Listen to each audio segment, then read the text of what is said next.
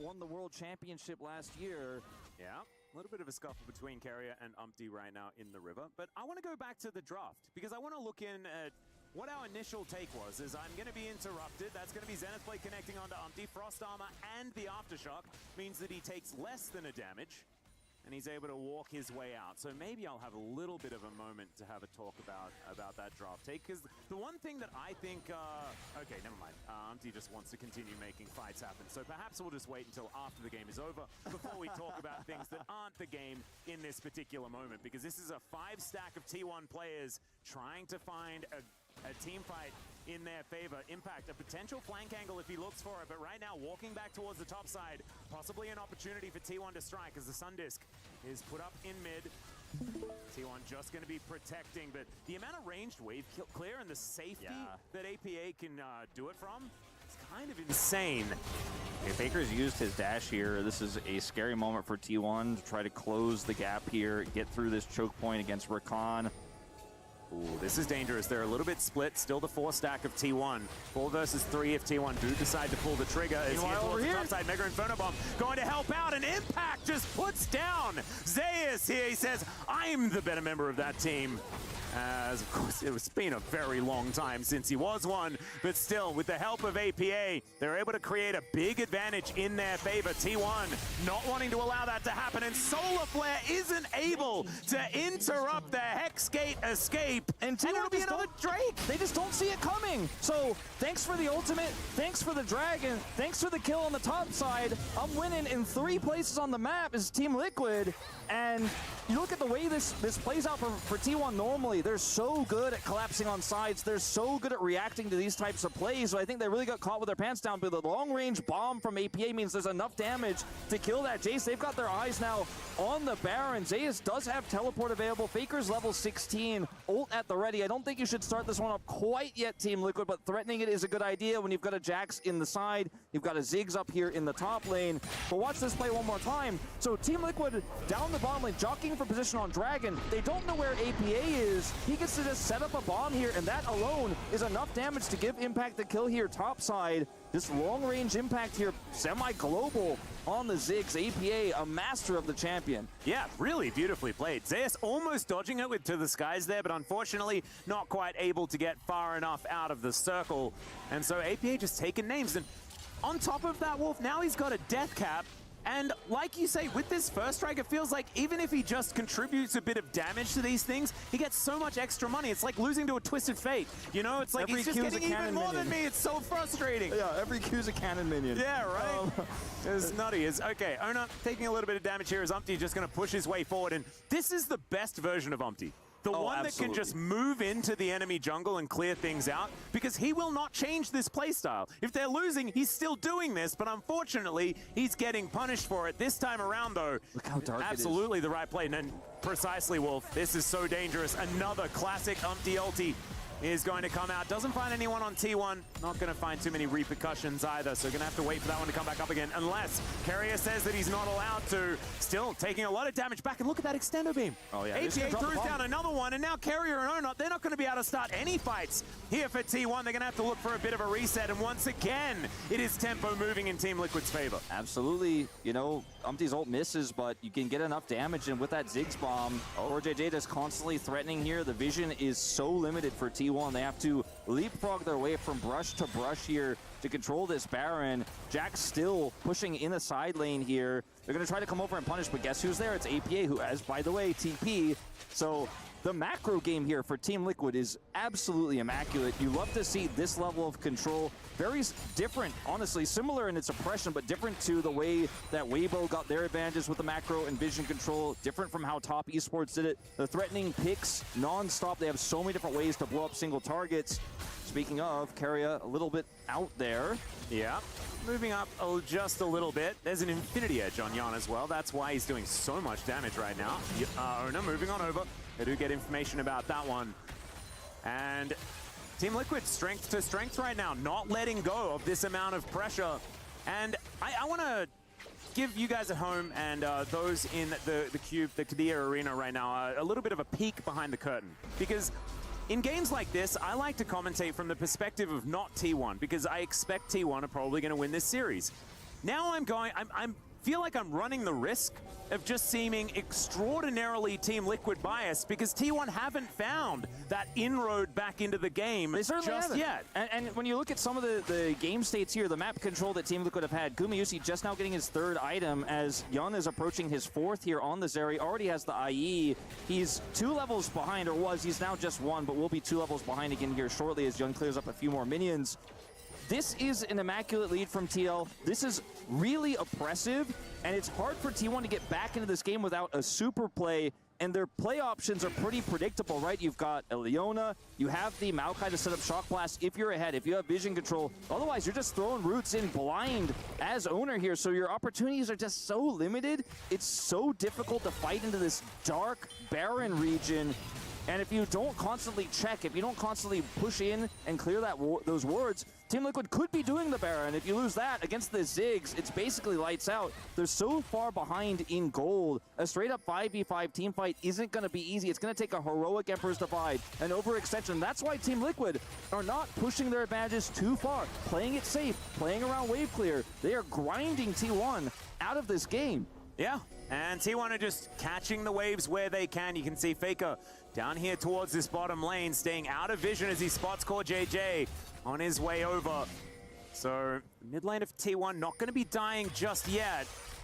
They're still not finding any inroads, right? So this is protection, but it's not being able to move the needle back in the direction that they want it to. And Umpty is still pushing forward. He finds that ulti as Core JJ gets into the backline. Guma in so much trouble, but he's able to Arcane Shift to get himself out of dodge. He'll stay alive, but he's out of the fight for the moment. As now Carrier trying to deal with Bristle, ridden by Umpty here.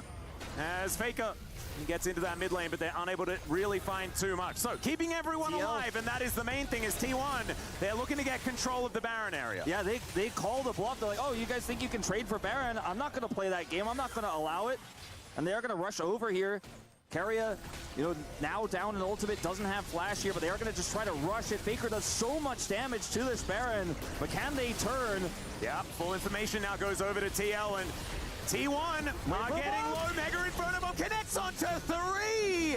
And that's with no setup as well as the extended beam comes on down. Faker looks for Yanni, finds the flash, and gets the Zeri in the end, but Impact will be able to take down his ex-teammate. Gumayusi still trying to fire forward, and APA, he's basically an 80 carry himself, and he'll be able to take down the Ezreal. 3 members of T1 left standing. Zeus, the last big damage threat, but I don't think he's going to be able to do anything. He's just going to be backing in this brush. APA is going to face check. Oh, the satchel charge is going to save the Ziggs with basically nothing. Yeah, there's those 2 thumbs up that we were expecting.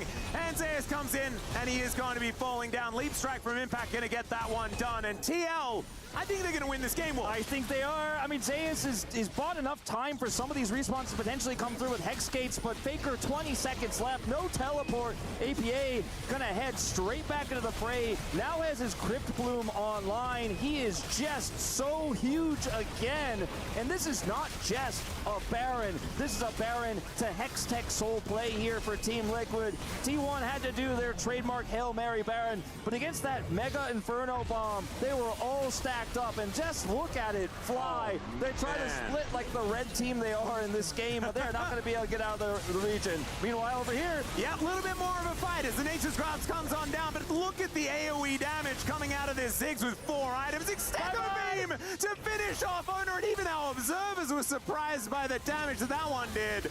Used to Maokai being a little bit more tanky than the damaged version that Owner is piloting this time around. And the Dragon's going to go down. That's Hextech Soul. Triple stack Hextech Dragons. Yon's going to have a lot of extra electricity as we're going to check this one out one more time. For reals this time. Yeah, triple bomb here. Owner avoids it, but it means he's isolated here. Umpty says, okay, we've got our first target. Force him to flash. Look at the follow-up here from Core Data. Now, this is great from Zeus. Perfectly placed Shock Blast after Faker's ult comes out, so at least they take out the Zeri, so no real further damage can be done. Otherwise, Zeri maybe just runs away with this fight and they get even more. But still, it's a small prize here for T1 as end up knocking Impact out of this fight. Or Impact, sorry, knocking Zeus and Keria out of this fight. As Zeus buying so much time here, but it's still not enough to stop the Baron. It's still not enough to stop the Hextech Soul, and now the base is open. Looks like game one upset complete. Team Liquid completely unlocked here at EWC. And it's the drafting, it's the gameplay, it's just TL are just looking extraordinarily good. Here at EWC, they're going to be breaking down this top lane inhibitor turret right now. Counter-Strike comes through, and they just have all of the answers. These Ziggs compositions, just an absolute, like, it's a symphony to watch them play these ones out. It's a well-oiled machine that we're witnessing as they make the push towards these inhibitors now. There's another Glacial Prison. This one going to connect as Mega Inferno Bomb onto 3 once again. The quickness locks them down, and APA takes them out. It's a double kill, as immediately it's the tanks, it's the front line, and they are removed from this battle completely. The bouncing bombs impossible to avoid as they just keep raining down on top of T1. I say impossible to avoid. I mean, they can avoid them, but they're just not that well. And he has about a half a second cooldown on that ability at the same time. So the Sun Disc, it's going to be removed. 2 inhibitors down, waiting for some super minions to make their way in. The poke Team Liquid, so I think they might just win it here. I think they will. They've got this cannon minion here. Baron empowered. Still 25 seconds left here. Looking to back away. Yun very low on HP. Just let the Ziggs do his work. And they're going to bail out, back out of this one. So still hanging by a thread right now. T1, 12 kills down. 9,300 gold behind in this game. But if it's T1 that's alive, if the Nexus is still standing, there is still hope. But I just don't see an angle right now, Atlas. This lead is so huge.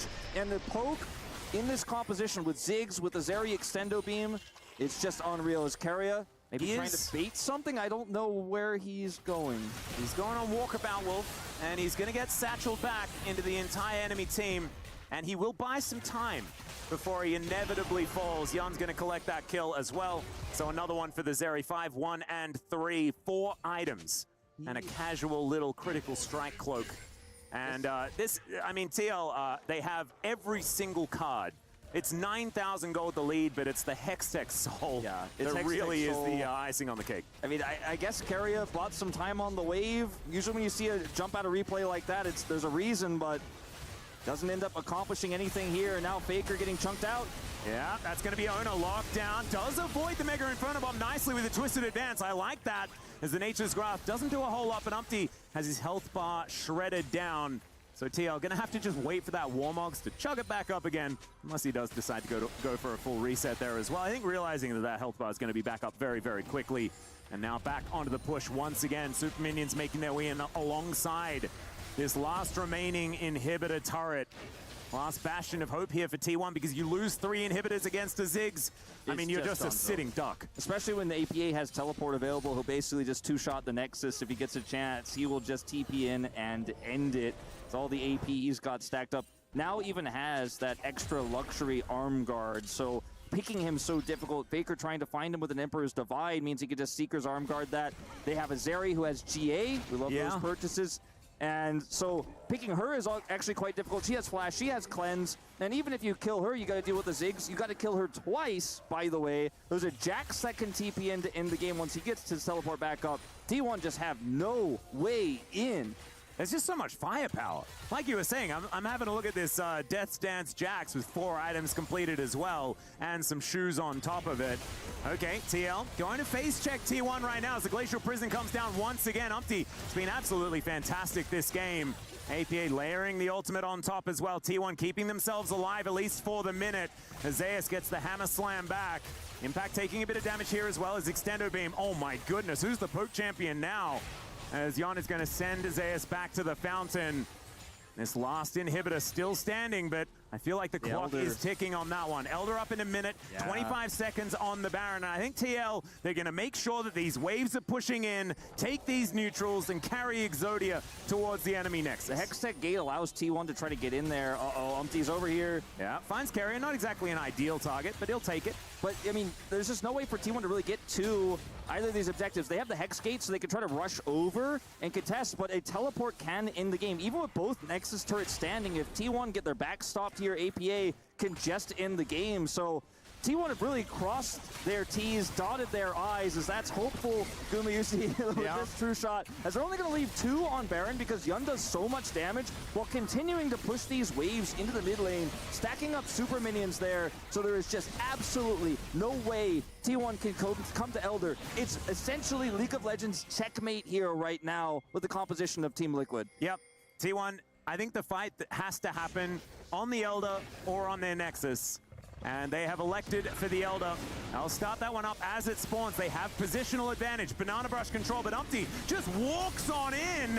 Does not mind about this one whatsoever. They're all inside the pit. It is an absolute Thunderdome, but the Elder is taken by T1. Is this an opportunity? Impact says absolutely not as they're getting torn to shreds. Carrier sliced down by the Zeri. And Team Liquid, they'll wipe T1 off the map, and they'll be taking game 1 right now. Not a chance in this game, start to finish. T1 don't get to play their proactive playstyle. They don't get to play the Leona into the Recon bottom 2v2. It was TL pulling the strings, the puppeteers of game 1, start to finish.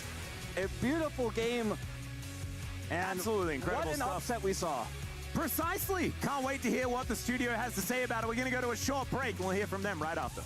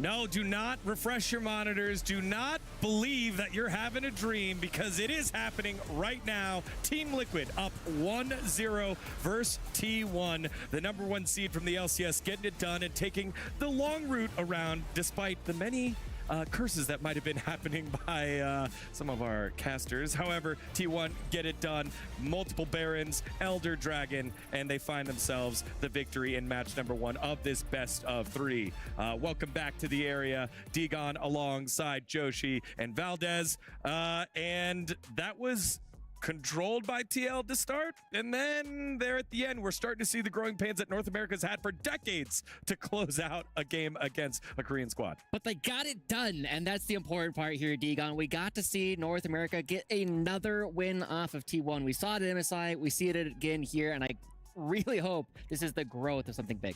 Yeah, there's a lot that goes into this win. I think that it was a very straight-up win. TL certainly taking their time, trying not to make mistakes almost too much at times, but it paid off because it was a relatively clean game from them, and they got the job done against T1. A win's a win. All right, let's get right on to it. Highlights from this last matchup here, T1 versus TL. It started with the lane swap that led to a dive where we've seen this before by T1, but not as clean. This was definitely one of the biggest moments in this game. It's just the fact that Impact starting with that Counter-Strike, buying so much time, dodging so many abilities, and then it really looked like it took Zeus a little bit of time to realize, oh, we're actually going for the second part of the dive. And when CoreJJ gets there, he buys enough time for Umti to arrive as well. We find multiple kills off of this, and that really sets the tone for Team Liquid. Yeah, TL, they started off with that lane swap, and it really just kind of got things rolling in a great spot for them. And this dive was kind of a disaster, and eventually it rolled into 1,000, 2,000 gold in favor of Team Liquid. Yeah, again, we were expecting something either from the draft. We didn't really see a gotcha pick here by TL, but then they go ahead, roll with the lane swap, find a little bit of a lead there.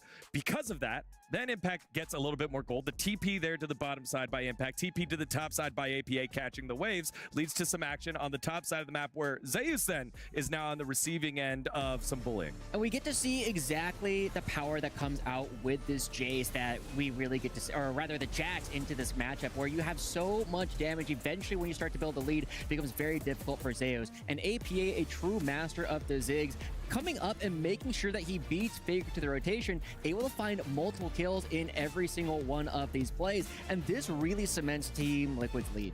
Yeah, I mean, the double kill for the Ziggs is just gigantic because he really runs away with this game, and T1 really never had a good answer for the Ziggs at all in their draft. I mean, especially from behind. So you look at it, APA's popping off. You can't really access that backline very well from behind, and T1 were just kind of lost for what to do.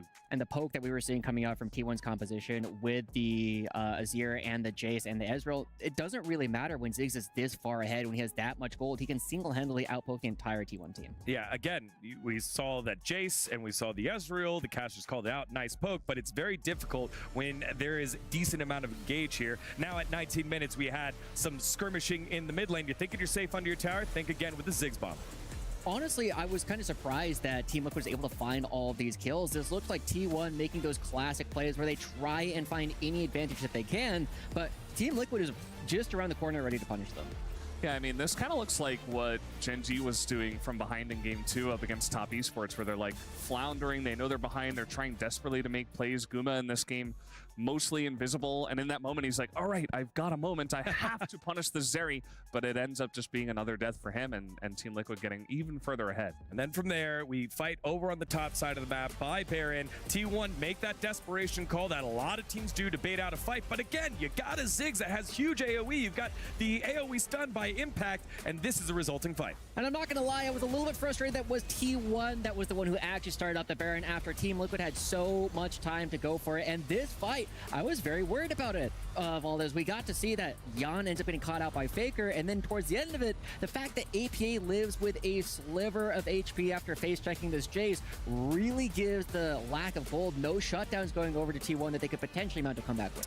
Yeah, it definitely still felt like TL weren't super clean, super confident in their victory, but it was safe and sure that got the job done. So, you know, it is what it is. It took forever to take the Baron. It was eventually T1 that had to start the Baron for them. But TL, I mean, they still won. They still punished it. They were still ahead for the majority of this game. Yeah, very, very close margins, including that last little bit there. APA on 1 HP. I was screaming here in the studio. Everyone around here over at Studio Village definitely heard us here. Now, you all at home voted earlier for our STC predictions. Obviously, a very heavy T1-sided vote. So now I ask my analysts here. Are we sticking with our votes here, or are we changing it up? I think that was a full time to release the Copium. We got to see Team Liquid take the first game off of this. They did it in a classic Team Liquid style. They got every single pick that they wanted, and we have been seeing that, well, LPL has had great meta reads so far, and they has also come out with some things big here too. I'm looking at Team Liquid to take this series. Valdez? I think T1's still going to take... I still have to stay with them. I think they are very reliable. And one thing I want to see is Ziggs get banned, because they didn't really seem to have a good meta, well, draft read, I should say, in this first game about how to deal with it exactly. And they let it just go over. They didn't respect it at all. They should know that APA is fantastic at this pick.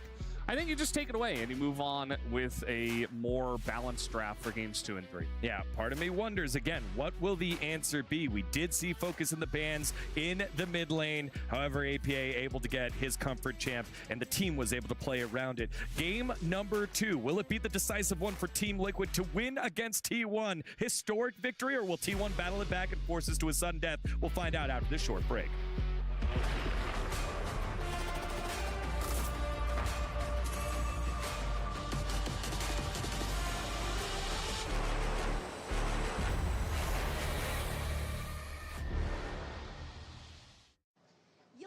Guys, I'm here with the Jamel Motorsport mascot. You're looking as handsome as ever. So, if you were to give a heads up or a thumbs up, how would you rate this place?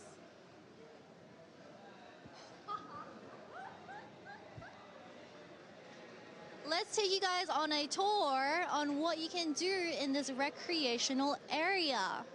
So for here, there's gaming chairs with connected controllers that emulates being on a race car itself. As we continue, Mr. Mascot, can you please show me what's around? What's your favorite thing here? His favorite thing is, oh, it's VR. Ah, so if you want a very realistic experience, that's also VR with the controls. I did not know that. Thank you, Mr. Mascot. Moving on, we have amazing monitors right behind the cameraman, I believe. Right here, look at that. That is crazy. It's curving. You get a very realistic experience of what it's like on the racetrack. And there's a lot of people enjoying this game for tonight. But moving on, we are slowly approaching, I believe, the food stand, where people can get a quick snack if you're feeling hungry, as it is vibrating very nice pink over here. So, racing is our passion, is their motto. Let's go check out what kind of food they have. Hi, is this Japanese? Ah, ice cream. Hi. If you guys are feeling hot, make sure to come check out their snack stand, where this is going to be ice cream.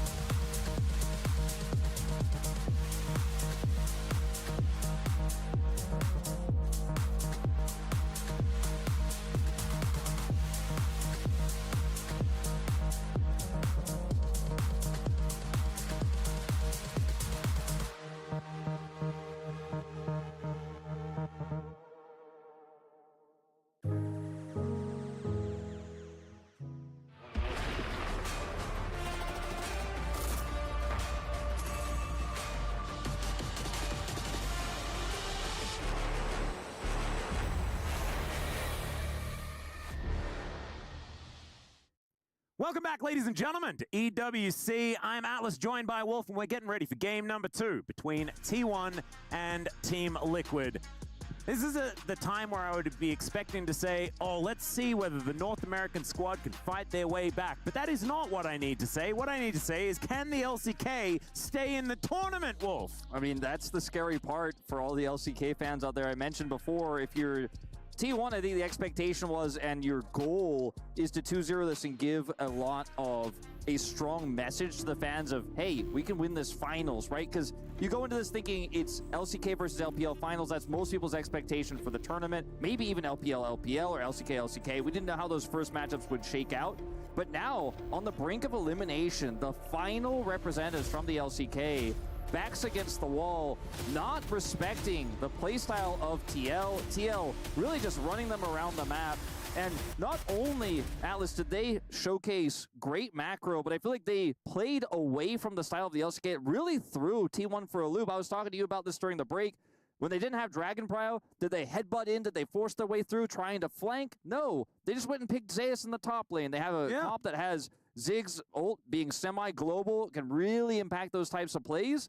And they played their own game, and I think, as the desk was mentioning, probably should ban that one away. I do not think the Ziggs is going to make it through any more of these drafts. Yep, and I want to shout out one of the co-streamers here at EWC, our friend of the LCK LS, because he has been preaching about Ziggs for, since he was an LCK commentator. It's been absolutely forever, and he got very, very upset. And we've obviously got Daniel Ox Harrison here as well, knowing all of the Ziggs matchups very, very well himself, and so hoping that we don't have an opt-in to the Ziggs Azir matchup once again. But let's see what does happen, as 2 trees just going to be taken off the Rift. T1 not wanting to deal with those, and they're going to move to the blue side. So a little bit of a difference when it comes to what this draft is going to look like. And from now, kind of looks like the Tristana Corki might be back on the menu. I think so, and I think that Faker will opt into whichever APA doesn't pick, because I think they're fishing for a Sejuani pick. Now, TL reading this pretty well. The Ashe is banned away. It's one that has been so oppressive. Didn't see play in the last game because the Ziggs and the Zeri as real trade bottom side was really more what the game was about. See what this final ban is going to be here for T1, taking away the Ivern, saying it's definitely going to be double 80 carry we see this time around. Jax also removed, was a big problem for them in the previous game, but this means Ziggs is up and available for TL. Rumble is also up, and I think that is probably the thing that TL understands needs to be banned. Unless they have some crazy strategy against it, I think it's Sejuani Rumble that they're really struggling with, so maybe you ban something else, or you just get rid of that fiery guy on the top side, because the Fire Yordle is a crazy one, so T1 will get exactly what they want. Now, as I expected, the Sejuani pick is going to come through here first for T1. Umpty had a fantastic game on it in our previous set, but this does leave open a lot of options here for Team Liquid. Rather than just opting into the Ziggs versus potentially the Tristana, they are going to go for the Corki pick, a little bit more standard here. This will mean that Faker will be able to respond with his own Tristana. And, most of the time, I think a majority of us are leaning towards Tristana being the stronger pick in this matchup. What jungle will be the answer is the question. They could pick up an AP jungler like the Zyra. That's still available here for Umpty. He loves the Lilia. Don't know if it really makes sense in this draft. Let's see what he's got in mind. Yeah, quite a few things left up on the table. They could also pick Tristana and Corki. Probably not, though. Yeah, that'd be a crazy one. They do play that Corki in the bot lane. Strats, exactly. And I don't usually feel good about it. Yeah, that's the Ezreal double Trinity Force. So this is like Power Spike City. I love it. Tristana obviously going to be locked away here by T1, but what else are they going to augment their composition with, Wolf? That's my question. That's a real good question. Might just be the Zeri to come through here for Guma when we play that game again. Could also take the Leona away, but I think the Zeri is just too strong here, and that is what they're going to grab. See if the Leona comes through, or is it just going to be a Ziggs hover? Yeah, Ziggs hover. I think the Leona is the best option here. It's kind of a no-brainer with how strong this duo is. We saw T1 play it previously. Obviously was circumvented by the lane swap last time around. And here's where things get a little bit more interesting because the focus is now going towards a little bit more the top side of things for T1. See what the bans are going to be. Banning away the Gnar could indicate that we're going to trade for a Cassante ban again. We could see the Twisted Fate taken away. The Jax is already banned, however. Yeah. So what the look is going to be here for TL. What their read is Gnar. Okay, probably that Cassante trade once more. One of those options, certainly a bunch of things that you can take away, and Zeus is just really good at Gnar, so you can just get rid of that. Mordekaiser to be removed. So maybe T1 with a little bit of another idea. Wanting to limit the amount of AP options as well is a decent idea, but I don't necessarily think that Mordekaiser is going to be the biggest thing that TL are looking for. See what this final ban is going to be, though, because I think you can pay a little bit of mind towards the bottom side of the map as well. With the Leona locked in, you're not worried about a Nautilus for this Zeri composition. But Twisted Fate going to be taken off the board. So real targeting towards Zeus here. Renekton gone again. So all of these things are kind of what we expected. We saw the Renekton last time. The Mordekaiser is the one kind of pick that stands out. Doesn't feel as strong of a ban, but Twisted Fate, good ban against Zeus. You have the Gnar gone. Cassante being up, though, because they banned the Mordekaiser instead, feels like a pretty easy lock-in here if they want to hide Umpty's pick, but he could just lock that in now and save counter pick for whatever Zeus does, in fact, lock in. Probably the safer bet here. Zyra, I feel really strong in this draft here for TL, but they're not going to lock it in just yet. Going to swap over to the Cassante here. This one felt pretty obvious to me. We've seen Zeus play a lot of other ranged tops, like the Vayne, the Zeri into this pick. There's a bunch of options that you can play alongside a Sejuani really comfortably as well. Like a Camille, we've seen rip into a Cassante relatively effectively. They're going to do it. As, yeah, the Zeri top lane is just happening once again. So there is the Braum Caitlyn to come out from T1. We've already seen this from G2. Ansama looked decent on it, even though they lost that game number 1. It is an oppressive lane. And Caitlyn, if you look up the stats for Gumayusi, they are pretty absurdly good. Yes. Carrier's Braum is something that we've been up and down upon, but we know that he can pilot this champion very, very well. And so now, face up is the T1 draft. I think triple 80 carry once again. Brand, fantastic here. I don't really like the Lilia in this draft. I always think about Lilia when I think about an AP jungler R5 for Umpty, but it is going to be the Brand they lock in. Karthus, I think, is a little bit risky in this draft because there's so much explosive damage, so much 80 carry damage here for T1. Range, yeah. And the range is a big problem. The engage range with the Sejuani, too. So Brand feels a lot safer and a lot more consistent damage. Now, my concern for TL will be, what does level 1 look like? How do T1 set up these lanes? Do they decide to lane swap? Will we see the Zeri get a massive edge over the Cassante? Because Brand, Cassante versus Zeri Sejuani, yes, you don't have permafrost synergy there, but it can be a really finicky 2v2 there in the top side if not played correctly. Yes, you have a ton of damage output as the Brand, but if Zeus can whittle that health bar down before those fights happen, it's going to be really tough for Impact to play this one out. So I think this one's a big test for Impact. He played incredibly well in the first game, crushed the mid game, had great macro. Obviously struggled against the Jace early, but he turned it around. So maybe similar story here. I like both drafts this time. This is one of the first games I've cast this tournament, and we've had a lot of wrong reads. The LPL really shocking us, but Yep. One of the first times I look at the draft to go, well, this one feels to me pretty dead even.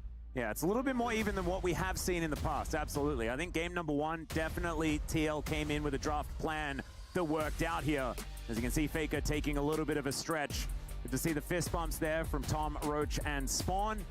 And we'll look to get into this one, see whether TL are going to be able to just finish this off. Could be a 2-0 for the North American squad. Augment that cash prize once again. Keep that key alive. Keep it out of that hydraulic press and possibly take another opponent's destroyed key with them towards the final.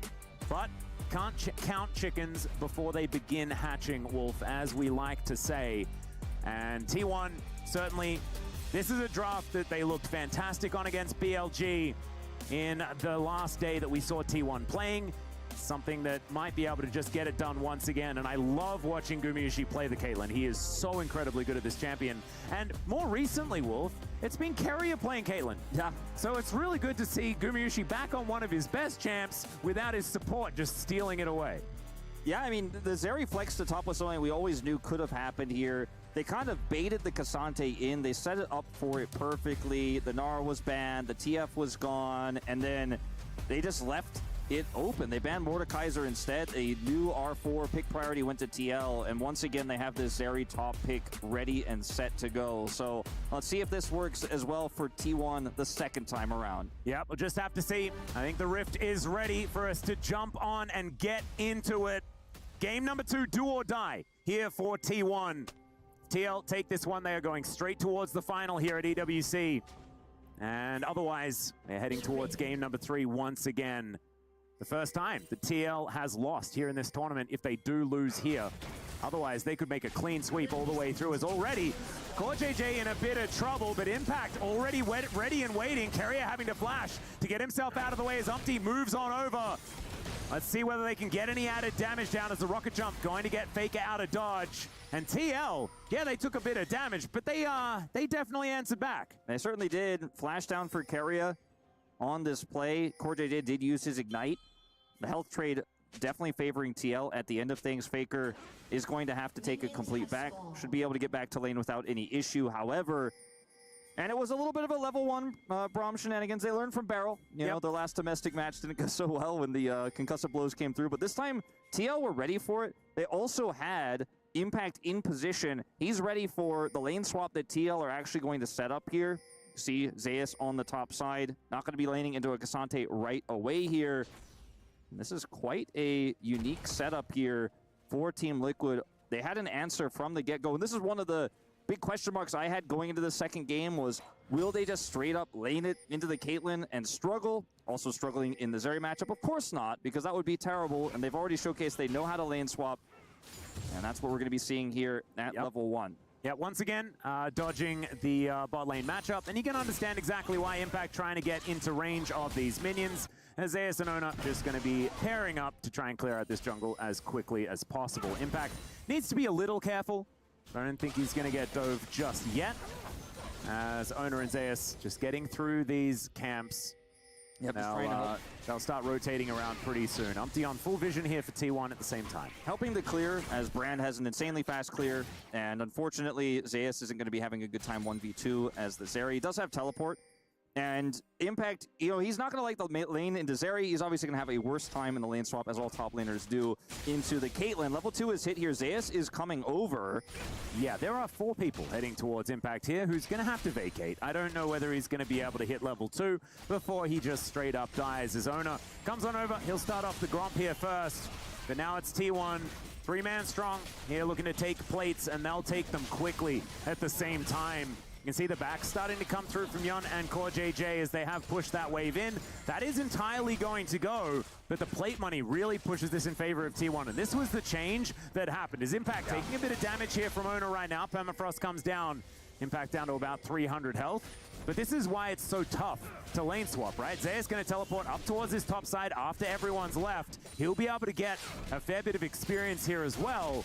And these plates going down so much more money into the coffers of T1. You can see that's reflected in the gold. You can see Impact also, you know, he has teleport, doesn't need to use it, but he is going to be significantly behind in XP when he does clash with the Zeri in the top lane, which is going to be super frustrating to play out. Watching the World Cup all the way back. Now, T1 knew that with the amount of pressure they could put on bottom side, not only could they get some plate gold, which they've gotten 3 of already, they'd probably force a return of Yun and CoreJJ. They get no plates. They get an XP lead top side, as well as some of Umpty's jungle there. So big wins really everywhere here for T1. Looked like TL read the play well. The lane swap setup was good, but maybe underestimating some of the power of that Caitlyn push. Yep.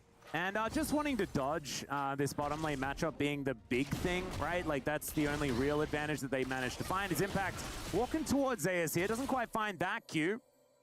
As now Umpty moving on in. Flash has to be invested. A lot of respect given over here. As now APA and Faker once again going aggressive. The explosive charge going to even out the trade nicely as there's a flash to get away from the rocket jump. Faker taking a lot of damage in return, but he has his flash available.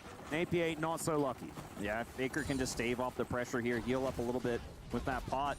Might be able to actually find himself in kill range once he hits level 6 shortly here. APA going to respect that and just back away. Faker can clear this no problem. Likely a trade of teleports down here. Yeah, in goes CoreJJ. The door is placed in front, though. And Carrier is going to say, nope, no presence for you. As CoreJJ actually going to tank the Winter's Bite momentarily. Gumayushi taking a lot of damage, though, from Yon. They do need to be careful. Now Faker going to be teleporting back to lane. Him and APA, both of them utilizing that Summoner spell in order to get back here. And Faker with about a wave of a lead right now. Things looking pretty good as once again, okay. Zeus going to get pushed back. Impact going aggressive, finding the Qs this time around. Zeus not necessarily navigating it quite as well as he was. I thought it was an expert performance earlier on up against BLG. This time around, Impact is finding a few of these angles, but just not quite as much of the farm as Ona is going to get the Valkyrie out from APA. He is still going to get pushed away. Yeah, Faker going so aggressive. There's the Buster Shot. There's the full stack. And there is APA just getting sent back home. Yeah, I mean, even though he's not in kill range here, that was the level 6 advantage I was discussing moments ago. Can just force in the back. He already has a significant CS lead, and that's going to be furthered. Maybe even play goal coming over now. Umpty is down here on the bottom side. This trap is going to be a bit of an issue here, but they do circumnavigate it. Yeah. And T1, I think, have a pretty good read about this. You can see Umpty. Actually, the Yordle Snap Trap is going to break as CoreJJ in that brush, wanting to find an angle here as he clears out the ward. Gumayushi not going to bite, though. And I think Umpty is going to complete this one. Doesn't want to waste too much time down here. They're going to lose Grubs for this, too, because he wanted to make this happen. But T1 just so smart, able to read the play. And because it's Caitlyn, he's not going to lose too much farm here as well out of that threat because he has such long range to actually last at those minions. Zeus really putting the pressure on up here. This is feeling a little bit more like what we were expecting out of this matchup. Zeus just relentlessly throwing burst fires towards the Cassante.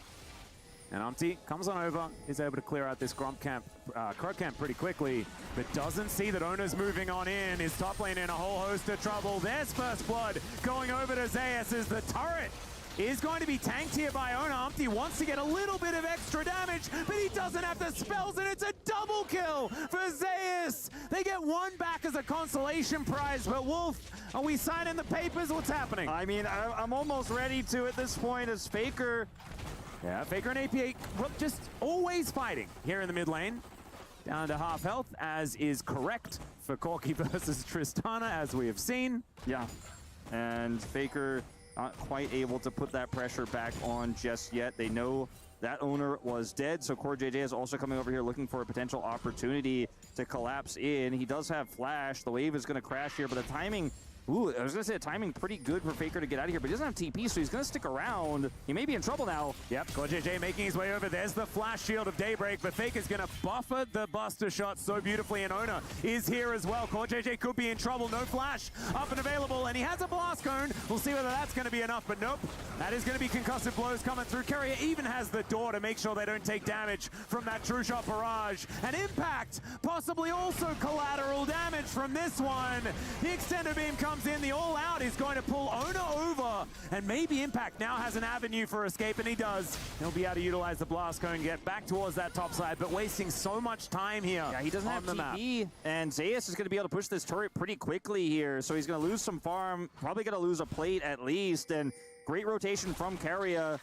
APA in danger. He does get the Honey Fruit, but Yon's making his way over, and remember, there's Brand towards the bottom side of this one as well. Carrier gonna get spotted as Umpty looking for it, wants to be able to find the damage, doesn't get the stun as we can see there as the series going to miss. And Carrier does get the passive procced on him, takes a fair bit of damage, but otherwise we'll be able to make it out. Now Zeus just getting to work on this top lane outer turret. 2 plates for the Zeri, who already has 2 kills under her belt. Oh man, that little slingshot I think is going to become a cooler item very, very quickly. Wolf about to get a little bit more electric here in the inventory. Now Umpty will be able to get this first dragon here bottom side uncontested because of the really proactive play bottom side there by TL. I will say, you know, compared to the LCK, I think T1 and Gen.G are definitely our most proactive early game teams that will make these rotations happen, will look for aggressive plays more often than the rest of the LCK, just simply because they're afraid to make a mistake against a stronger team, fall too far behind. TL, not afraid. That proactivity at least nets them this dragon. If they had lost on both sides of the map, it would have been much worse, but still, T1 with a 2,000 gold lead here in this second game. And this Zeri starting to get larger and larger. Yeah. Oh, there's a solar flare. Gumiushi going to get slowed down. True shot barrage, is going to connect. A little bit of a delay there as Carrier moves on in. Ona's here. The door is in a weird spot, but Ona's moving on down. It's a large minion wave, though. Gumiushi doesn't have a whole lot of health. They spot Bristle and Sejuani as they move into the river. TL going to be safe and get themselves back out. Or are they? Yes, they are. Yeah, Carrier looking for maybe something here as Faker is relentless of his pressure on APA. Does have a, fair bit of item damage now early with those components and has half of his call completed, so he is really going to pull ahead very soon here. Ooh, Impact not quite able to find that third Q. Keeping himself in it here towards the top side. Pretty upset about how things went as far as that gank from T1 was concerned. Wasn't a great time and isn't a great time now. As Leandri's now completed for Umti, he's going to be doing a lot of damage. Does need to watch out for the door. The Unbreakable can make things real tough. As we check out the crowd here in the Kadir Arena. Came from Dubai to watch the GOAT. We got people here from everywhere. As this is looking like Grubs 2 T1 here. Might be able to get the full six already. Umti nearby. I think TL needs to try and get at least one of these, but nope. That is going to be 5 taken here as Ona moves his way out. They'll accept a 5-for-1 trade as far as those Grubs are concerned. It's now Yun fighting against Gumiushi here towards the bottom side. Guma looks to be absolutely fine with that situation, especially with Carrier just off to the side. Yun needs to be so careful. Ona here towards the top side as well. Everyone on TL is in so much trouble. That was a decent dodge there as Yun not going to walk in to the Glacial Fissure. True Shot Barrage looking to be traded as APA moves towards the bottom side. Yun is so low, and APA, he's just going to explode. Faker's in there, Carry's in there, and there is Core JJ trying to Hex Splash his way to safety. I don't think even the Eclipse can save him from this one, though, as Gumiushi almost dies to minions, but he's able to move himself out of the way, and Core JJ will, in fact, be all right. Yeah, a bit of a miscalculation here for TL. Core JJ staying mid there. Faker able to make the play happen with the TP bottom side. Zeus going to take this top side turret and deny some additional farm. T1 winning everywhere on this play. And Guma down on the bottom side. He's not quite able to get the kill with his ult, but still enough damage there. And this was just such a good read from T1, knowing that Leona is still mid. They can TP in, match the Corki here. There's a really cool moment as well here for Faker, where you see he realizes, he calculates, do I Buster Shot APA? No, I think I kill both of them. Goes for Yun instead with the flash, then kills APA, picks up so much money. 3 kills now on this Tristana, who also has 5 grubs. This is the magic number to wreck turrets in this mid game. Faker is going to be a menace in this second game. He already is, absolutely, and I feel like T1 have taken game number 1 personally here as Yun gonna get pushed away. Zeus comes in, Yun's like, I thought their AD carry was a Caitlyn. He's not. Oh, well, he is, but it's also a Zeri coming from the top side of the map, and Core JJ once again finds himself underneath the turret with kind of nowhere to go. Winter's Bite is going to miss. More kills, more plates. Waiting for the minions, and I think this Leona is just going to go down. Solar Flare is a lot of extra value, and Zeus, he will die. 600 gold goes over to a Leona, but they'll lose their outer turret on this bottom side. It's almost arguable that this is a big win for Zeus as well. No one else is going to be able to get that shutdown gold going to Leona. Still relatively valuable gold. Of course, they get something back for it, but that's another turret, another plate. And T1 in full control right now. You can see Impact is pushing top side, is Shadow, but Yun's in trouble. Dear. Yun is just going to get prisoned and destroyed. Able to give a good old thumbs up before that one, is now TL looking to try and counteract the play. Let's see whether Impact can find anything. The all-out does go down onto Ona, as the ultimate from Carrier is pretty good there as well to keep them at bay. Impact is getting lower and lower as Gumiushi is firing shot after shot into the back of this Cassante. APA moving over, though. Let's see whether this Corgi is going to be enough to be the difference maker. And the answer is probably not. Yeah, T1 just walk it off. And T1, they know too. I mean, this is a bit of a, it's a tough call to make for Impact, because if he stays topside, he gets an additional plate. He's able to maybe get some gold out of it, but he commits his TP. He won't get anything for it. Doesn't get the plates topside there, as now plates expire. And it's concussive blows and permafrost. And you're Cassante. Unfortunately, it's really tough to make that work with the TP coming through, even with those low health bars there for T1. With the push pushback, though. Looks like they'll be able to secure their second Drake of the game. We'll see what soul it is, because it's going to take a big comeback in this one for TL if they're going to bring us to the 2-0 win to upset completion. It's Infernal, so at least, you know, extremely valuable soul they've got a 2-dragon lead on, but I don't know if this is going to be the last dragon they take in this game or not. I'm kind of leaning that way because there's just no map control whatsoever. Another turret down. I mean, T1 just feels like they could do no wrong with this lead. Certainly feeling like we're getting angry T1. I feel like we got angry G2 yesterday after dropping the first game to FlyQuest. Angry T1 are certainly out here in game number 2, and this is immaculate gameplay. This is what we were expecting from the world champions. You know, in game one, I mean, what we're expecting in a grand scale, but they did just lose to KT, so there needs to be some caveats. But after taking down BLG, it's definitely good. No, true. I mean, in game one, it was TL game to play their game, their play style, their game plan. T1 had to react. This time it's T1 playing their game plan, their play style. The Zeri top flex, Guma's Caitlyn, excellent handling of the lane swaps, good map movements all around. You can see the gold lead reflected here. That's a lot of 80 carries with a lot of money, Wolf. Yeah, it's 3 of them at the top of the charts. Faker actually behind Zeus in gold, despite being a 3-kill Tristana, was able to take up so much there in the mid turret as well. But it just really shows how well T1 knows how to play this comp. But this is the style of comp they practiced going into this tournament, the style of comp they showed us in their very first game against BLG. And it is a much different story, a far cry from game one. Certainly is. Humpty now moving in, wants to try and stay out of vision as he moves into the top side here.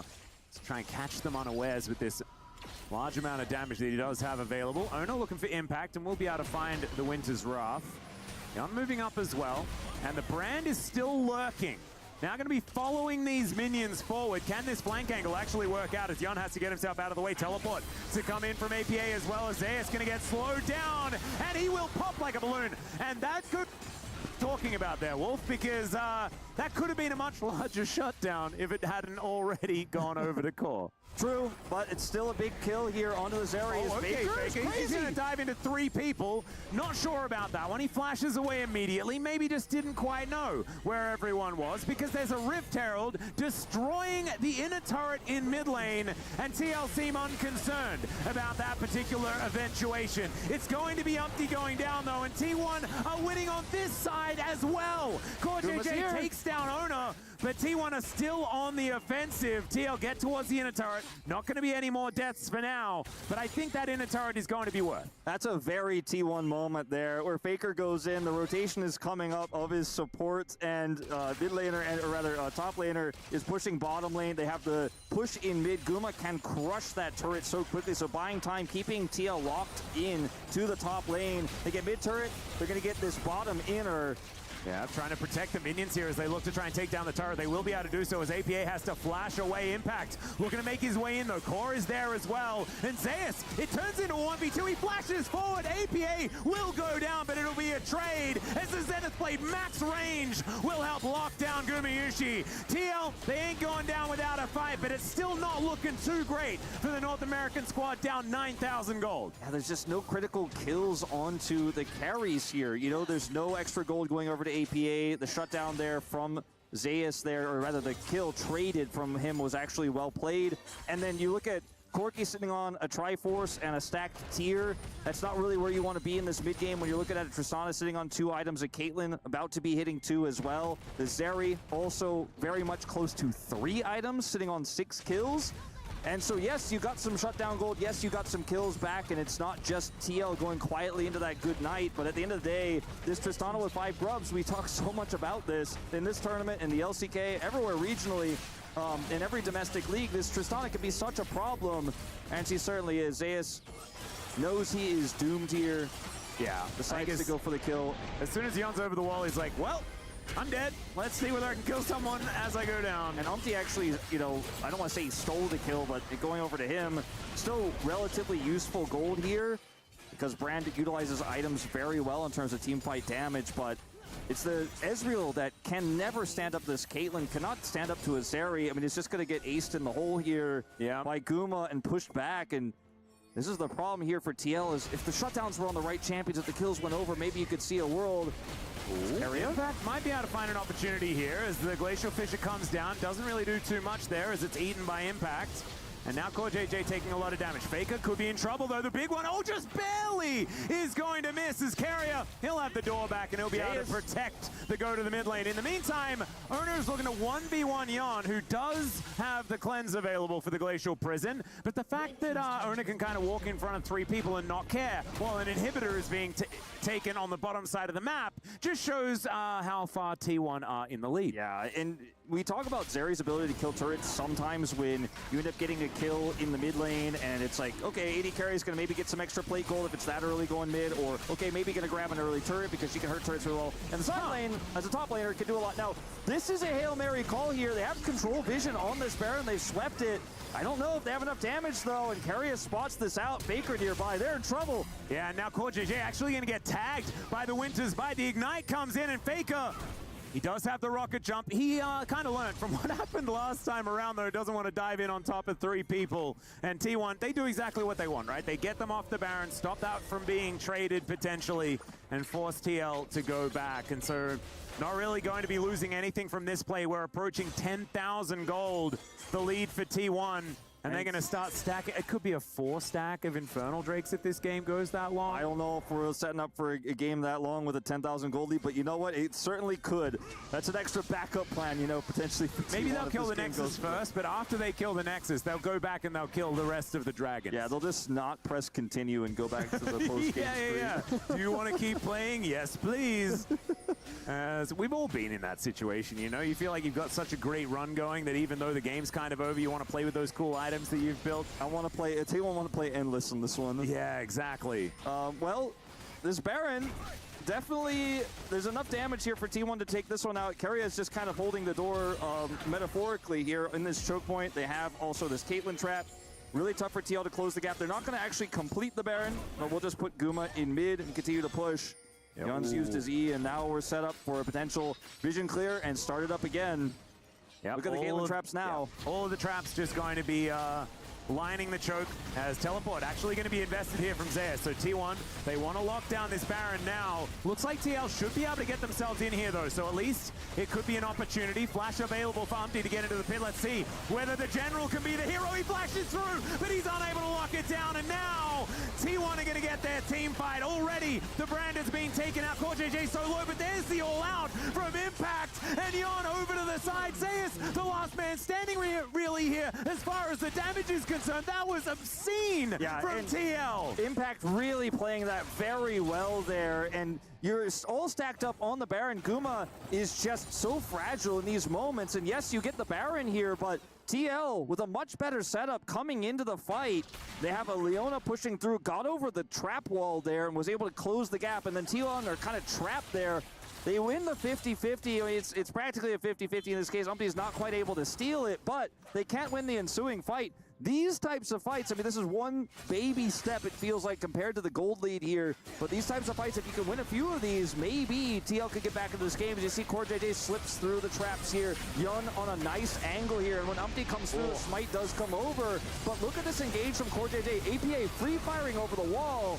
And there is just no way out here. Then Impact says, all right, Guma, I'm taking you with me, but also using you to close the gap. Zeus will just barely escape with his life, but it's a huge swing of gold here for TL. Still 9,000 gold behind. Yep, so much shutdown money going over to Yum though, so that's definitely fantastic for this Ezreal. As CoreJJ going in once again. Gumayushi, nice net to get himself out of the way of the Solar Flare. There's now Impact trying to be valuable, looking for these Qs as Carrier standing stalwart in that front line. T1 just going to get these waves in order though. The one last Baron circling around Zeus here will be able to conga line all of these minions with full power towards the inhibitor in the mid lane. Just going to run circles around TL here, not take the straight up 5v5 fight. They don't want to deal with Impact as a frontliner.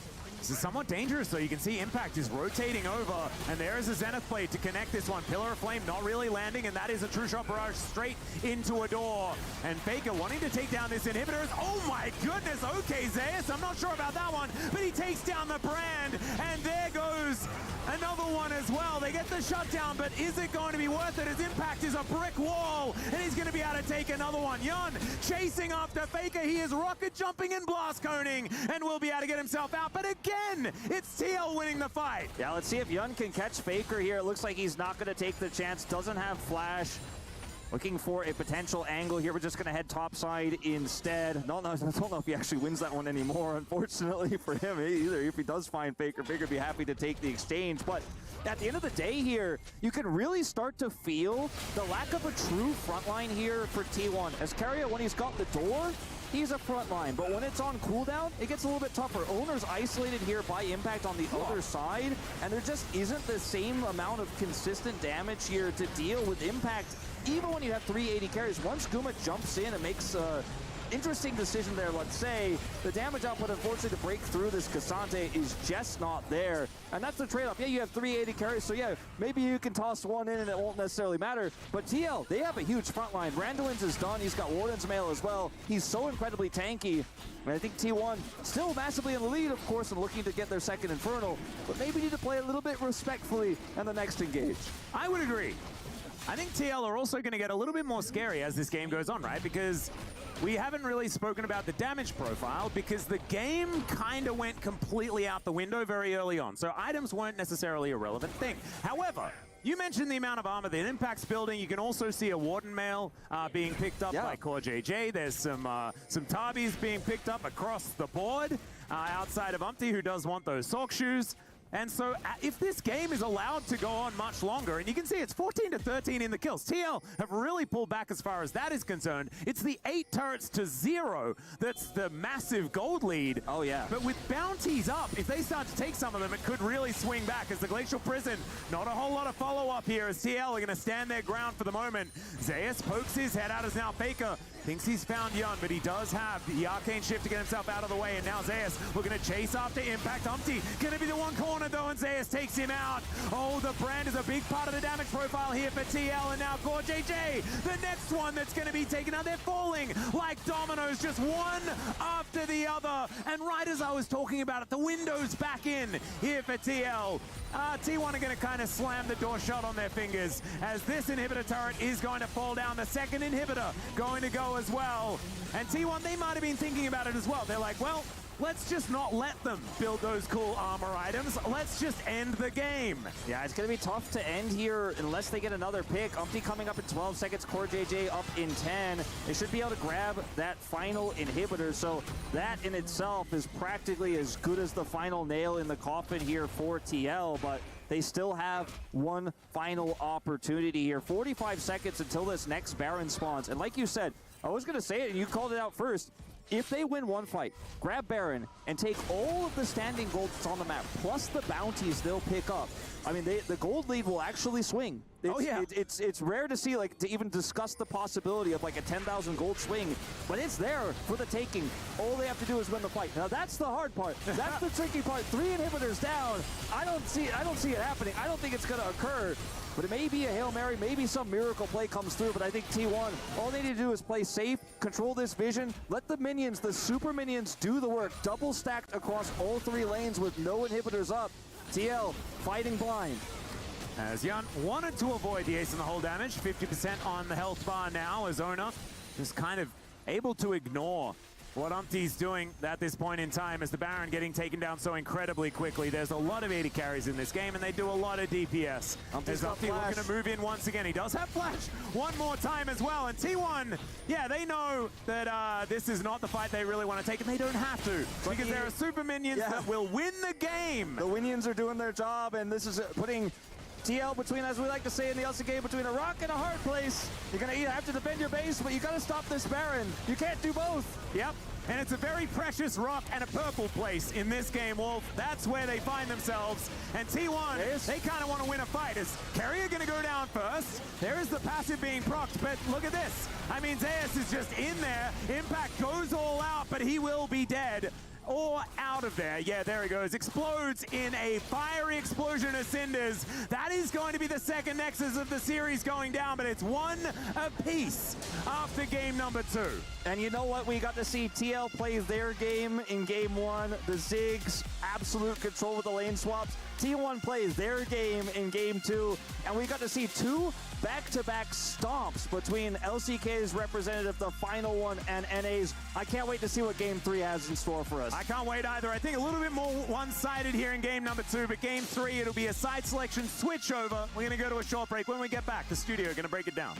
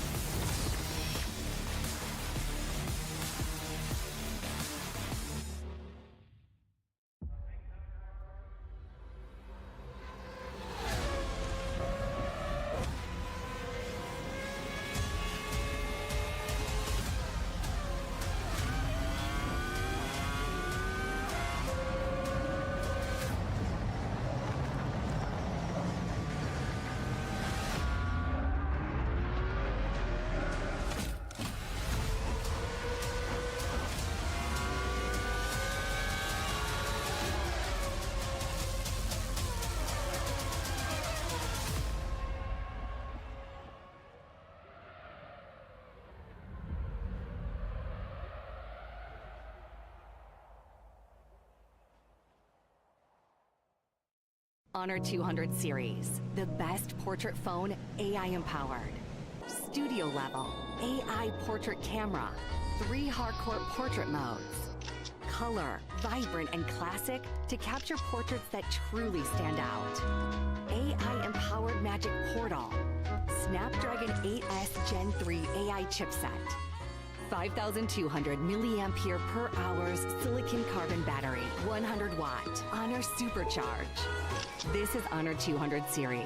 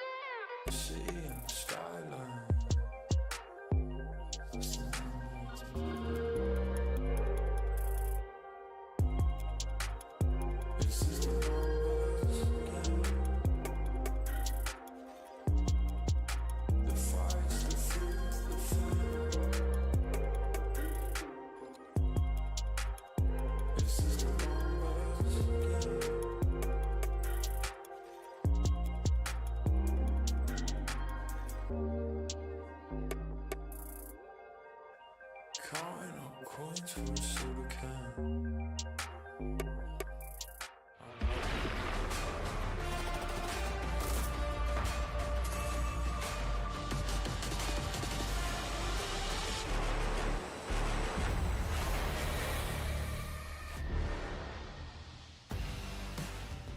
Welcome back to the Esports World Cup presenting League of Legends as T1 came back with fury after their Game 1 loss and put a shellacking down on Team Liquid in Game number 2. Although Team Liquid did try to make it look close, 10,000 gold down, T1 were able to close the door on any comeback attempt that APA and the rest of Team Liquid had to tie us up here and send us to a sudden death game number 3 here in the semifinals. Our first semifinals here at day 2 of EWC. And only one team can move on to play for the lion's share of $1 million, have their frame immortalized in the totem, and the key put into the game trophy. Welcome back, everyone. Digon alongside Joshi and Valdez here in the area. And Joshi, that was brutal. Yeah, that was a bit of a slacking right there. We didn't have a whole lot that we really showed in that game. We had a couple of moments where it felt as though T1 were making it look a little bit more difficult than they potentially needed to, but ultimately, every single time they made one of these small mistakes, they were still getting objectives anyway. T1 were just so far ahead that no matter how much happy gaming they went for, it just did not matter. And, you know, I'm not sure if they really had to do that. You know, Zave's flashing in on top of a brand, ulting everybody, and then immediately dying up 10,000 gold. Probably not what you had to do. But they didn't have a lot of engage, so I guess they got the job done eventually anyway. Let's take a look at the draft here, as it felt like there was a specific game plan in this one by Team 1 to attack a target here at TO. It really was. They had a lot of pressure getting put onto Umti's champion pool right off the bat, but after that, I really like this Zeri flex pick that T1 has built up for themselves. Now that Zeus has showcased that it is a strong counter pick into the Cassante up in the top side, it puts a lot of pressure on Impact to try and make something happen in these games when he's just going to get out stat checked every single time he goes for a fight. There's definitely an angle for an R5, you know, kind of pick that we don't see very often, like a Rammus or something like that in the jungle, and just build up a ton of armor because 380 carries and Sejuani. So, but the game just didn't ever look like it was in a place where that ever mattered. Obviously, it could have. You know, TL could have gone for that pick, and maybe this game would have looked a little bit differently. But yeah, eventually the early game was just so one-sided to the side of T1 that I don't think it mattered what champions were on the Rift; they were going to win the game. Yeah, again, clinical and exactly what we expected from the world champs. Let's take a look at some of the highlights here from game number 2. We start with Impact now on the receiving end of what happened to Zeus in game number 1. Yeah, we also got to see this was kind of T1 coming back and rectifying their mistakes for the first time. I tried to dive Impact the first game. It didn't go so well, and this time I was a little worried that Umti was going to get something back at a kill, but turns out you can just kill him. You can just kill him. Double kill for them, for the Zeri, and, you know, we stamped that official Zeri moment very early on in the game, and, you know, that's only one of the 380 carries that they had. The rest of the lanes were also going very well for T1. That's right. Bot lane is where the next set of action happened as, again, more on the same front here as Keria just jumping onto Yan and just not a lot of things that TL could do to kick things off. Ace in the hole almost cleaned things up, but then APA getting caught. In many ways, this felt like T1's last real attempt to come back into the game. They bring multiple members down to try and find some of these counter ganks, but unfortunately, a really good trap coming out from Gumayushi does end up taking down APA there. And then it happens again, because Zeus ends up coming down towards the bottom side, tries to find even more opportunities. They find more and more dives, and it just feels as though T1 is just firing on all cylinders, and Team Liquid didn't have anything to say about it. Yeah, and after these couple of plays, the game got extremely messy. There were a lot of moments where T1 were all over the map doing crazy things that they did not have to do. I personally did not want to see that because, you know, they were so far ahead, they could have just cleanly ended the game, but instead we got a very happy second half of the game from T1. That's right, and a lot of that happiness came here over at the Baron pit. Umti had to have a couple of ways on in and try to make some hero plays, but T1 just shut the door. Wallets are very heavy, Digon, and these wallets were extraordinarily heavy. And even though there were a couple moments here where we did get to see Team Liquid actually find a lot of kills, turns out just having the one Baron buff on Zeri was enough. Even though we only had the one Baron buff here, T1 was still able to take the mid lane turret and the mid lane inhibitor off of that. Yeah, again, I think you were looking in the draft maybe for the Rammus or something, but the Cassante is starting to get a lot of value with Impact on the top side here, Valdez. I mean, he built one item, Aranduin's. That's all he needed to build. And eventually he became almost immortal in this game. It just, again, the goal difference was just so large that it didn't quite matter. As we do take a look at the end of the game as well, eventually T1 decide, okay, let's group up as 5 and not send our Zeri in to try to 1v5.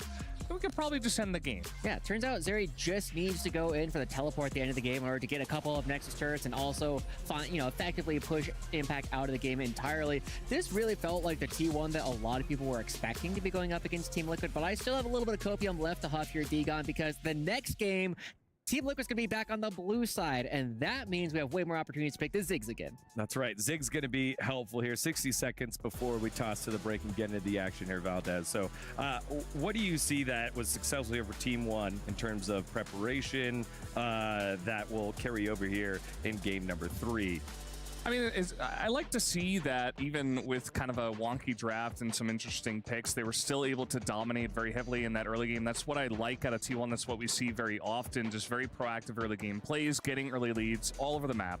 And they were able to do that. So I feel like game number 1, a little bit of a fluke, you could say. Team Liquid did play excellently, and T1 were very caught off guard. But I was happy to see that T1 actually just kind of gathered themselves and had a great game number 2. All right, Joshi, I'm going to put you on the spot here. Mid lane matchups, we've seen a lot of Trist, a lot of Corki. We know that Ziggs is the prior there for TL. What does the GOAT pull out on the opposite side here? I definitely think we're going to be looking at another Tristana game, most likely from Faker. You cannot afford to be playing the Azir. You don't really want to be giving over the Corki either. And it really puts a very limited number of champions that Faker really wants to play. All right, again, a matchup that we've seen 3 times so far this split. Team Liquid versus Team Liquid versus T1. I was going to say Team Liquid versus TL there. Team Liquid versus T1. Again, this one for the marbles. Who will be moving on to the finals of EWC? We'll find out together after this break.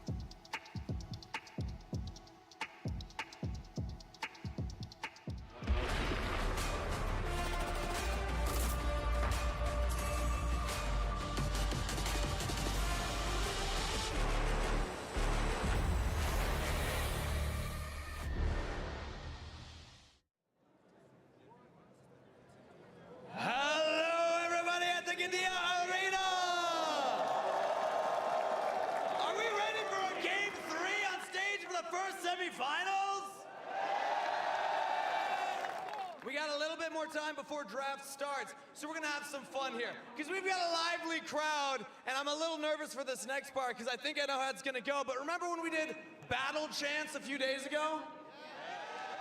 All right, I believe I'm in the T1 section right now. Can I get a T1 fighting?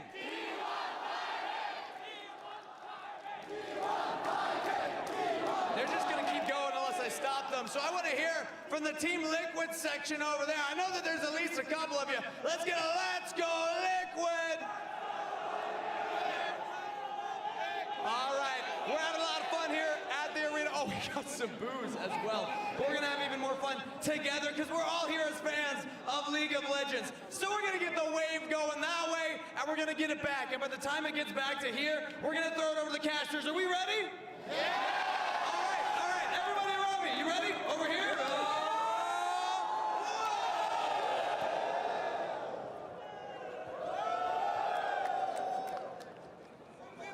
Bring it back! Thank you so much, Kangas. You guys look like you're having a whole lot of fun out there, and it is time to witness some more people having a whole lot of fun on Summoner's Rift. Or maybe it's actually just going to be a whole lot of intense action, because T1 and TL, both of these teams, one last chance to stay in the tournament. One last chance, one final game. TL having side selection. They came in as the higher seed from the LCS. So as a result, in this third game, they'll have the opportunity to pick blue side, as was alluded to by Joshi earlier. Now, Corki gone, LeBlanc gone, Senna gone. Feels very familiar. We'll see if T1 also ban the Tristana here, or will they ban the Ziggs? It's a question, you know, I didn't think I'd be asking today, but after game one, certainly something to consider. Rumble already taken away, and they will actually adapt and ban the Ziggs. Respect shown here for APA. But I think it's a trap, because TL then just gets Tristana for free. It's a dangerous one. A gambit here taken from T1. Still not fully making up their mind just yet on the TL side, but I think this Tristana is a pretty confident lock-in, and I'm very intrigued as to what Faker has as the response to the Trist. Something like an Azir here might just be the way Faker goes. You know, these are the two main AD mids that we have. The Corki, the Tristana, no longer available. We've seen Yone, but it's really tough to play. It's tough to play the Tristana here. And it could be one of those games where we just see T1 go back to comfort. Now, the Ashe is also still available, even without the Sejuani, without the Rumble. A very strong pick here. They don't have to lock in jungle just yet, because there's a pretty good chance they're not going to be looking for a strong AP jungle on their side. See what they grab with this. I think we will see Faker's mid pick in this slot.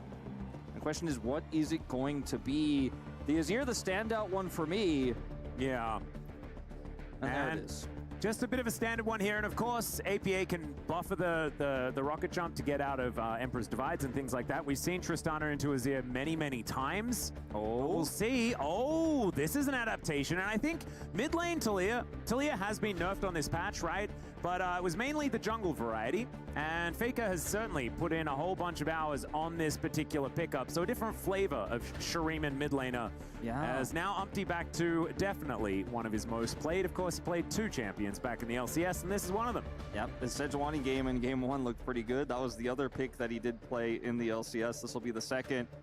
Picking the Talia early here is pretty interesting, considering they could have gone for a Vi pick in this slot as well if they wanted to play that duo. There's a lot of different options here being considered for APA. I think flexing that Tristana bottom is a risky call. I don't think this is really the angle TL are looking for. Maybe perhaps just reminding everyone how good he is at the champion.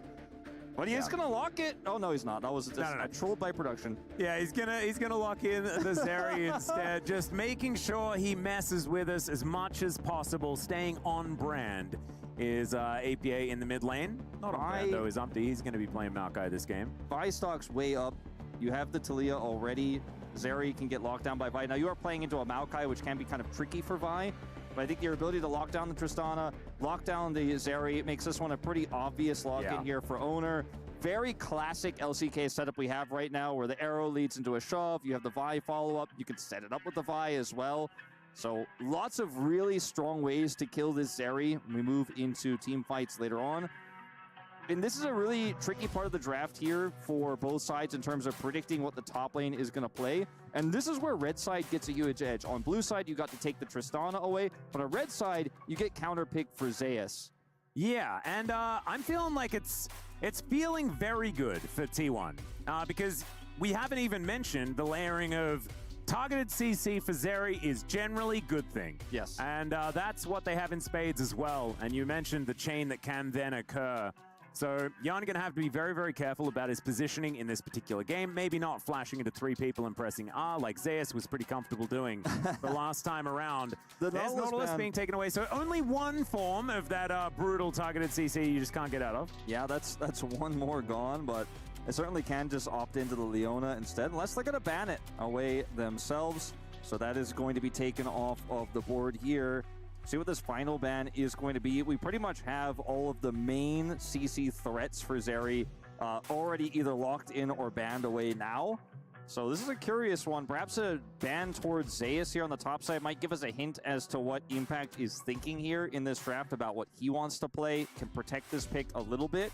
Yeah, and I'm wondering now, with the Leona being banned away on the red side, the Gnar going to be taken away from Zeus. He hasn't been allowed to play that one all series long. Still does have the Cassante to go back towards if you would like to.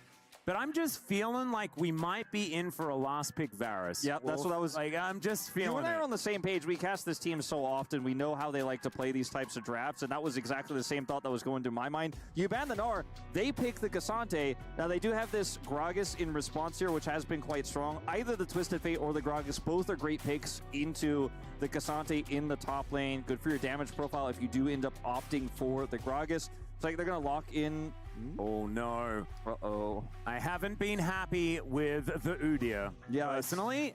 We haven't seen it do good things and have happy times on Summoner's Rift, Wolf. Yeah, the Bard pick here is going to be pretty good. I'm a lot more of a fan of this one for Core JJ in the bottom lane and the ability to potentially control the Ashe matchup. This is one that does help out quite a bit, but it's going to get a little bit tricky if it's going to be, for example, a Varus or Callista pick. Classic T1 bottom duo with Ashe. So many different combinations they can go for. A lot of discussion about this one.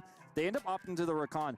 I liked the Bard more for what the lane is going to do, but with how well Core JJ played Rakan in game 1, they played it like a pick comp. They have the setup to blow people up with this Tristana. I'm not going to hate this one. We doubted it last time. We saw some lane swaps, but it worked incredibly well. Let's see what the game plan is going to be here for T1. Sivir Ashe is another pick duo that they played before, actually, and they're going to do it again. So it was the right idea that we were having, of course, with Carrier playing the Ashe in the support role. We know him as probably the best Ashe support in the world and was for a very long time. It was a little bit sad that it was Beryl that got the Ashe skin in the end, but you can't have everything. I mean, still, this is absolutely terrifying and should have a lot of control on that bottom side if it is going to be standard lane. They had so many different things they could have played with this Ashe. This is why Ashe is basically permaban domestically in the LCK, because it could have been Ashe Varus, Ashe Callista, Ashe Sivir, and there's so many different ways you could just crush this bottom lane, and it's so hard to play around. Consider also the Rakan is very fragile. If he gets caught by any of this CC, including the Vi, he can get out of a lot of things, but targeted CC like that Vi ultimate just sets up everything else. Same with the Zeri. I think Umpty has a huge, huge responsibility going to these team fights to make sure his ultimate is impactful. He can turn on a dime, shut some of these dives down if his ults are timed correctly. If he goes in and sets up a route at the right moment, Zeri gets that first kill, could be a completely different story. I don't think this draft is unplayable for TL by any means, but it feels like we're going back to T1's bread and butter, stock standard, what everybody loves to play in the LCK. This is their wheelhouse, and they've gotten a fantastic draft, to be honest with you, Atlas. No, I would agree. I think that it doesn't take away from the fact that TL do have some strong points, but I just keep getting drawn towards the top lane, Wolf, and I'm not a big fan of the Udyr. And maybe, you know, watching FlyQuest really not find any value with it yesterday, could be coming into it. We'll have to see what Impact can do on the champion instead. But I'm hoping that we do see the level of pressure from this Udyr lane that you require extraordinarily early on. And the thing is, if it is going to be more of these lane swap shenanigans, maybe Team Liquid have a little bit of a plan to get Impact into a better spot so that throughout that early mid game, he can really put the pressure on there. Because otherwise, could just really, once again, be an Udyr running around and not really doing a whole lot of much towards the end of this game. Trying to be tanky, not necessarily figuring it out. As I think we do have, once again, a little bit of something going on. I think it was Carrier that was being inspected momentarily, or maybe I am wrong. We'll just have to find out, as here we are. Never mind, nothing going wrong. We are ready for game number 3. I hope everyone in the Gideon Arena is also ready to dive into this one as everyone's spawning in. I'm looking forward to seeing whether things are going to work out for TL like they did in game number 1, or whether T1 have just locked in and we're just going to have them sailing towards the final. It has certainly been 2 very one-sided games leading up until this point, and this draft, we do give a huge edge to T1 based on the ways they can shut down this area, how comfortable they are with this composition. Obviously, we have 2 LCK casters sitting on the casting booth, so, you know, there's a little bit of feeling like I know what T1 can do with this more than I trust TL with this composition. Impact going to try to be a little bit annoying here at level 1. Now, I don't hate the Udyr, but I do think it is pretty binary, and the ways in which Impact can make an impact, no pun intended, on this game are going to be reliant on a lot of map control, reliant on his ability to flank, whether he has a lead in his lane, if Umpty can get some ganks for him, maybe he can put the pressure on this Cassante. Otherwise, he's just going to be a relatively weak front line that double 80 carry bot lane is going to rip through, and he's not going to be that slippery into a Vi either. Oh, got a bit of a late invade here for T1. I think understanding that there was a very high likelihood that once again Team Liquid are going to go for a bit of a lane swap. That has indeed occurred.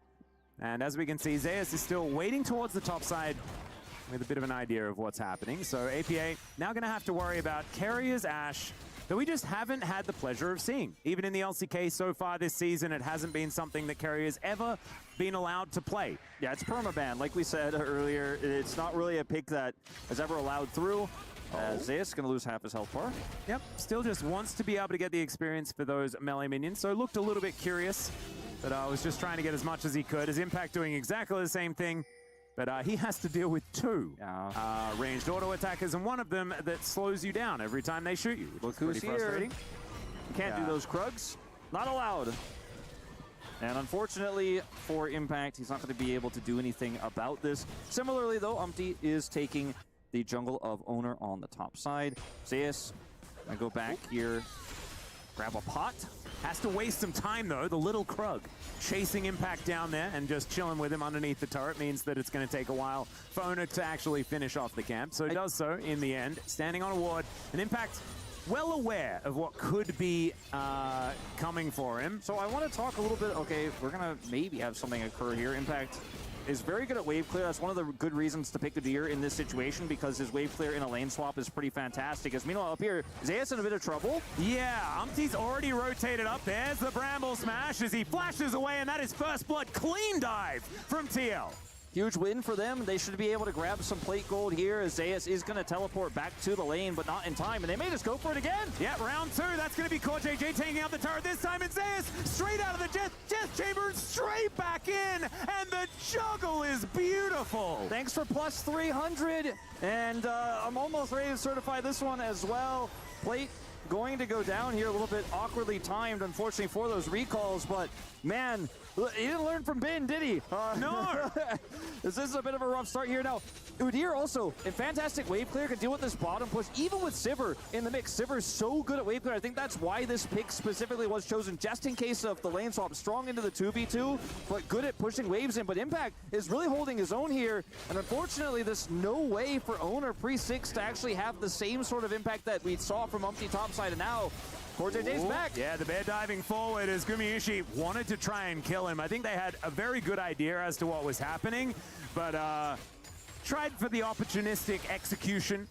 And now it's just going to be a regular 2v2, but Jan has that 1-0-1 on the scoreline alongside CoreJJ with the same. So this is definitely a much better lane state than what it could have been, moving into a laning phase against double 80 carry that we know provides so much pressure, especially piloted by these players. As CoreJJ Unfortunately, going to find out that there's a whole bunch of bad guys there. Yon having to dash without being able to go through a wall, and there is a cleanse, but it doesn't quite work out. Phenomenal spell shield here from Gumayushi as they're looking for even more as T1 answer back on the bottom side, and Yon gonna miss out on this full wave. Yeah, I was going to mention right before this that, Yun was significantly behind in CS because they went for that double dive top side. He had to rotate bottom, was very late, so Guma picked up some extra farm, but now, he's further behind, obviously, as well, and taking a look at this one more time. The idea here is fantastic for the side of T1. Umpty's still top side. Owner coming through here. Yun flashes, but Owner can follow flash for that extra damage. Guma spell shields the knock-up perfectly here, as you pointed out, and is able to walk away scot-free. Keria commits the heal just in case, and it's just enough to get him away. So a kill going over to Guma, still furthering that CS lead. This is pretty doomed for Zeus, though, as we can see. Yeah. Impact was holding on to that freeze for quite some time. You can see 10 CS for the Cassante. Umpty also was able to catch up a lot in farm during that because he wasn't involved in the play. He was pretty significantly behind, but actually is now caught up. These lanes a lot matters. You always have to kind of take stake of each and every lane. Like every action has an equal and opposite reaction elsewhere.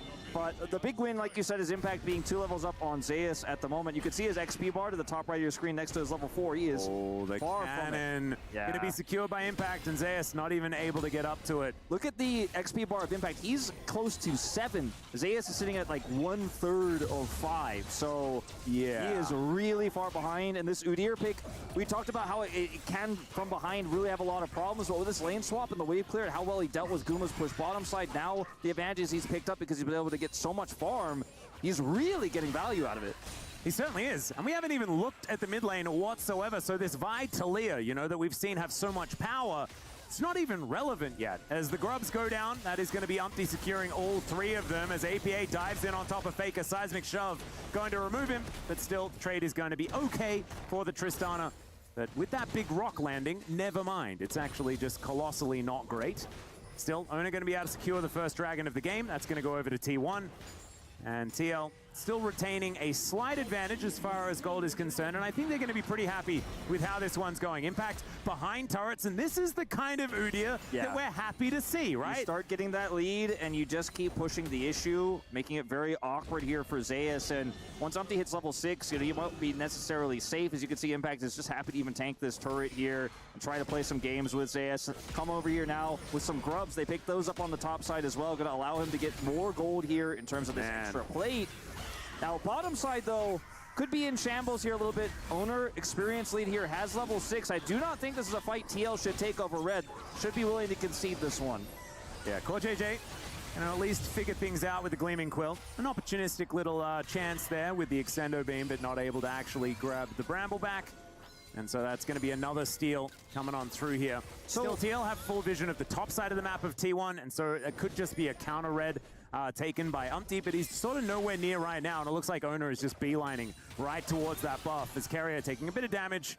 The Yun and CoreJJ, I think, realizing that in a straight-up 2v2, it's very difficult to stand toe-to-toe with this Sivir Ashe lane. So when I look at this game state here, I give a pretty big, especially after this, I give a pretty big edge to T1 because, yes, the Cassante is massively far behind, 20 CS behind at the moment, lost some plates. Udyr is almost 800 gold ahead, but they still have Talia Vi. They still have a lot of proactive plays they can make. A Cassante from behind could still catch up later and become tanky and still be relevant. And Udyr with a massive advantage may be useful now, but if you can't utilize that prio, if you can't put any pressure on, you can't set up any dives onto Zeus or take the whole turret, Zeus will eventually just say, well, I don't really care. It's really bad now, but it's going to be okay later on. It's not a massive advantage I'm giving to T1 here, but I do think, considering the damage done, still feels like a pretty good scenario for them. We're going to have to wait and see, though, how these first few fights break out, because that's when you're going to see the Vi, Talia synergy. That's where you have to look for those picks. If they mess it up, Yun gets some gold, catches up. He's only 300 gold behind right now. TL could definitely swing things back. But a good start for them with how this Udyr is working out. Let's see how they use it. Yeah, it's going to have to be used effectively, and I'm really glad that you bring that up, because I think Zeus, his buttons will do things that are good, kind of regardless of the amount of gold he has, but that's a good buffer from APA. able to get out of the seismic shove. This time, as Umpty not quite able to find an opportunity here. As Impact, he's going to spend most of his time, I think, behind the enemy turret. Carrier walks over a control ward and doesn't actually see it here. As Impact already on the run. And yeah, he should be all right. Volley going to come on through, still able to eat the ward. And wants to kind of run after Carrier here at the same time. He doesn't have Merc Treads, so Tenacity is at a bit of a premium, but he'll be all right. Yeah, and Zeus can just teleport to bottom lane here, start to put the pressure back on that lane, see what he wants to do. Could just walk it out, but is going to commit the TP as shown here in picture. Man, this is a really awkward moment for TL because you know Zeus can't show up to the fight. Impact has teleport, so maybe you want to heavily commit to this objective, but at the same time, Zvi, Talia, Weaver's Wall at the ready. You're going to be so cautious about how you're going to approach trying to set up a fight here on the top side of the map. And I think just backing away is a better game plan. 5 seconds till those grubs spawn. Yeah, control of the river is here for TL. At this point in time, I like this Tribrush ward that T1 does have. The control that they can pick up there as Umpty sees that ward going over. We'll be able to get it down there as okay. There's a grand entrance. Owner going to be the target as cease and desist comes in, but I don't think they're listening to him. Yon's going to take him out. The Grub's getting involved as Gumayushi. He does have On the Hunt running, but APA's diving in. He finds the Buster Shot, sends the Sivir packing, and that's a double kill for the Zeri. TL back on top. TL back on top. Great ultimate there from Umpty, and also the setup from Core JJ forces the flash out of Carrier, and T1 are not first on the play. I think this looks very different if they're diving on the Zeri, if they're the ones starting it off. They know Impact had the ability to just join with the TP. That's always a scary thought. But as you see the setup here, Owner wants to go into Young. Look at his spacing. So well played. Core JJ sets up the charm. Carrier has to flash. And look at this ult from Umpty layered on top, guaranteeing an extra CC. And then APA is going to have his time to shine here with an Insect S play. Flashes onto Guma and will force him down. TL, huge win on the fight. I doubted it because they had the setup. T1 were ready, but they just did not expect Core JJ's engage, and TL looked so ready to take every step of that fight, start to finish. Now 1,500 gold ahead. And I think also they would have taken into account that Faker didn't have his teleport, and APA did. Its teleport advantage utilized absolutely beautifully here by TL. And now they're set up to try and do battle for this second dragon. Infernal on the Rift once again. Not going to be the Soul this time. Might be Ocean, might be Chemtech. That wouldn't be great. Hopefully Orcs, who's setting up to be on in the area for our second series. Hopefully he's paying attention right now so that we don't get that Chemtech Soul. As APA trying to take down this top outer in picture while we're doing this. TL kind of getting the better of every situation right now. As Extendo Beam comes in, Gumayushi not getting a lot of value out of the Spell Shield. And Core JJ lying in wait. T1 just got to give this up. Yeah, they have to. Not in a position to Weaver's Wall in and cut this team in half. This is a Zeus at level 9, just sitting under turret against a 6 Void Grub APA, who is just pushing down this turret. Zeus going to eat a bunch of damage. We'll try to clear the wave. This turret is gone. Yeah. He's just going to be able to get a few more autos into it. A little maybe not out, and it's just, he's going to require one more wave. But I don't think Zeus can stick around because as soon as that turret is down, he's going to get jumped on. Owner moving up now, but it's going to be a little bit too late. I guess Faker can skate on over, and there is a dragony arrow flying past. Shoutouts to Beryl there, whose skin is going to be employed for this one. Faker wants to try and protect this, but the minion wave has made it to the turret. Seismic Shove is decent as APA is going to get pushed away.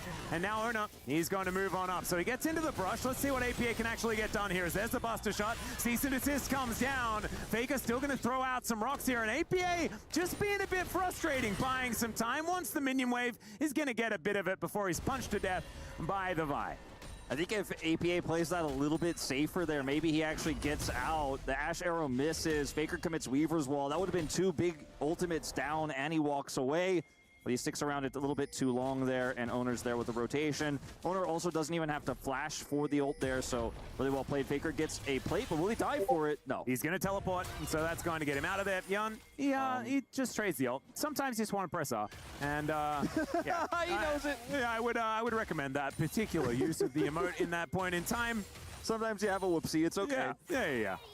And if it was a back, so he probably just caught a glimpse of Faker and he's like, if he's backing, he's dead. And so just presses the R button. Otherwise, they get a teleport and trade for an ult, and you take those. Still a win to get the teleport out of Faker. They also now have complete topside control. So yes, a plate went over in those final seconds there before they fell off, but TL are going to be able to get this Herald, which will then lead into potentially Dragon control here in 3 minutes. And the biggest and scariest problem for T1 is this Tristana. To me, given all the grubs they've stacked up, how great she's going to be in the side lane, and frankly, how well APA has been playing this tournament. As Impact's got a lot of wave clear here, there's a lot of T1 members on this bottom side, but he should be fine. Let's see what they can get done cross map here, as Yun is also starting to push this side. Ooh, Faker is, yeah, it's a bit of a question mark. Just gets hit by a bunch of damage. Yun's still just up there in the 1v1 as we can see, and the Rift Herald is going to come down. APA dealing with the minion wave. Shelly going to go for a charge. Core JJ on the flank. Yeah, and Nature's Grasp is going to come out. Core JJ, is the quickness actually going to be invested? Grand Entrance going to come in as the charm is down onto Owner, and they clear out the minion wave. T1 do not lose this turret for now as Yun gets himself over the wall. A little bit scary, was almost within cease and desist range, but Owner not going to go for that very long journey towards the Baron Pit. Yeah, it was a very scary moment there for T1, but handled well. Core JJ going to get his back interrupted, but not going to lead to too much here. As it looked really good for TL when you consider the Maokai ults coming through. You have the setup there for Core JJ, but ultimately that turret still being very healthy and not enough damage actually to follow up on anything. So a lot of tools used here for TL. Had they gotten the turret, you'd feel really good about what their Dragon is going to look like here in a minute 40. They don't have it. Now they don't have the Herald to try to force something with it on Dragon either. So this feels like a pretty small win, but a significant win for T1 at the same time. Yeah, and if you have a look at the gold, looking at there to the left, Yun and APA are still sitting very much at the top of the table when it comes to that. So in a straight-up 5v5, these 80 carries feeling pretty happy, sitting on their core items for the moment. And this turret, maybe not long for the world, as APA, he's just going to teleport in to try and help take down Zeus. He was tanking up the turret, but Zeus is very, very dead, guys. That is a 0-3 Cassante, and the turret falls as well. And this is another way to create a lot of control of the bottom side of the map prior to a Dragon. It's just so surgical, the macro from TL. They find a weak point, they abuse it. The sidestep's good too, as Ona moves on in. Impact gonna almost avoids a seismic shove. Cease and desist with the help of the turret. He's going to come through, and he is not that tanky. Ona in the same position though as the explosive charge goes off. Another seismic shove from Faker, but it's a 1-for-1 in the end. The inner turret was under fire, and look at that, it's almost dead. I mean, they were there for like a couple of minutes, That's a couple of seconds. That's Tristana, baby. That's APA pushing it through, and T1, they are able to get the Udyr, but it's a traded kill back. 20 seconds until this Dragon spawns. They're going to have to later reset, so this does favor T1.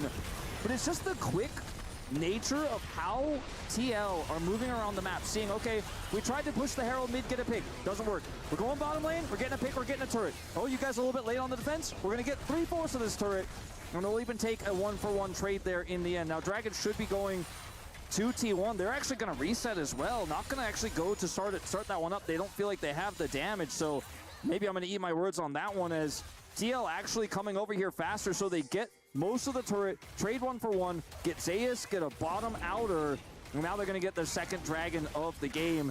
Cross map here, Impact, let's see if he can clear this wave. Yeah, and he's very tanky. It's not going to be the Leandri's build, as the arrow is going to connect here onto the Udyr as well, with the turret to fend off at the same time, even though that stun from the arrow lasted about 400 years. Impact is still able to just soak it up, unless... Okay, Weave as well comes through. Impact is very fast. Cease and desist comes in. There's the flick.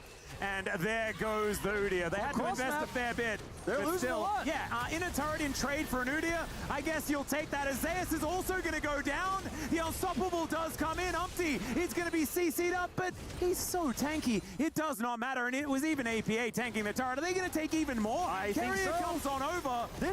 He can't defend it. This blue side first pick, Tristana, is getting mad value in this game, Atlas. Mid turret's down as well. TL just out macroing T1 with this draft once again. Now Faker will be able to at least get the majority of this turret.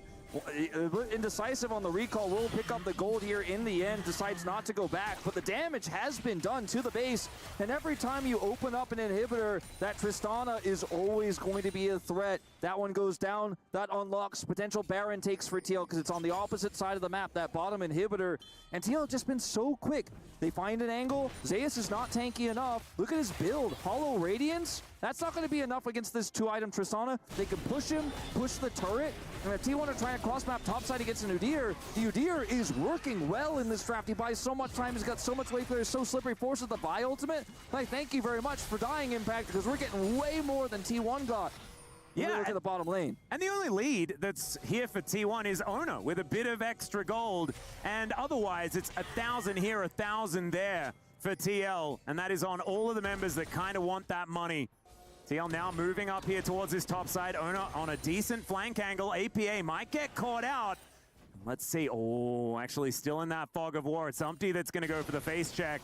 And he can, because he is a big tanky tree. He's flashing. There are 4 members of T1 up here, Umpty. I don't know whether this is really what you wanted. He'll be taken down. Gumayusi grabs that kill. And now the teleport's in from Zeus at the same time. They want even more off the back end of this one. Still, APA does massive amounts of damage. The all-out comes in, and the ulti's there from Yun as well. Let's see whether they can actually answer as the extender beam splits up the fight. Great flash from APA as Ona tries to get that Vault Breaker through. He doesn't have cease and desist, but here's the Weaver's Wall. It's split off the fight completely, and APA, he'd have to invest the rocket jump if he wants to get on over. Both of the tanky members from TL were eviscerated, and now T1 have so much momentum. Oh man, you could take Umpty out of Bro, but you can't take the Bro out of Umpty. T1 fans are calling him a Giga Chad for that one, because that was a bit of an overextension, a lack of vision there. Thought he found an angle onto Faker and Owner, thinking perhaps Guma and Carrier were far enough away, but unfortunately CoreJJ's rotation is way too slow.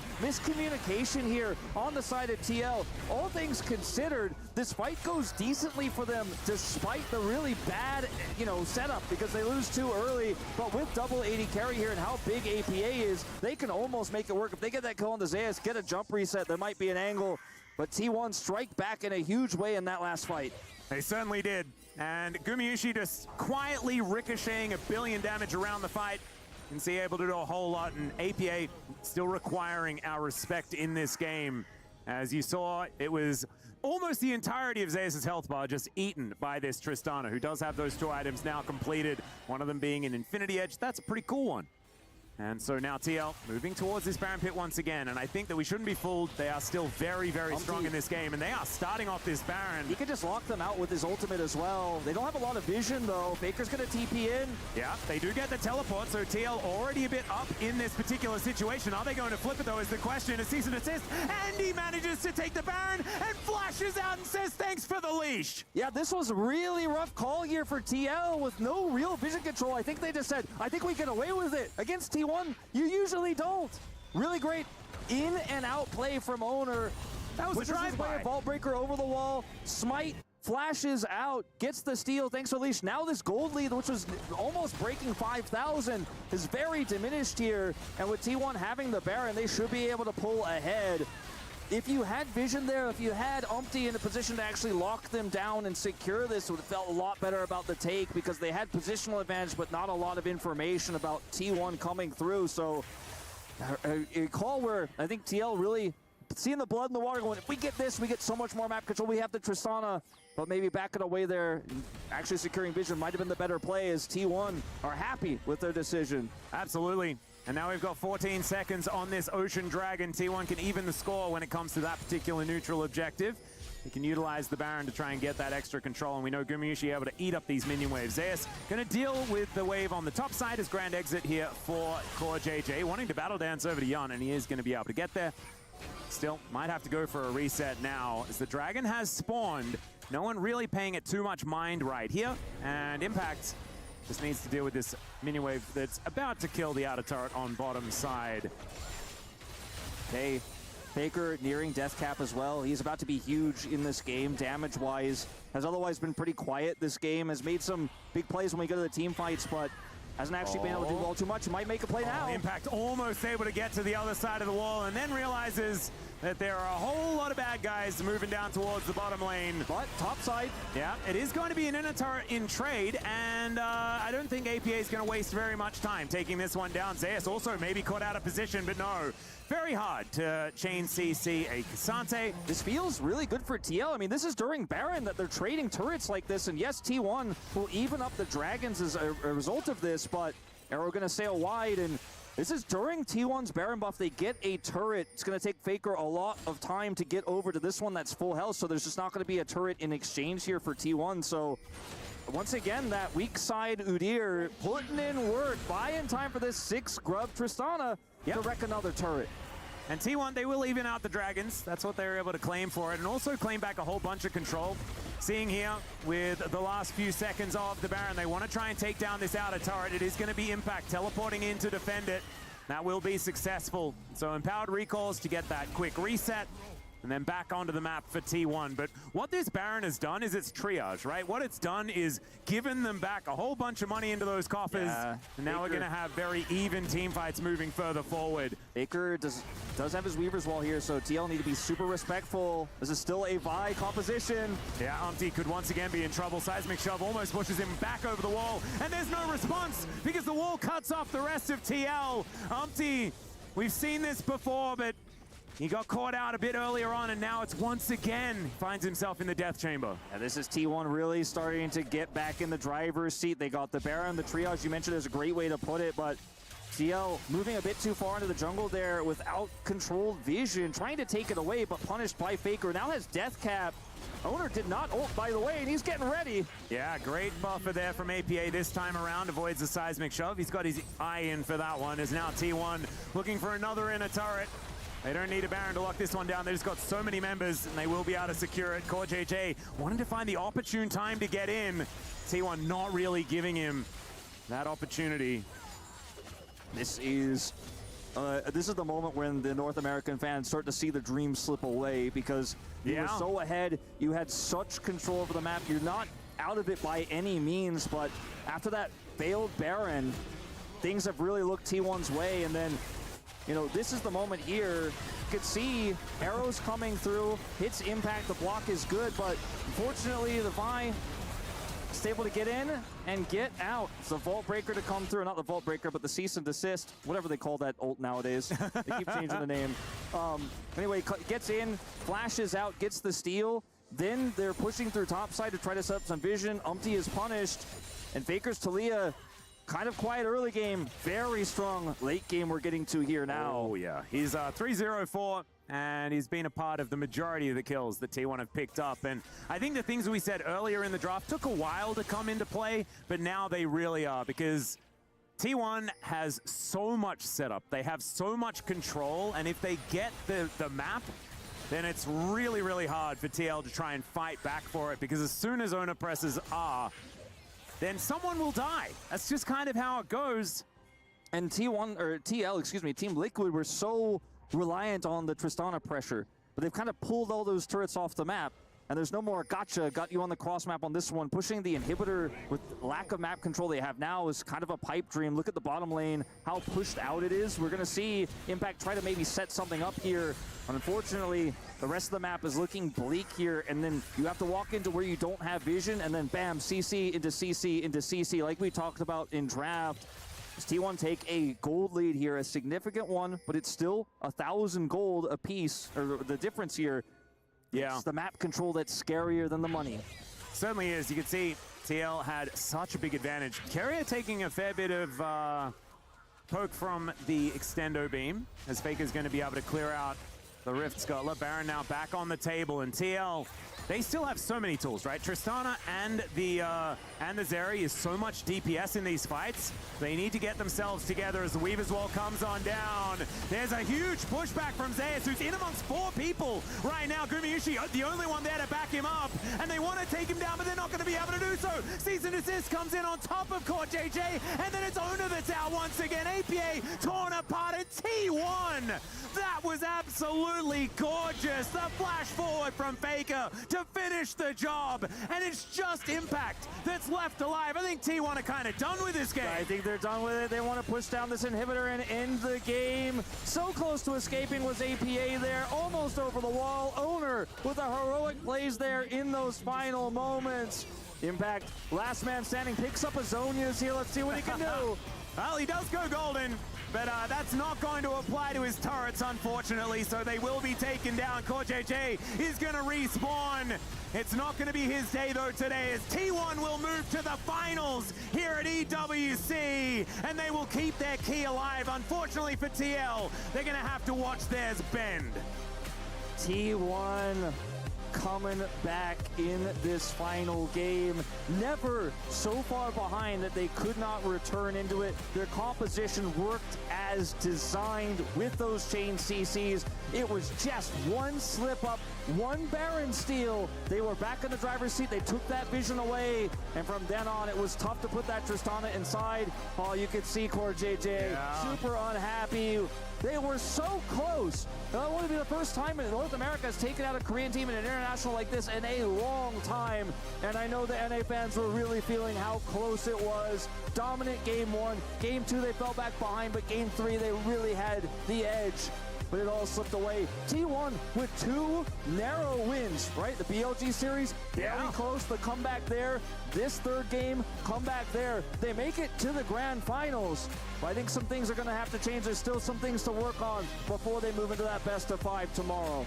Yeah, and that's exactly what we were saying right before they became the world champions last year. So I don't know, Wolf. I think that it's all looking the way of T1 here. This is precisely how they get it done. It's just right on the brink. A big smile from Koma there and a thumbs up from Faker. And now I think it's time for us to throw it over to the stage.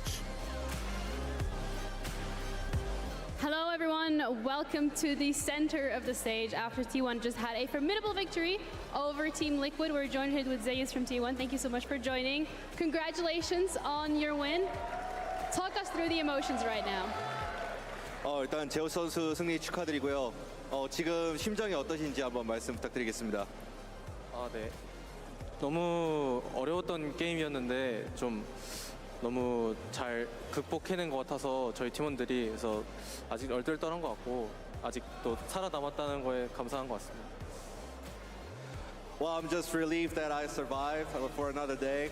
I mean, it was a really, really hectic game, but my teammates and myself survived through all this, so that's what I feel.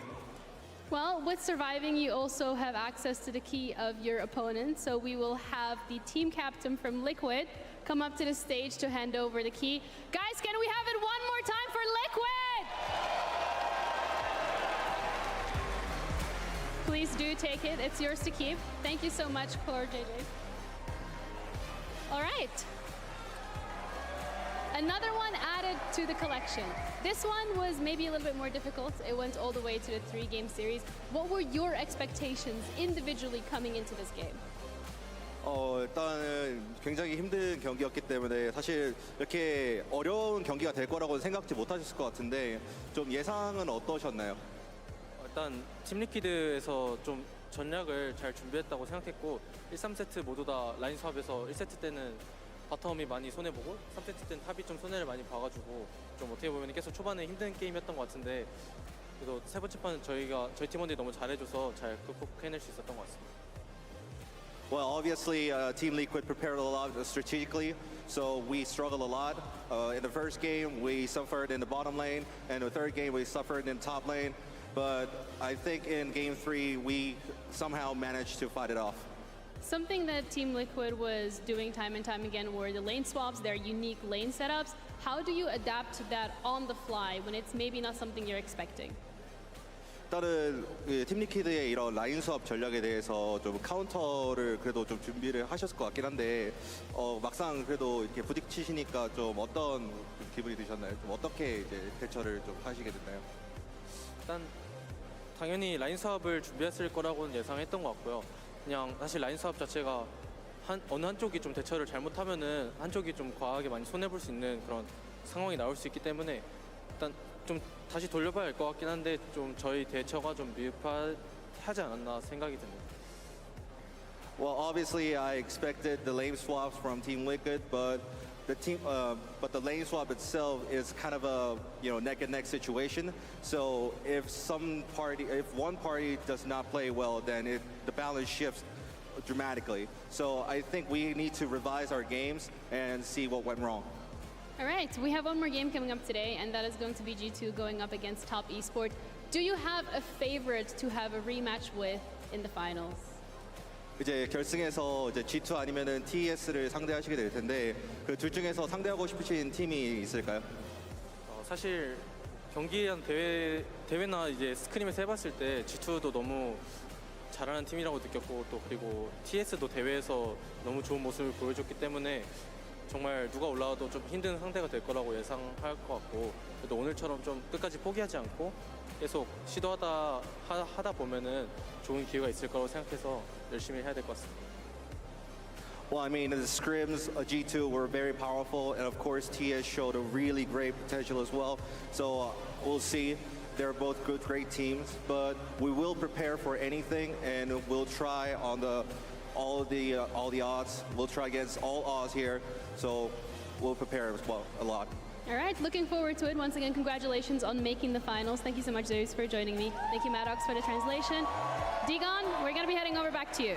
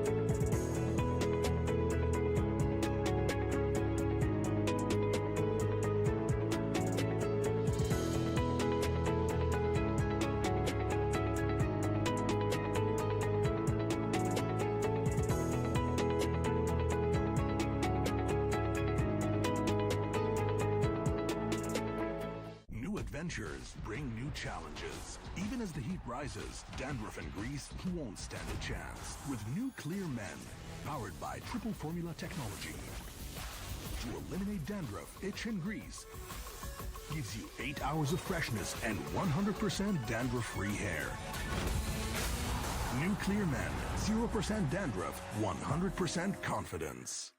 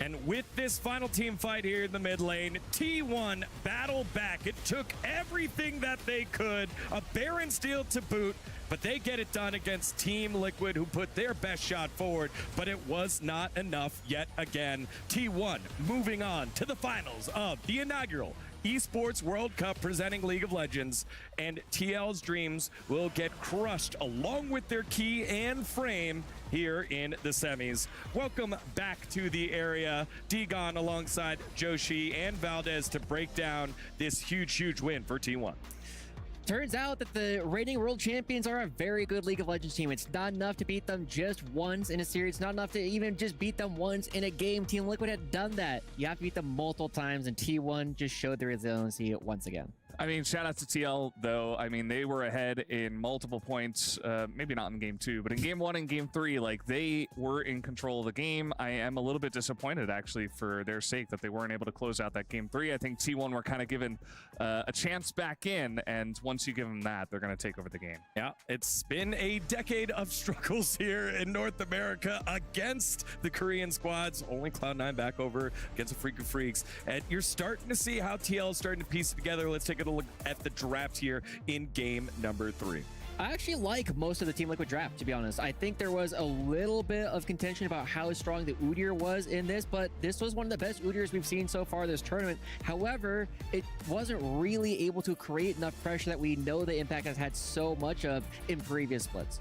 Yeah, absolutely. I think it was very much a pick for that lane swap. We saw the power that it did have. And, you know, I wasn't a huge fan of the Sivir. I think that, you know, some of the other picks they could have looked at, like the Varus and stuff with the Ashe, like you would try to go back to that double AD carry. Bot lane, the Sivir, you know, it does have power very late in the game. Kind of took them a while to get there. Once it was online, but almost came back to bite them there. Yeah, well, they did have the level advantage lead hitting level 6 compared to TL's level 5. Made it very difficult for the bot lane to get unlocked early on. But this definitely happened early on. Level 1, Zeus getting dove top, and then TPs and dies again here, Joshi. Honestly, you gotta ask what's going on in this one, because Zeus dying the first time, sure, that happens, but this is the kind of play that you know has happened so many times to so many different levels of player that teleport back was the real mistake. Yeah, I don't really know what's going through his mind, to be honest. I think maybe a little bit of frustration, thinking, okay, they're probably going to back off. I should be able to survive the second time. But as we were watching this, and we're like, why are you TPing back in? You're just going to die again. And, well, he did. No excuses on that one. I don't know. Yeah, and you could hear in the post-game interview, Zeus was definitely being hard on himself, sure. Saying we need a review. You know, the lane swaps depends on how everyone plays it. He knows that he can do a little bit better.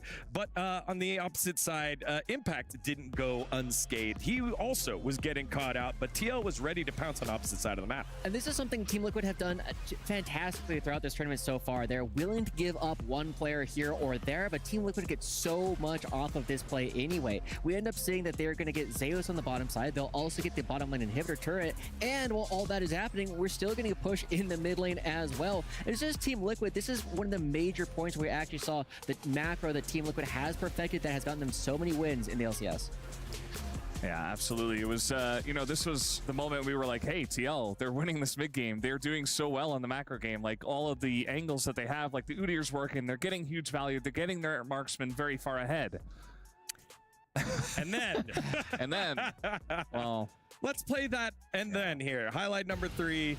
It's Zeus, its owner getting on in there and, making the big bucks here against Umpty. This is one of the more egregious things that we have seen it in a while. Because Vi goes in so early on, you definitely have the time to just kill the Vi. You can definitely take down Owner, but Team Liquid continue to hit the Baron. They don't end up having a strong enough turn, and then Owner's just got a better smite this time. Yeah, I mean, you can't really flip there. You can't afford to do that. I think they were getting a little bit hasty with their play. They were like, okay, well, we didn't take Baron fast enough in game 1. Let's try to do it here. We've got a good angle. And they did, but they didn't cross their T's, dot their I's, and they let the Vi get in. I did like the decisiveness, right? That was one of our major criticisms of Team Liquid in game 1, and seeing that they did learn a little bit from that off of that loss that they had. I think that is a great learning point that hopefully Team Liquid can take back to NA and actually continue to show that dominance. Yep, and with that gold lead then, control of the game, T1 close it on off. It's a decent look here by TL, but outplayed is do T1, and again, Zay's just barely alive. He gets away, but that bait was enough for everyone else to hop on in. Multiple times this game, I know you and I, Valdez, were looking at the fact that, oh, Vi still has ultimate. This was definitely one of those times for me. Yeah, it definitely was. It was a really nice setup here from the side of T1. For me, I was like, you know, honestly, T1 didn't necessarily deserve to be in this position, but once you give it to them, they are going to set up a very nice play. Excellent wall from Faker, great bait from Zeus, who was trying to do that the entire game. Yeah, and the story of this series to me feels like classic T1. Here comes a team with talent. Here comes a team with the plan, but T1, the ultimate boss, will accept anything towards them and then counter it. They do it in the draft. They do it in their play, and they get it done here in the semifinals of the Esports World Cup. And now that we're going to be seeing them move on to the finals, it is a major question is, can this legacy org just add yet another victory to international tournament to everything that they've done so far? Again, reigning world championships, the winningest team in the history of League of Legends, once again on the brink. Yeah, it's pretty interesting. I mean, going into this tournament, we talked about how Gen G were big favorites. They fell, and then maybe we thought, okay, maybe T1 are the favorites, or is it top esports? But now with T1 struggling against a couple of teams to get here, maybe it is just top esports that are the best team and the favorites currently. Yeah, something that we'll have a ton of fun debating. Is it TL stepping up? Is it T1, you know, having some troubles in the format with the travel, whatever? Let's look at from a TL perspective as we're waiting to hear from APA. What are some of the learnings that we have from them here, Joshi? The big thing is, as always, North America has not necessarily had issues getting leads in the early game. We do have a strong macro there. It's not as though our players are losing on these hands checks. It's what we do after that. Game 1 was a little bit too slow. Game 3, we tried to play just a little bit too fast. And finding that moment in between is going to be a huge opportunity for growth as a region. I like how you skipped game 2 there, that 10,000. Yeah, you know, that does happen to us sometimes. But I think we saw at MSI, we did have leads in at least 3 of those games. All right, well, standing by right now with Kitty is the mid laner for Team Liquid, APA. Hi everyone, this is Kitty for the post-game interview. By my side is the mid laner of Team Liquid, APA. That was a devastating loss. Yeah. It went to 3. You guys could have took it all, but what happened in game 3, man? Well, I think our early game, our early start was very good. You know, we got the top lane play successful. I'm trying to think what else. I know we made a couple other plays, and then I made a really cool play top lane, honestly, in my opinion. I think we had really good map movements. It was just around the Baron, we lost 5 flashes topside, and then we lost the Baron 50-50 smite fight. And then from then, it was just a little bit hard to progress the game, and we just slowly lost out. Yeah, you could tell that the team was spiraling out of control ever since Umpty did flash in as that Maokai 1v5, and it did also collapse into the Baron 50-50. So walk me through the communication. What went wrong? Well, I think we just have a very killer instinct in our mindset as a team. So watching from Umpty's POV, he only saw 2 people, and he knows, me and him both know we win that 2v2. So he instantly flashed forward, and while we could have more awareness, I can fully understand him going for that play. I don't blame him at all. Most definitely, and of course, with T1 advancing into the finals, and on the other side of the bracket, it's going to be G2 and Top Esports. Who do you think is going to take that one and end up in the finals? I'm honestly a big fan of G2. I think they can be, to be honest, they can win this whole tournament. So I hope G2 wins. And you guys put up a fight up against T1. So for the fans watching at home and in the audience, what do you have to say to them? This is my 3rd time losing to T1 in a year. Hopefully, if we end up meeting T1 at Worlds, 4th time's the charm. There you have it. 4th time is a charm. Thank you so much for the interview. I really appreciate it, and we'll see you around the Rift. I love that saying. 4th time's a charm. APA, everyone, the mid laner for Team Liquid. The growth that they've shown has been great, but not enough to topple the Titans that are T1. As we take a look at our bracket, let's update it and put it in pen. The team to the finals, it's T1 as they get it done here against the top squad from the LCS. I think this is going to be a really big win for Team Liquid anyway, right? Even though they're not going to be the ones advancing, we have to remember it's not just about this tournament by itself. We also have the club championships going on, and getting to the semifinals gets them a lot of extra points. Yeah, it's definitely a nice win, I would say. You know, getting that one game win over T1, you kind of proved to yourself just one step forward. You know, we joke, we meme, fourth time's the charm, but maybe it actually will be, because perhaps they just need to prove it to themselves and learn a bit, as you were talking about, Joshi, from this tournament, EWC, what they can do better from all the teams here. And, well, this is never going to be easy, regardless. Yeah, Joshi, take that one in. This one hurts me about half. You know, T1 won and TL lost. You know, I'm a multi-region kind of guy, but how's it feel watching this one? It's very painful because it was so close, but that heart, as always, represents the exit of Team Liquid from the tournament, and I could feel it right here as well. All right, well, with that one, TL's run ends. T1 continues on as the big boss waiting in the finals. Who will join them? We'll find out in this next matchup that we have. G2 versus Top Esports. We'll break it all down after the break.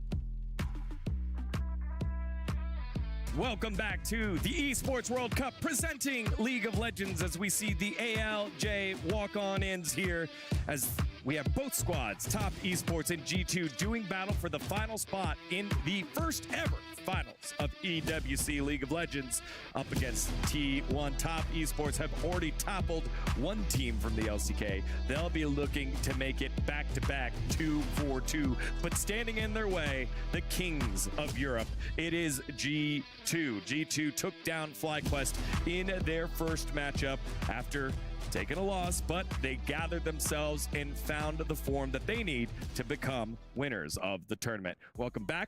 Degon here in the area alongside Ox and Atlas, the AA. Right back on in here. Heck How yeah. you guys doing? Pretty good. I think we've got a hype matchup on our hands. Obviously, last time these two teams met at MSI ended up being a wash for G2, but with the form that Top Esports displayed against Gen G, I feel like it's going to be a close one. Yeah, I feel like Top Esports can be absolutely anything on any given day. We saw them be extraordinarily good on their day against Gen G, and I'm looking forward to seeing which version of them we're going to get here today, because G2 tend to play up to their opponent or play down to their opponent. We saw the downside.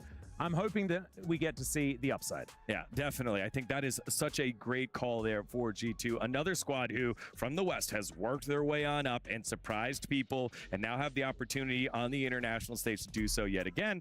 But these two teams are familiar with each other as we take a look at the rosters here. Top Esports, 369, TN Cream, Jackie Love, and Ameko. Very familiar with each other as they did battle over at MSI. Yeah, and I feel like the bot lane is a big fan favorite. Obviously, Jackie Love and Mako, huge in their region. Both of them world champions as well. And 369, a lot of people looking at that top laner and the huge impact he can make on those tank picks. We saw that already. His Mordekaiser absolutely pivotal, and it's a pick that our LCK teams have struggled with outside of Gen G specifically. They're the ones that have been able to pilot that pick. They didn't look like they could play against it very well up against Top Esports in their first matchup. So this is Top Esports coming in with fantastic form, when I think in MSI, it really wasn't the Top Esports that we were hoping to see at that particular tournament. Yeah, and I think particularly the drafts really made so much sense. A lot of cohesion. I feel like this one stood out as well. The fact they have like the triple failure, the stun passes we saw in this fight in particular. You know, we see Canyon go in and it's just a CC chain, makes it so hard to function. And I think, you know, you can have good drafts and still lose games. A big part of it is understanding the limits on how to play your draft, and I feel like they completely nailed that against Gen G. Yeah, I think something that Tien showing here, how strong Sejuani has been, it's starting to shoot up in priority with the setup. Again, we all have talked about and known the AP jungle meta, but Sejuani now being a very, very good pick. And it's been huge for Chen as well, because he is a player who has had a bit of a rough international record. So for him to have a good start in this tournament is really positive. Yeah, but he'll be doing this against G2, Broken Blade, Yike, Caps, Han Sama, and Mickey X. Atlas, this squad is just, again, iteration out of iteration, always finds a way to grow. Starts with that man in the mid lane, Caps. Yeah, Caps has been absolutely incredible, and I think they've also cracked the code here at MSI as well. Caps, a phenomenal Tristana player. We saw this at MSI. He was so incredibly good, but I think another thing that they realized is that this is the pick to watch out for, and it's not the Corki. We've seen so many people prioritizing this Corki, and it hasn't necessarily worked out. I think Top Esports probably the most successful team with the pick, but if you get Caps on Trist, I think that is the way that G2 are going to look the best in this series. All right. Well, we have a quick interview because we got to get to the game with Jackie Love right now. Let's send it on over to that. Hi everyone, this is Kitty for the pre-match interview between Top Esports and G2. By my side is Jackie Love, the AD carry of Top Esports. My first question is going to be about meta and how bottom lane has adapted due to the amount of champions like Zeri, Ashe, and Ezreal coming into play. 那么首先欢迎杰克选手来到我们的赛前采访。我想问一下，就是14.13版本。这次我们看到下路会出现很多泽立呀、EC 还有寒冰。那么这种有资源的英雄，对于你们这次来到打 G2 的比赛，会有没有做出什么改善呢？因为现在这个版本其实就是中路英雄其实比较重要嘛。然后像什么可能 ET 泽立，就这种最好是能自己玩，而且就是能在下路自己混线的英雄，登场率可能会高一点。对，然后打 G2 的话，可能。 我们想的可能是要选的比他们强一点，然后就好打一点。First of all, I believe that this meta is mainly focused around mid lane, and playing champions like the Ezreal, Zeri, and Ashe, it's more about comfort, and hopefully up against G2, we're going to show our strengths for that as well. For my next question, it's about Gen G and how you guys were able to 2-0 that team, being the first seed of LCK. So I wanted to ask about the confidence level about going into G2. 那么首先，昨天你们打败了真 G 是2-0嘛？那么今天队伍的整个状态还有自信怎么样？今天其实就昨天赢完，其实大家感觉状态都还不错，然后今天也就比较有自信。So yesterday we had a lot of confidence, and also coming in today we still have the same amount of confidence. 那么最后一个问题，for my last question, of course, is going to be about any specific champions that you are going to look out for up against G2. I wanted to ask. So will we see something like the Mundo priority from you guys that we saw from G2 yesterday? 那么我想问一下，就是今天打 G2 的这个 BO3，因为我们昨天有看到 G2 选出蒙多这个英雄，那么对你们来说会把这个英雄会ban掉，或者会注意这个点呢？蒙多这个英雄的话，我觉得就是可能怎么说呢？就是主要是看阵容吧。如果我们选的一个，如果觉得伤害到后面不是很高的话，有可能处理；但是如果够的话，也不处理。这就看等等怎么选。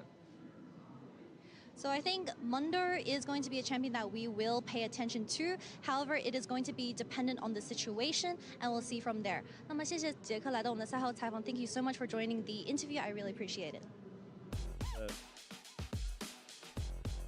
Me too. Let's talk about yesterday. Let's start there. Let's talk about the game against FlyQuest, because we've seen you guys perform against them at MSI. Were you expecting it to be such a close series? Actually, no. I think we have been coming here and scrimming some of these Eastern teams, and we've been playing very well. And we expected actually to win quite convincingly yesterday. Unfortunately, it wasn't our finest gameplay. I think game one in particular, we were in a winning position, and then we're just playing very careless. So I really hope we can clean it up and tighten up our gameplay today. You have a pretty important match coming up as well against Top Esports, a team that you've already knocked into out of that lower bracket actually at MSI. So a little bit of revenge for them on the side there too. They knocked out Gen G yesterday. Are you worried? I think historically we've done very good against Top. I think it's a good matchup for us. But when playing these top Eastern teams, I think there's always that skill check that you need to pass. So we need to be very sharp. We need to not get outplayed in the small moments, and then I think we'll win. So it sounds like having the small details under lock and key. How do you do that between yesterday to today? Because it's such a short turnaround. We don't have much time. Mostly, we're just talking about our draft, what strategical direction we want to go for the series. They showed a very different set of champions yesterday than what they play back in China. So I think that we have to adapt and come up with a new, kind of like the next level of counter picks. It feels like every single team we've seen so far when it comes to their drafts, they're spicing it up a little bit in any way, shape, or form. What do you think is the reason behind that? I think the jungle diversity is really what makes a lot of these drafts very interesting. There's just a huge difference between playing something like Zyra or Brand jungle and playing something like Sejuani jungle or playing something like Lee Sin or Viego. So just even from one position, it changes the way your entire comp wants to play around these picks. So I think that's where it kind of comes from. And then also, of course, all the AD carries. T1 is playing a lot of AD carries. Yeah, that we've seen. Well, thank you so much for your time. I appreciate it. Good luck in your game. Thank you. And Digon, back to you. Thank you very much, Jenny. Again, great to hear from both sides of this matchup. Again, not a lot of time before we head on into this one. So reminder for our friends at home, if you want to play, now's the time. STC predictions are the way to go. Head on over to www.stcplay.gg and make your Preds known. Time for our Preds here. Where are you going with this one here, Ox? You know, the heart says Top Esports, and the brain also says Top Esports. All right, Atlas, quick. Yeah, I'm thinking the other direction. My heart says G2, but my brain also says Top Esports. All right, semifinals number 2 starts right now. Let's head on over to the Kadia Arena. Hello and welcome back into the arena, and everybody watching at home as we are on stage and ready for our second semifinals match. But before then, Fancy, I gotta react, because that last semifinals was so close. How are we feeling in here about that last semifinals? What an amazing best of three it was. T1 almost did not make it to the grand final, but that clutch, that owner play, when he stole that Baron, it was the key moment for them to take on the game and then just move on to the grand finals. But right now, we are ready to introduce to you the second semifinals of the Esports World Cup presenting League of Legends. Up first on the stage, please welcome Top Esports!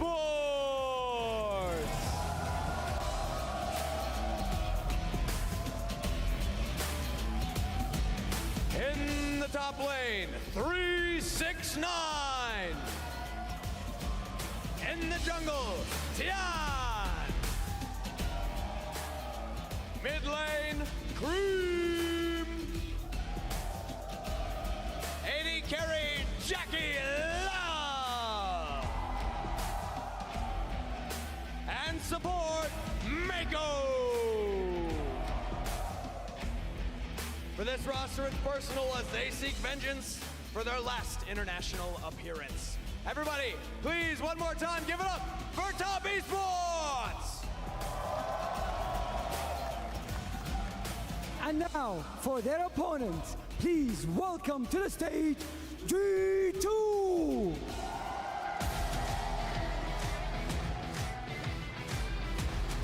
In the top lane, Broken Blade.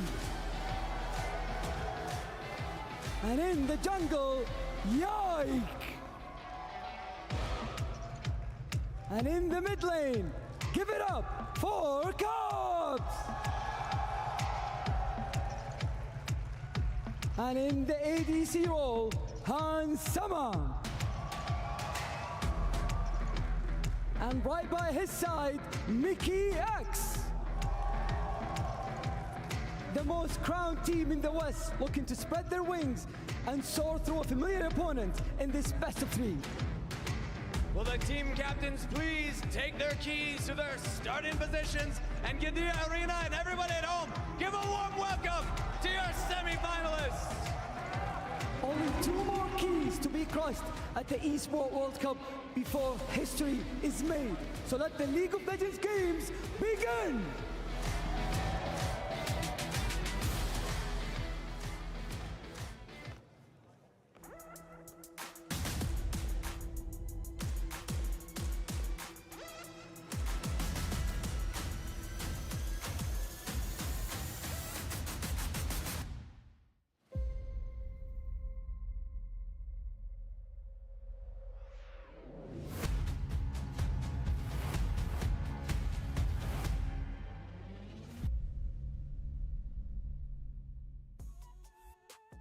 Thank you very much, Kangas, for setting the stage here alongside Fancy for our second semifinal, Top Esports versus G2. We got to see a little like coy, not even coy, just happy to be there waved by 369 as he got it. In. Love that part about the event.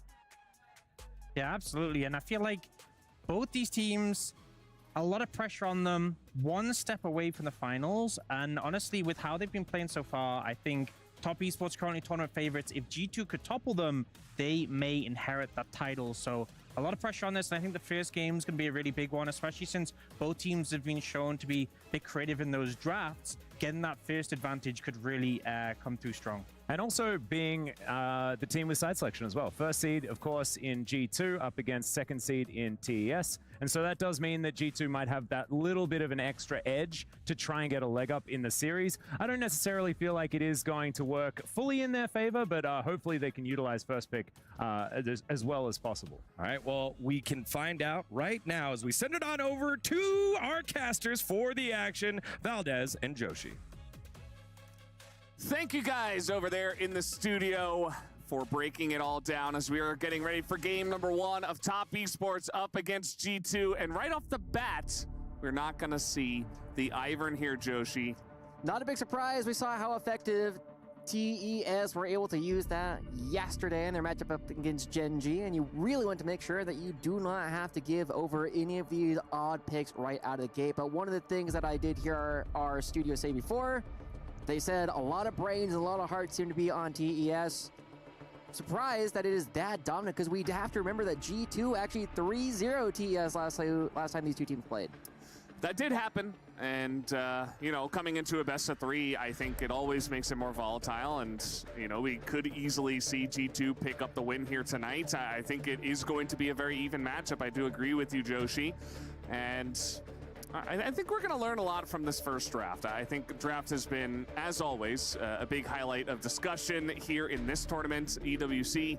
And let's see what this first pick will be. It looks like the Tristana is open, so that will be the choice. Makes a lot of sense. Corki is still available, but Caps is one of the mid laners who has played a large variety of different champions here in the mid lane. One of the things that I am noticing quite a bit is that Red Side actually has won a lot more games here at this event than it has in previous ones, simply because we've been seeing so many cool counter picks. With getting that one game oftentimes in a best of 3, you can completely turn things on its head. And I'm expecting this first half of the draft to be relatively normal. I'm looking at things like the Leona, the Nautilus still coming out here, potentially even a jungler as well, to make sure that G2 has a solid core to start with. Well, we're going to see Anivia and Nunu, so trying to bring the Frost in, and it will be Sejuani for the third hover and pick for their side.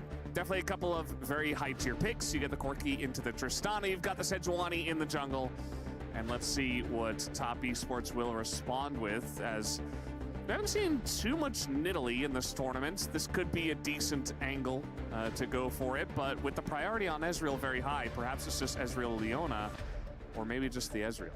And also the Zyra currently being hovered. The Ezreal makes a lot of sense. It is a very strong champion. We have seen it be used in the AD carry all the time, but it is going to be a Leona as well. A very strong core already built up for Top Esports. They have a lot of range. They have a very strong ability to play later on. The Braum has been the primary counter pick that we have been seeing to the Leona. Both teams really ready to roll. The big thing that I'm going to be looking at for G2 is how much more Freljord can they actually pick up for themselves. We have seen that this has been such a strong combination, especially with the Ashe so far this tournament, simply because of how easy it is to lock down single targets. Yeah, absolutely. I think Ashe has to be the first ban. If it's not the first ban, it's the second ban for Top Esports. As we are going to see the Renekton taken down, and definitely is one of those big picks for 369 up in the top side. So they want to open up the potential to go ahead and pick something that's a bit tankier up there without the fear of getting countered, as the Ashe is going to be the first ban in this second phase. Not a big surprise there. It is a big question because Vars has performed a very similar role. Kalista has largely fallen off from this meta, especially because of the changes to opportunity on this most recent patch. However, there are going to be a lot of options still available for Hans Summit. The Draven that he has been famous for so long is still available, and Top Esports can only ban one of them, and in fact, they choose to go with the Caitlyn, so there are still some very powerful priority picks here for Hans Summit. Yeah, there definitely are. You saw Dylan talking a lot there in the back as Draven being hovered here, perhaps trying to get a bit more aggressive in this lane. As, you know, if you can start it off in near terms, Draven Braum does do a lot, but it will be the Sivir, just Sivir Braum straight up. I mean, we have been seeing this come through as the lane swaps are powerful, with Ezreal just kind of winning every bottom lane, kind of no matter what. It does make a lot of sense to have the option to have a scaling pick. However, as we saw in that last game from T1, it did take a long time for the Sivir to come online. There are going to be several power spikes coming in well before that, with the Zyra coming in as well for Tian. We did see that this was the one game that Top Esports really struggled with, where Tian never got off the ground on the Zyra pick, and G2 is going to have to look to do something similar. Yeah, I mean, the Cassante feels pretty safe here, regardless of what Broken Blade does want to play, especially with the Renekton taken off the board. Skarner nowadays doesn't feel great, never really did into the Cassante, so let's see what we are going to see in the top side for Broken Blade. It's not going to be, well, it's just going to be Xin Zhao or the Sejuani. They've got a choice here. Let's see what they do land on. It's been a long time since I've seen a Xin Zhao in a solo lane, gotta admit that one, but it does make a lot of sense that the Sejuani could be going towards the top side. You now have this very powerful bridge coming out from Yike in the jungle in order to put a little bit of pressure on Tian, and also to make sure you have some of this skirmishing power early on in the game to get Caps and Hansama to the points that they need to be at. Ultimately, though, I gotta say, I like the top esports draft quite a bit better in this one. It feels as though they have a diverse damage profile, whereas on the other side, 369, you can build out Randuins and never die. Yeah, it feels like, you know, if 369 gets through the laning phase very well, you've already got just this incredibly strong mid game for the side of top esports. The Ezreal Leona and the Tristana, I feel like, are all going to spike before the stuff we see on the side of G2. So G2, if they get ahead, yes, definitely can do some damage in this one, but I do fear for them if they fall behind, because top esports could easily run away with the game with this draft. One of the things we do know about both these teams, though, is they are not shy of fighting relatively early on, and sometimes it doesn't matter if you have a good or bad mid and late game if you just win early on, and that is something that I'm going to be looking for from G2. You definitely need to be trying to get this lane swap going off early on, because you do not want to challenge that 2v2 in the bot lane. Yeah, you would assume that would be the first step. You know, Team Liquid was able to have a lot of success in the early games up against T1 in our first series that we did have here at Esports World Cup for the games today in the semifinals. So let's see what the second semifinal is going to look like here between Top Esports and G2, as we are just about ready to hop onto the Rift here for game number 1. As we start to load in, I gotta say, Valdez, I love these shots that we're always getting at the beginning of all of these games. You have so much freedom to just see the entire map, and just the artistry that we always see in League of Legends never ceases to impress. But as we jump into this one as well, I'm going to be looking quite a bit at how Yike is going to be pathing early on in the game. He can work with Sejuani. These two champions synergize very well together. However, you have to be very careful what targets you're actually going to be going for. You can go into the Cassante, but he can block a lot of that crowd control, whereas the other side, it's still an Ezreal where you're going to have to be trying to jump on top of. And, you know, Ezreal is well known for being hard to get onto. Yeah, it definitely is. I feel like, you know, if they were going to go for that more aggressive lane with the Draven Braum, I actually might have liked it a bit more, just really doubling down on the laning phase, trying to get some big wins early on. But as you mentioned, you know, Ezreal in its current form just feels so powerful that, yeah, he just kind of wins. He just kind of wins all the lanes. It kind of feels like the bot lane equivalent of Tristana right now, where it's like, okay, you got Tristana. You're going to win the mid lane. Like, that's going to happen 9 times out of 10. As we are looking at this, though, it does not look like G2 is going to be obviously opting into those lane swaps that I was really expecting to see in this one. Instead, they are going to be sending Hansama and Nikki down towards the bottom side as well. So they are going to have to be very careful in this early game. You do have some tools to clear out the wave, but the wave clear from Sivir takes a little while to come online. You don't just get to press W at level 1 and clear the wave. You can get some push, but this is also a lane where you need to be very careful because you only have 1 spell shield. It turns out Leona has 2 crowd control. Yeah, it can be pretty rough, and you got to be careful about timing that correctly to actually avoid the stun. As, speaking of which, very early on, Mako, level 1, putting on the pressure here. And, you know, in fact, the Ezreal Leona lane should be winning at level 1, so I do like that they are getting aggressive and trying to put on some pressure and chip away at the health bars of the G2 bottom lane already. Yeah, going right back on in, and we're seeing just going in for these very quick trades. That's the mark of how you actually win this bottom lane, because the longer the trade actually goes, the more the Braum passive really starts to kick in. You don't want to be taking those stuns, and already with the level 2 advantage, they're going to be able to crash this wave relatively early on, and that means that as the wave will bounce back towards top esports side of the map, it's going to be really difficult for Yike to do anything. Pretty nice cue there from Hansama, actually getting the forward and the backward pushes of that one.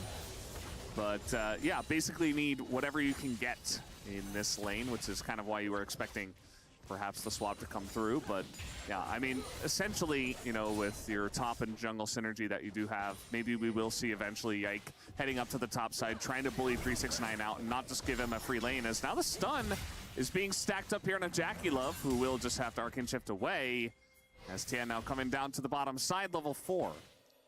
Not a big surprise that he's here so much faster than Yike, but the question is, what is Yike going to do as the Zyra does step on as the blade goes out? Yeah, the door will be held here, as Arud could get some big value as the cleanse has to come out, and Hansama has to flash as well. Jackie Love nearly going down himself, but really trying to exert 10 out of 10 pressure down here in the bottom lane. Lots of pressure coming out, lots of summoner spells invested as well, and Yike just farming up, maintains equality.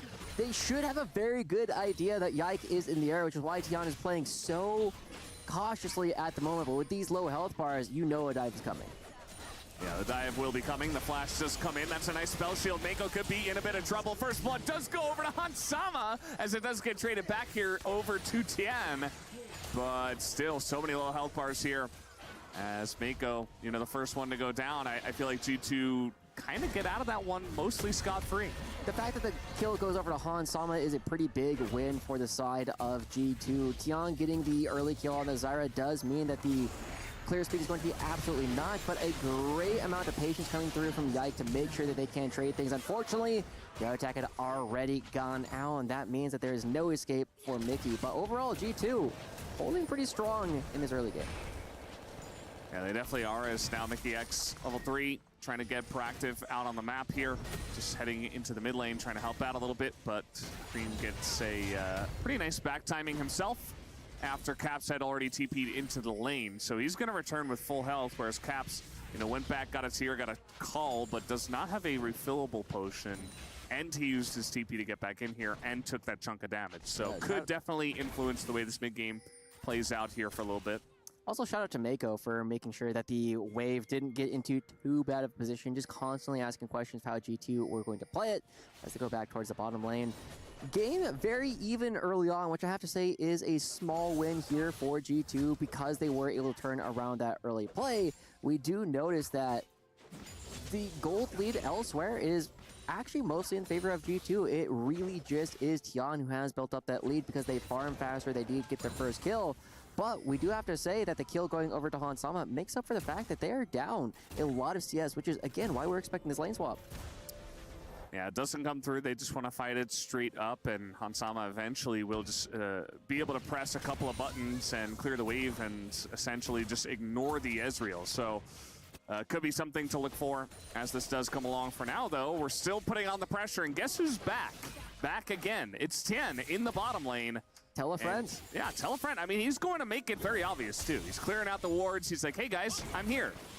And G2 will have to respect this. They do back away. Nice dodge here on the root. Still a lot of damage being done to the Braum as he gets stunned straight up. And, you know, doesn't get a kill, but it's still a very effective gank. Shout out to the way that Top Esports is playing around every single one of these waves. Just going down there as Tiana and giving Jaculev and Mako so much pressure on the map means that Mickey X has to back away, and you're going to be giving over those plays. You don't necessarily need to be getting these kills, but we're also seeing some of the ramifications of the later back coming through from Cream. Still has both of those refillable potion slots, and Caps completely out of mana despite the early tier. Top Esports doesn't look like they're done paying attention to the bot lane.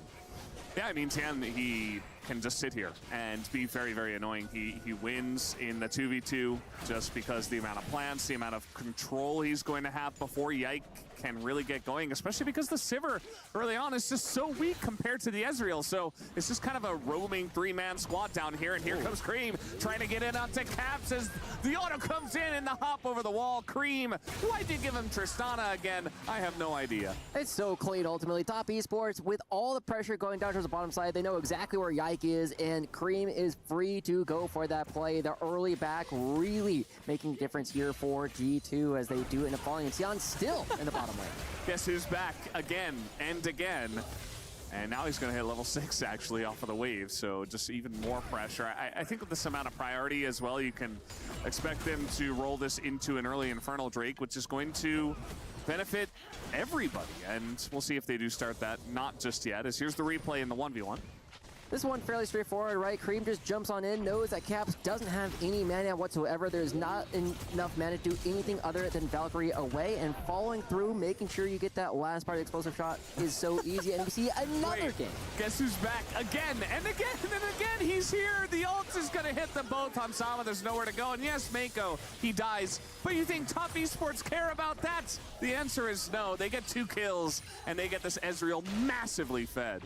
This is ridiculous coming out from Top Esports. This is looking like a different game ultimately, where it's just going for a tri-lane with the amount of time that Tian is spending down here, and G2 not prepared for it whatsoever. Yike has to go farming on the other side of the map, and this is just clinical. You're able to get so much damage down. You start everything with the ultimate from Tian, and what do? You don't have the summoner spells. You do not have the mobility to get out of that ultimate. There's just nowhere for them to go. They have no control on the bottom side of the map. They can't clear the waves. The Xin Zhao cannot match.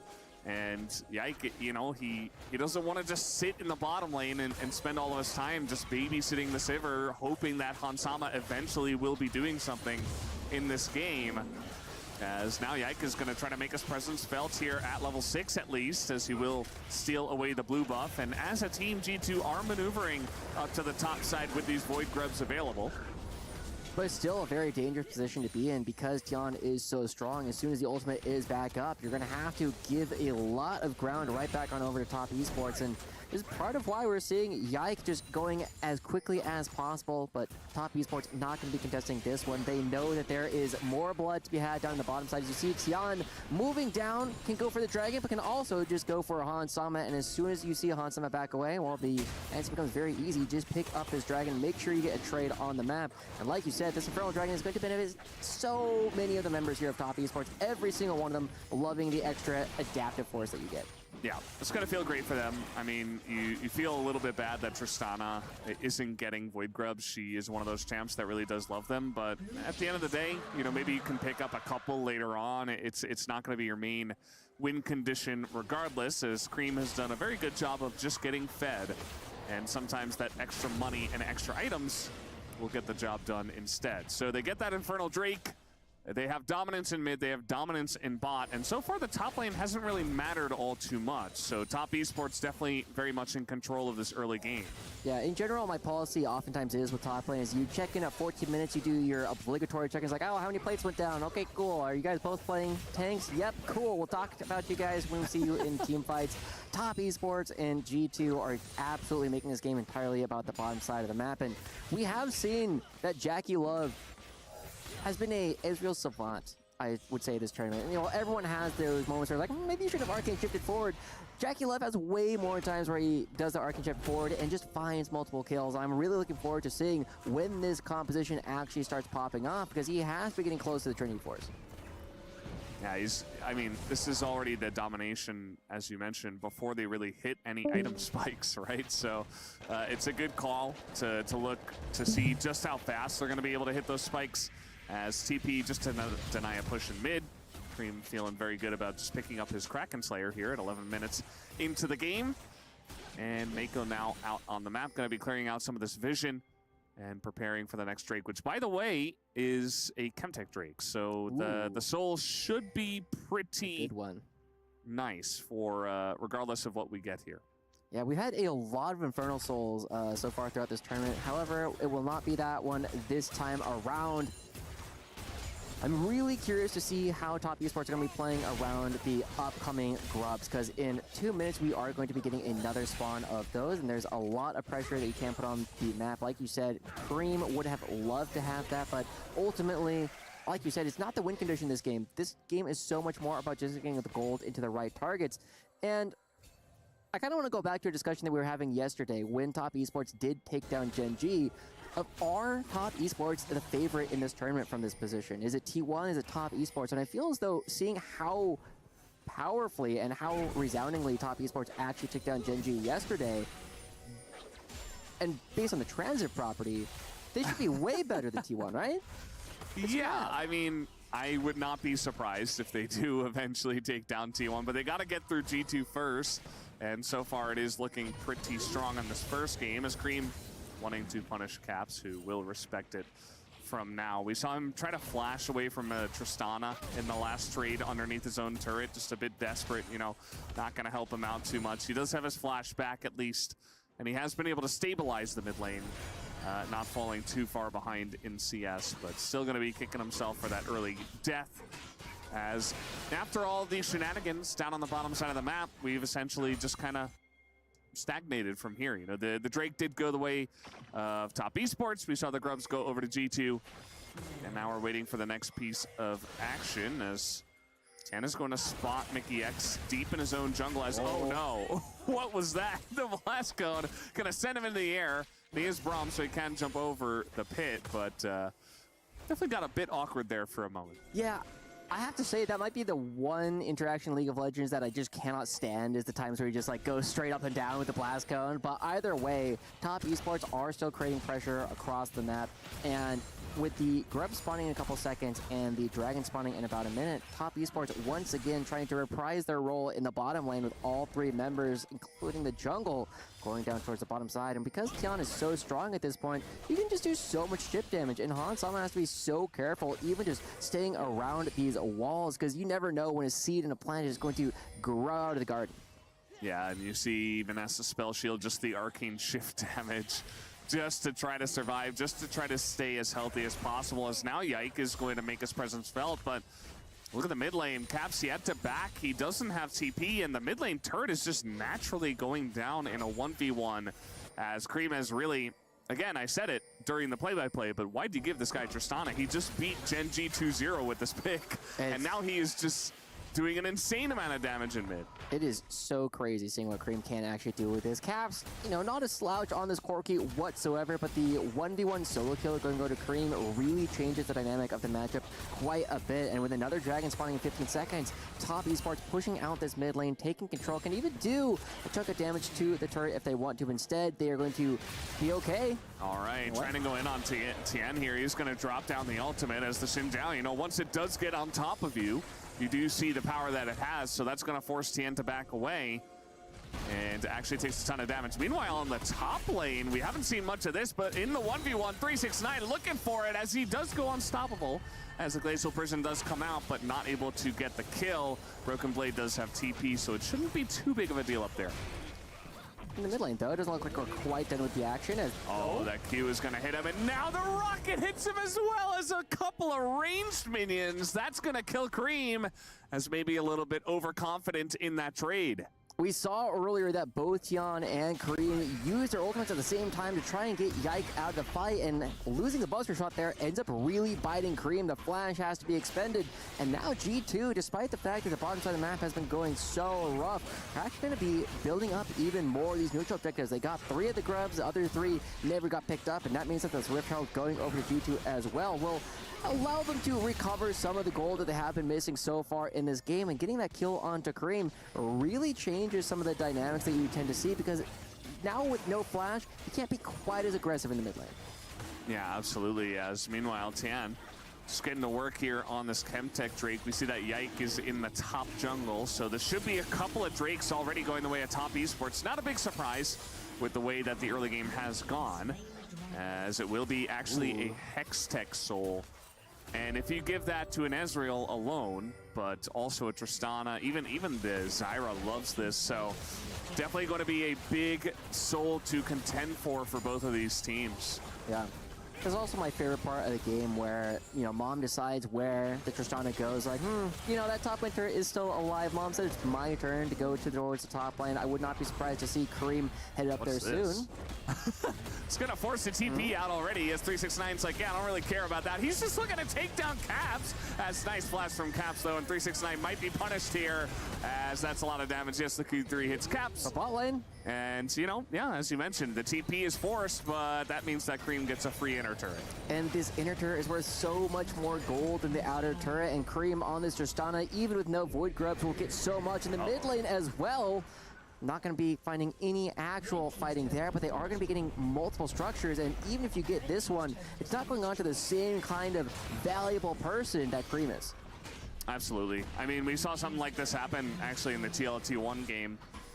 Game number 3, I believe, where TL were able to get a very nice macro lead here in the mid game with a very similar play, like what we saw at top esports here. But yeah, the teleport is going to come out, and all of a sudden, they might be able to get a bit more off of this, as, yeah, he just tries to crescent guard his way out of this one, but Yike will be taken down. Even a thumbs up as well, as the Rift Herald is still pushing and will eventually go down. So not only do they get the outer mid and the inner bot, but they also get a kill in top lane. And they're also in a perfect position on the map now to try and play for the topside turret. But we'll take another look at this last play. This is 369 getting very aggressive and not respecting the ability of G2 to go for a teleport. I was very surprised to actually see the all-out go into the lane instead of trying to get it over the wall, because if you had a little bit more time with no Broken Blade, maybe you end up picking up instead. It's a very easy kill. However, G2 get baited later. Uh-oh.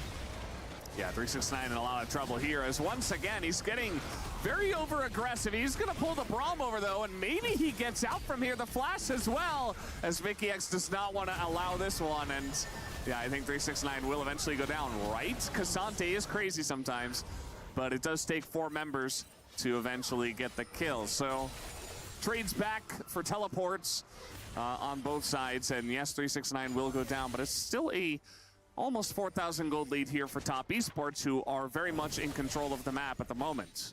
And it's also important to remember that we got to see how long it took them to take down 369 in a 4v1. Remember, he doesn't even have the Randuin's done yet, and there is not a diverse damage profile coming out from G2 whatsoever. So this Cassante is going to get harder and harder to take down. Even though he's currently rolling a 3, just by the nature of his champion in this draft, we're going to get at least a 6 on the 369 scale. Yeah, I mean, eventually he will just stand there and he's like rolling 6s. Even if he's not pressing his buttons, he's like, yeah, I built the right items. So yeah. What do you do? Feels very good, absolutely. And we'll take a look at the replay once again, just on the top side. 369 caught a bit deep in the top lane. Yeah. We get to see the TFT Glacial set really coming out big for a little while, as it takes him forever to move. Honestly, impressive how far he was able to move on this map at all, but G2 just make sure there's no real opportunity, and this time Top Esports not in a position to actually go for a play anywhere else. Looks like they tried to make something happen onto Yike, but very difficult to do that in the mid lane, knowing how close the rest of G2 are. But we have about a minute left until the next dragon comes up, and we have to identify that Top Esports are so hard to dislodge once they've actually set up in an area. Yeah, it is kind of insane what you can get going with just Zyra, but also you've got this really thick front line with the Leona and the Cassante that's really difficult to break through, and they can maneuver themselves very well. They can, you know, push onto you very easily as Cream. We talked about this. Yep. He doesn't need Void Grubs, just hit the turret. Yeah, another inner turret. It's 2 kills, but this time it's divided between 369 and Cream. Still 2 great players to give it towards, and so much pressure coming out in the middle of the map at the same time. We're going to be seeing another turret take a lot of damage. 369 threatens to dive. So the turrets are just falling for free here. I mean, 369 just exerting his presence behind the turret, and that means that G2 have to back away, especially because Caps is in the bottom lane, and yes, he'll get that turret for himself, but an inner mid turret at 20 minutes into the game is very quick for a game that's, you know, still relatively close. So it feels like Top Esports, they've identified, hey, we have this lead, let's use it to just get more money as soon as we possibly can.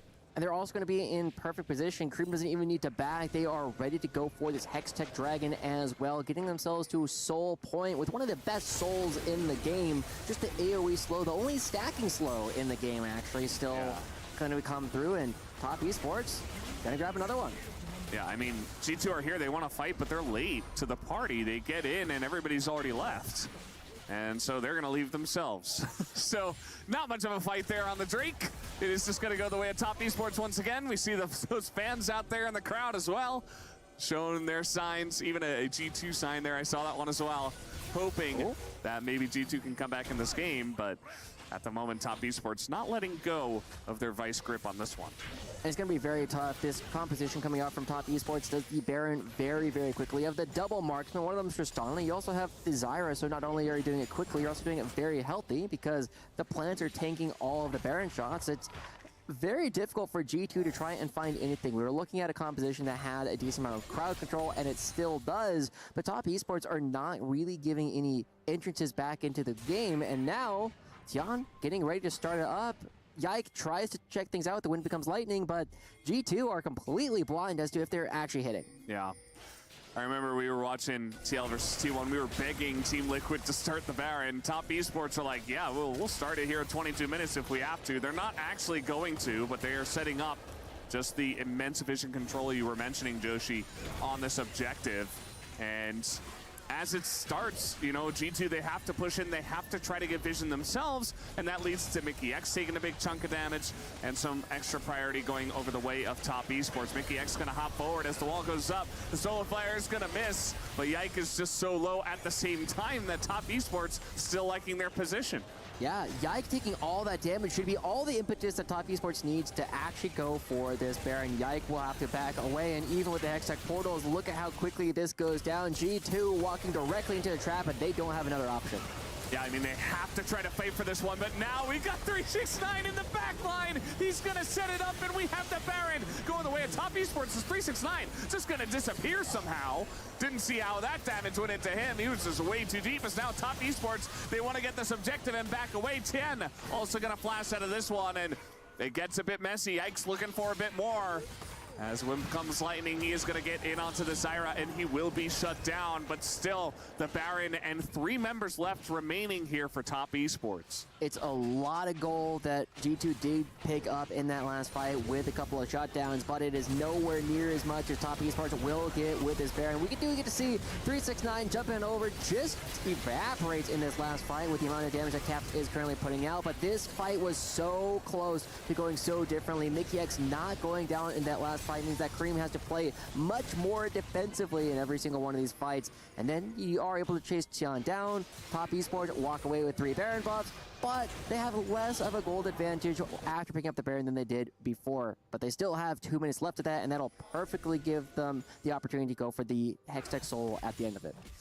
Yeah, the timing of everything is, very clean from the side of Top Esports. It does feel like they're playing this game like it's chess. They're not taking their lead and trying to throw it in their opponent's faces. They're saying, no, let's try to really play this map. Let's try to really play smart around all of these objectives, and they've done a great job with that. If you look at the scoreline, G2 have more kills, but it's still Top Esports that are in the lead in terms of turrets, in terms of map control, in terms of objectives taken, gold, obviously, dragons.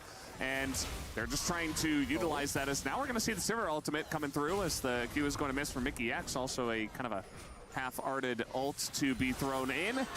And, well, not able to get much going there is G2, but they really want to get a fight here before this Drake starts. Look at Cream. He's just in the top side. His Broken Blade also going to miss his ult, and now they're losing an inhibitor turret. That is brutal, and they're not even done. Top Esports just doing whatever they can to make sure that G2 are still here. Cream still wailing away on the inhibitor. Caps will get there to try and do something, but I think Cream wins that 1v1. It's just insane. How many turrets Cream has taken down by himself as now we have the TP coming in. The rocket jump to try to get away as Cream is totally fine. He hops away again. And here we got a Cassante in the backline, and that is never a good sign for the enemy team as Cream is being isolated by G2. They finally take down that pesky Yordle that is Tristana. But I have a feeling they're not going to be taking out this game as, oh God, that was a huge one. And now we got 369 just chasing him down. Not much of a chance for Hansama to get out of this one. He's got a blast cone and a dream. Oh, wow. That is just so troll. And he's going to get away for now as 369 is still chasing him. But, yeah, Baron buff is also going to expire. Top Esports having a bit of fun as they're taking down a lot of objectives in this one as finally... No? Okay, never mind. Wow. Just kidding. He actually got out of that. I mean, congrats to Hansama on living. He does have 2.5 items to his name, but while all that chasing was happening, Jackie Love was also taking the mid lane inhibitor turret, getting even more pressure there. And so Top Esports will reward themselves after all is said and done with the Hextech Soul Yike on the right side of the map, but nowhere near close enough, and that is going to be an overwhelming advantage. 8,000 gold and the Hextech Soul already in the possession here for Top Esports at 27 minutes into the game. A very fast Soul, a very fast-paced game coming through, and really just seeing all the Tristanas throughout this tournament, having so much free time in the side lanes. You have to look at the fact it's a 2,500 gold lead for Cream, but he only has a single kill. 1 kill. He's playing PvE. Doesn't care. Just hitting turrets, getting Baron buffs, just not even looking at his opponents. And he is going to enjoy a very big lead because of that. And now with this Hextech Soul, you would imagine that Top Esports, even without the Baron, can begin to threaten more of this base if they would like to. I don't even think they need to play this one slowly. And to be honest, Top Esports haven't shown that they like playing the game slowly at all. So here they come, barreling down the bottom lane. The good news, at least for G2, is they do have a lot of wave clear between the Corgi and the Sivir, so they can stall things out rather effectively as long as Top Esports does not have the Baron, and we are seeing a little bit of that every time Hansama steps up to the wave. Does take a chunk out of Jackie Love, and this wave, all right, they're going to try to get down on a Mako, and they do a great job of that. Nicely done by G2. Meanwhile, Cream is just in mid, and he's going to get another free objective here, another free building as down goes Yike. almost just frustrated, throwing himself into top esports as he does get kidnapped by the Cassante. And that is it's going to be pretty huge by the end of this one. It is a trade 1-for-1, but it's only the support of top esports that goes down, and top esports will not stop there. They have this massive Ezreal who is just chunking people down as finally Cream decides, okay, I'm gonna try to kill some enemy champions, might as well, as he is gonna Guma Stomp on everyone on the side of G2. And this game number 1 is over very heavily in favor of top esports as they take down the Nexus. This was one of the most clinical games of League of Legends we have seen at the Esports World Cup, and top esports were in control of that game from beginning to end. The tri-line down in the bottom lane as Tian just never let Han Sama do anything. Really showcases why the lane swap meta is so powerful. You can avoid getting yourselves in these very dangerous situations. Just really insane understanding showcased here by top esports to take down game number 1 in the semifinals of EWC. We're going to take a break and come back with game number 2.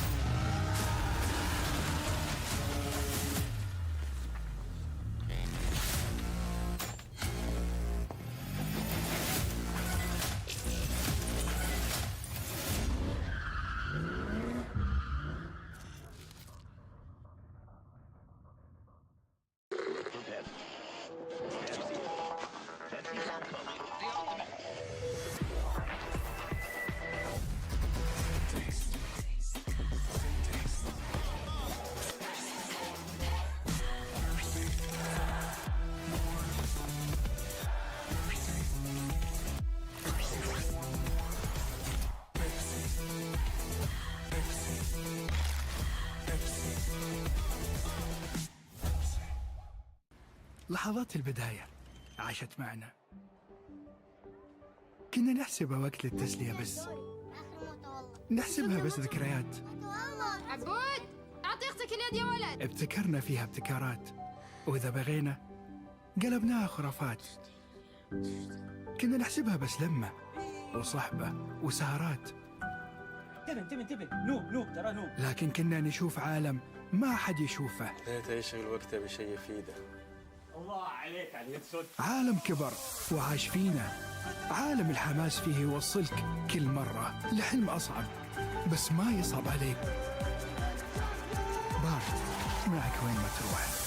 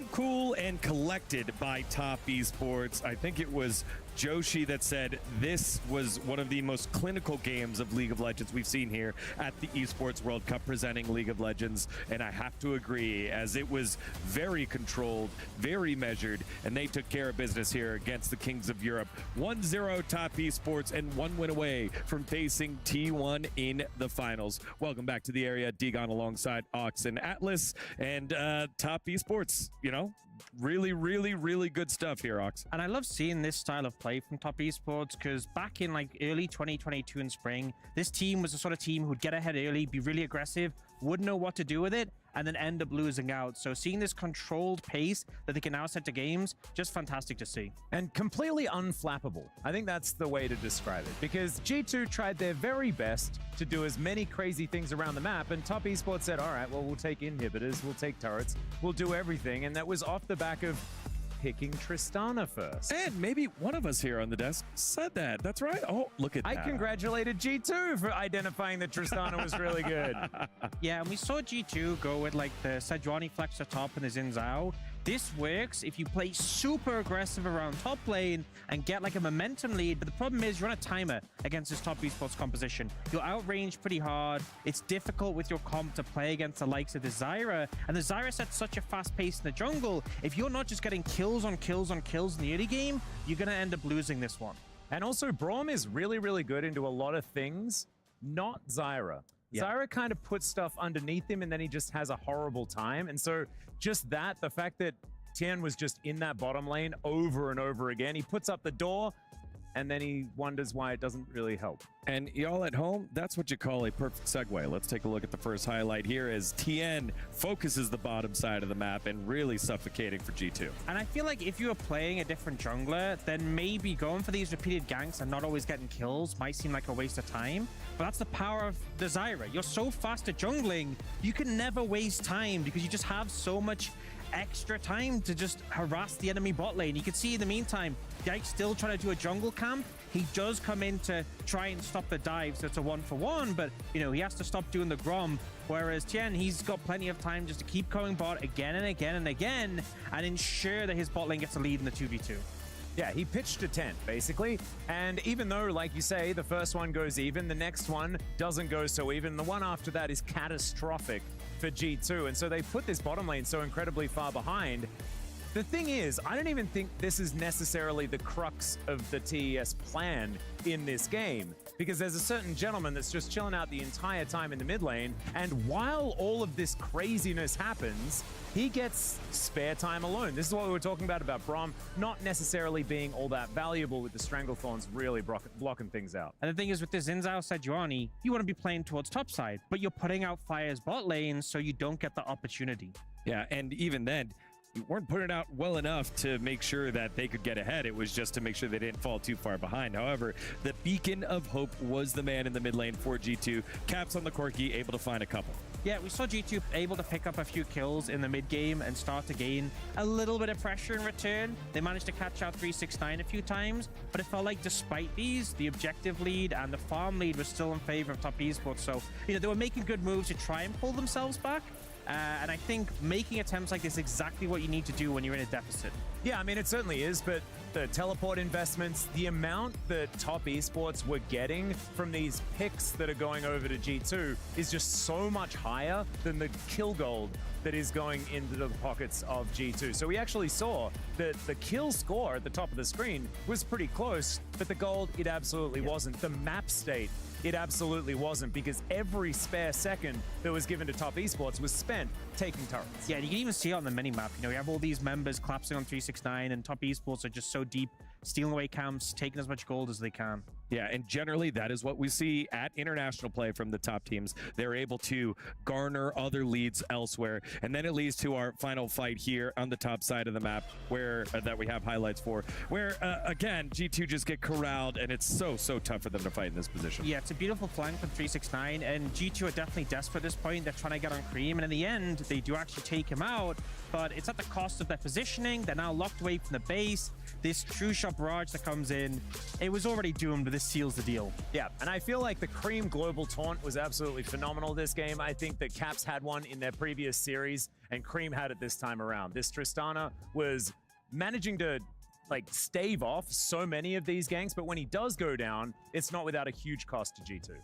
They did take the Sejuani, which we said was an important one, but the Tristana is going to be a huge focus here in the rest of the series. Now, of course, Esports World Cup is for League of Legends is part of the Esports World Club Championship, and we have our first champions here of the inaugural Esports World Cup. It is Team Falcons for Warzone, getting the opportunity to put their outer frame in the history books, into the totem for 2024. Congratulations, Team Falcons, over for Warzone for doing it, as we over here at League of Legends looking to do the same thing and take a step closer here. Atlas, final thoughts? Yeah, 3 teams still in the running to put their frame up there as well, right next to the Falcons. We'll see who it's going to be after out of the 3 teams that we have left.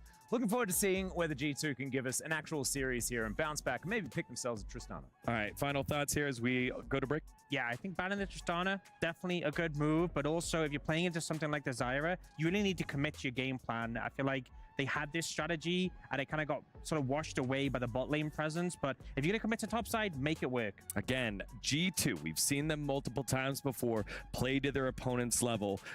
And yes, yesterday to FlyQuest, they started slow and ramped on up. Here, Top Esports, a very, very dominant win. Will G2 be able to bounce back here against Top Esports, or will it be the LPL versus the LCK in the first ever Esports World Cup League of Legends, presenting League of Legends finals? We'll find out after this short break.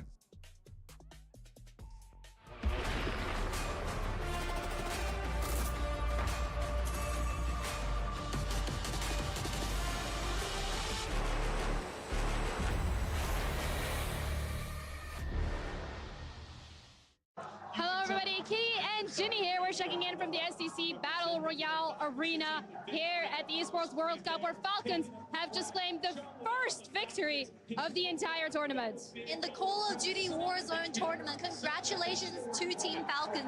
The fans are absolutely electric and they are screaming their lungs out. And the most important thing is they will now be able to insert their key in the totem of the Esports World Cup, solidifying themselves in all of history, not only as the first Warzone winners, but also the first ever winners of any title of the Esports World Cup.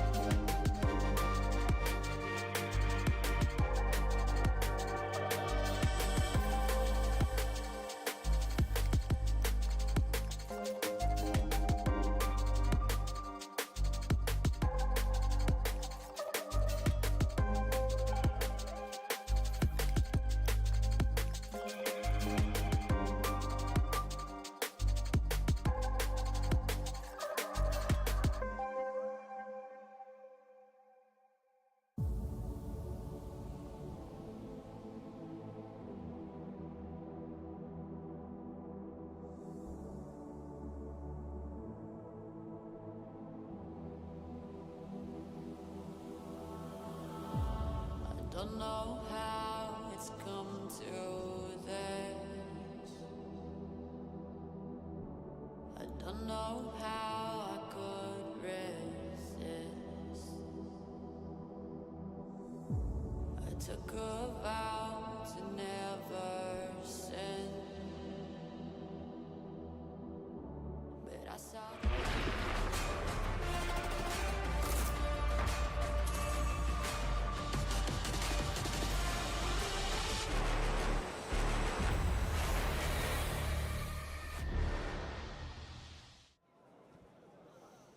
Hello and welcome back, everybody watching at home and at the Gadia Arena. We got a lot of top esports fans here, and all these signs that all the fans brought in. Let's get these ones over here. I don't even know what's going on some of these, but the passion shows from everybody here cheering on top as they took game one. Top esports fans, how are we feeling? It's just a sea of them up there. It's ridiculous. Now, G2 fans, I know you've been making noise, but I'm gonna need to hear some from you, okay? Let's get a chant for G2! I'm just gonna say, I think there might be a few more top esports fans in the audience. What do we think? Top esports? All right. That's it from us here at the Gadia Arena. Let's see what happens in game number 2. We're gonna throw it back over to the casters. Thank you, Kangas, for that, as we are getting ready for game number 2 between Top Esports and G2 Esports. We'll see who is going to take it down. Will G2 be able to come back, or will we see Top Esports easily close this one out in the 2-0? Josie, what do you think? Honestly, with how dominant that win looked from Top Esports, I'm going to have to say Top Esports, the heart and the brains that we were hearing about from the studio are really starting to shine through at this point. However, we also saw Team Liquid have a very dominant win over T1 in their first game of the series. And now, this is G2. They are going to have their first game on the blue side in this series. And we'll have to see what the adaptations are. It is so important how they choose to play around the Tristana. You know, I think the best way to play around it is to just ban it away, or you got to first pick it here on the side of G2. And we'll see if Top Esports gives credit to that and bans it away themselves. It is going to be the Lucian first ban from them. See the Zyra first ban, as they said, well, that's just too fast at clearing the jungle, and we could not keep up with it. That's not the type of game that we want to play, say G2.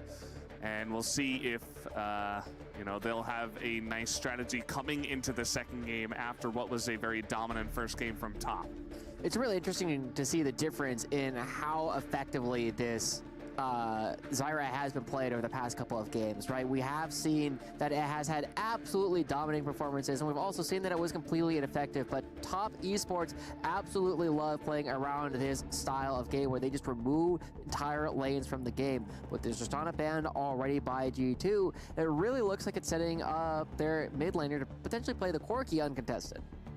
Yeah, seems like Top Esports are going to say that, or see that rather, and say, no, we are not going to allow you to play the Corki. So no Tristana, no Corki, but this does leave Rumble available. And to be honest, Rumble, I feel like, is #1 on the chopping block when it does come down to picks in this meta, right? And generally it does get banned away pretty early on the red side, but they're just going to give it over to the side of G2, and G2 will not escape that opportunity to take it, and they will immediately first pick it.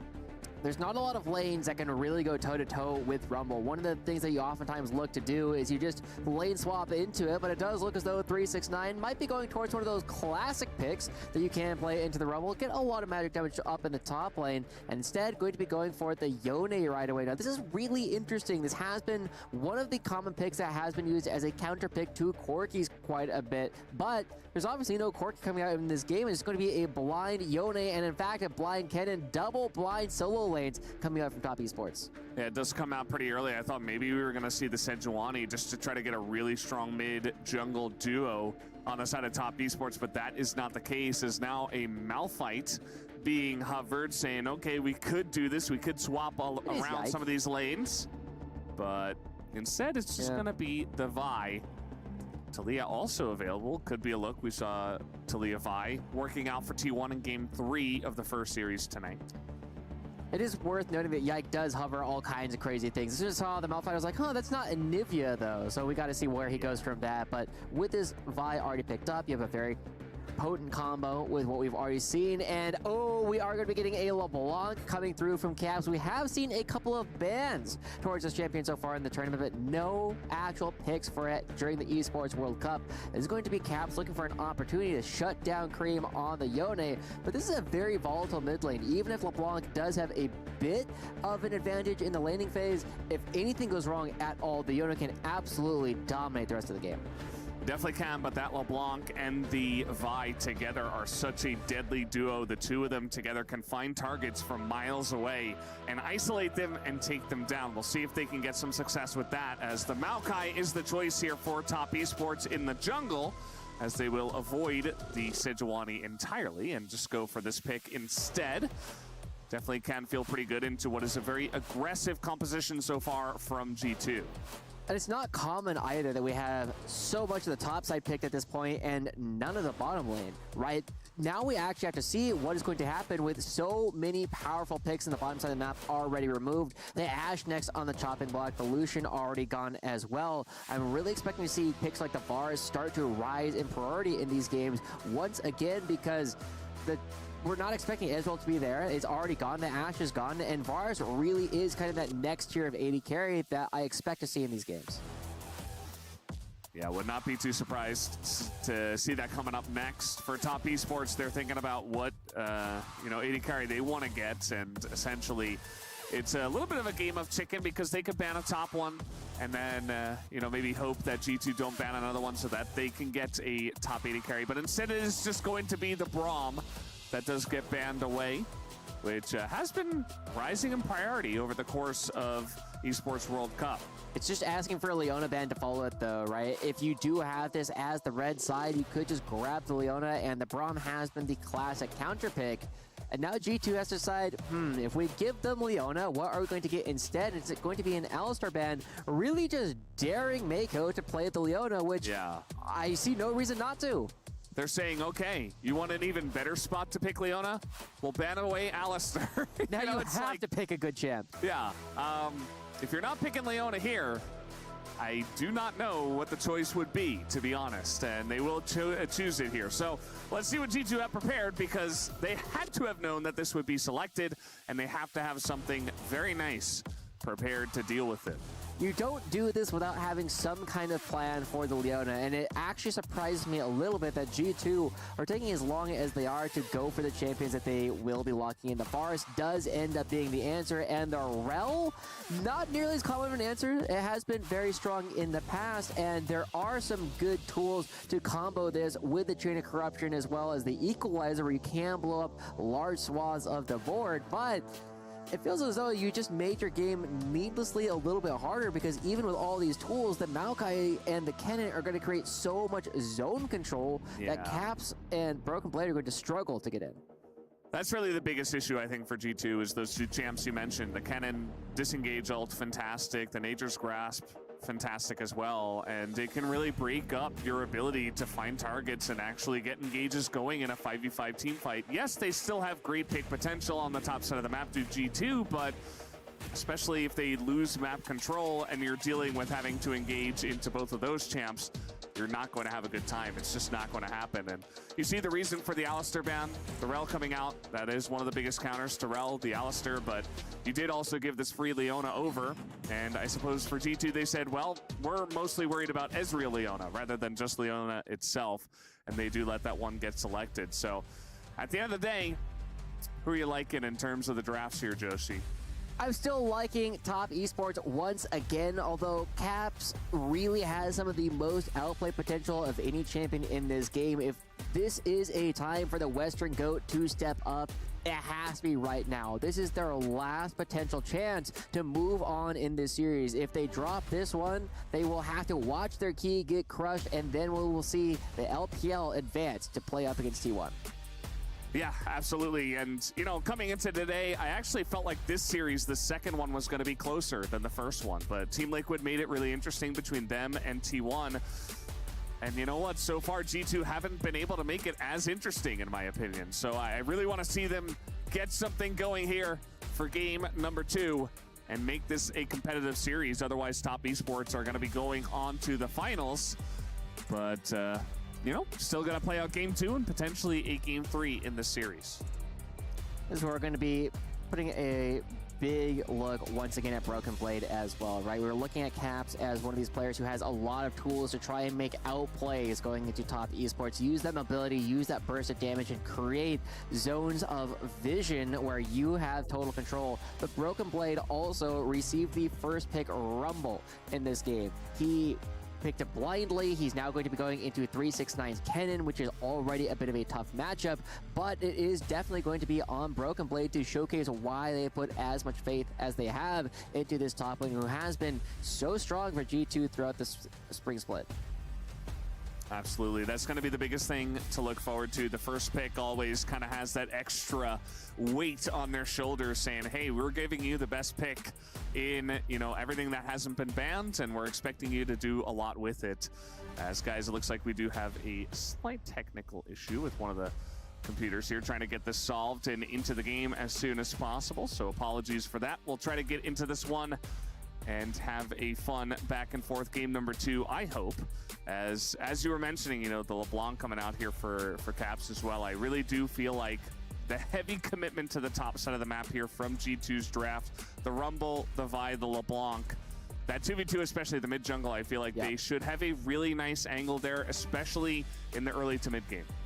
I also think it's kind of funny that we are getting the LeBlanc and the Yone. I saw a tweet earlier today where people were looking at some very high elo solo queue players who are like, Cork Estrana, and then LeBlanc and Yone were about the only 2 champions after that you're seeing anyone play at the top of the solo queue ladder. And this is going to be a perfect example of seeing what happens if those 2 other champions were to disappear. It does look as though Han Sama seems to be the player who is having some issue in getting into the game, but it does create a much more volatile game than the ones that we've seen before. Corki and Tristana just kind of neutralize each other in a lot of ways, and even though, yes, Cream was getting the better of the matchup last time around, normally both of them just farm very heavily as we get into game.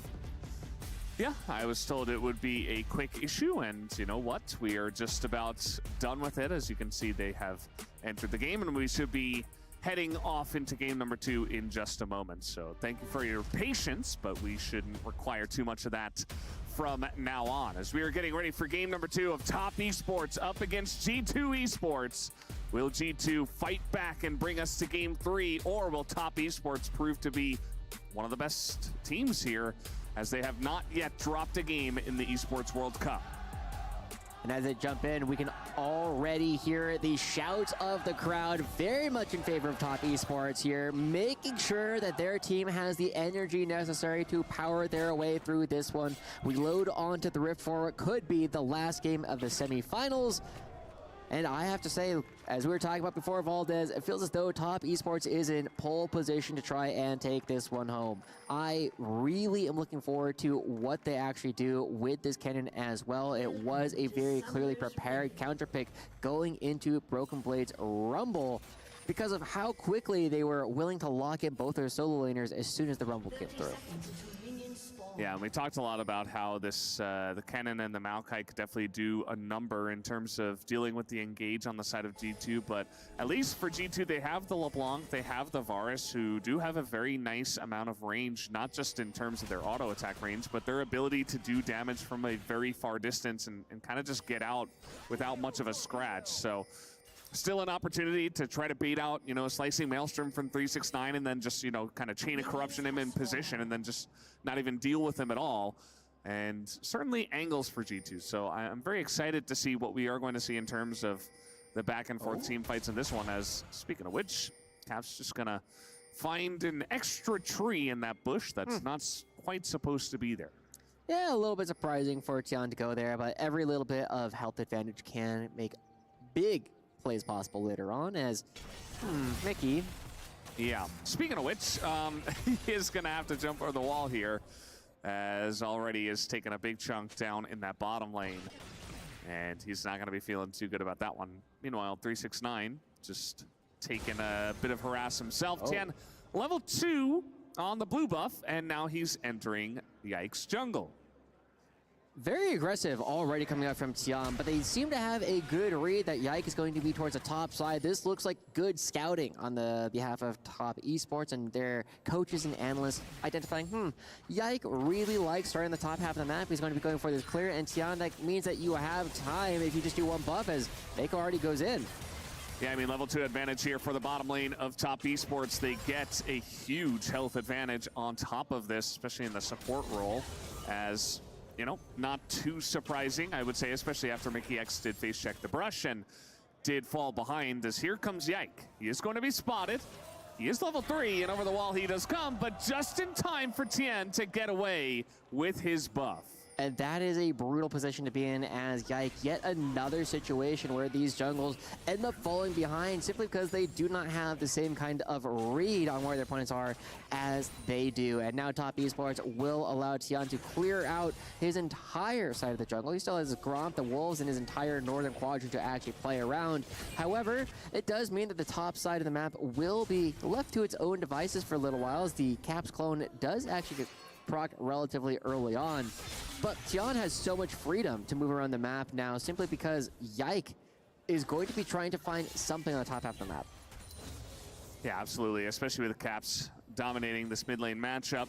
He is going to get on in there. We'll see just how aggressive he wants to get. He's going to start on the Raptors and knows that he will not be affected here for just a moment. Tian is about to figure this out, as we just saw Yike find out about his own red buff. They will spot each other here in the jungle, and that is going to be Yike only taking the Raptor, so he will not be able to get the red buff, and Mako has already roamed up here to mid alongside a Mickey X who's following him up, so a lot of follow roams here from both sides. It just is an entire party from everyone on both sides trying to rectify some of the issues that we saw previously. Yike is fully on a ward, so should not be able to pick up this red buff at all, as Tian does smite that one away, but could potentially go for something a little bit more aggressive, as looking to potentially hop the wall into the Krugs, does not in fact get spotted, as we just see these very small skirmishes across the board.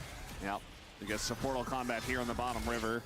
That's really going to go the way of Mako, and Cream, meanwhile, is going to get that knock up in mid and start to slowly but surely find a way back here in this matchup. Early on, that should go the way of LeBlanc, and Caps is doing a great job of exerting that pressure in the mid lane, as you would expect.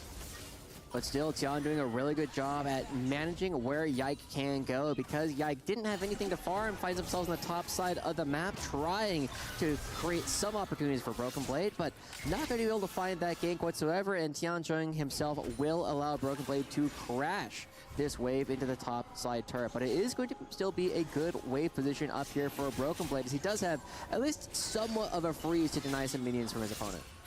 Yeah.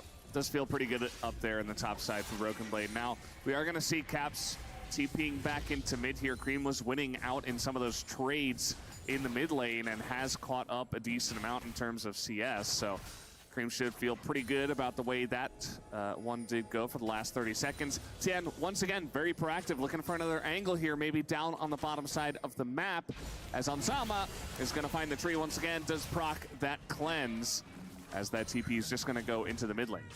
A really good cleanse coming out from Hansama, very timely. Does mean that nothing further comes of that, but Tian is going to be a little bit ahead. One of the downsides of actually going for this early on invade is that none of your camps are cycled. As Cream going aggressive, and Tian is around. Caps, yeah, he's going to lose that distortion as well, but Tian not going to dive LeBlanc. Definitely kind of a fool's errand if you did want to try to go for that one, especially at level 6. But still very much on a knife's edge here. Feels like the trades are very close in a lot of these lanes, and you know, once we hit that tipping point, once someone gets that first kill, they could easily run away with this one.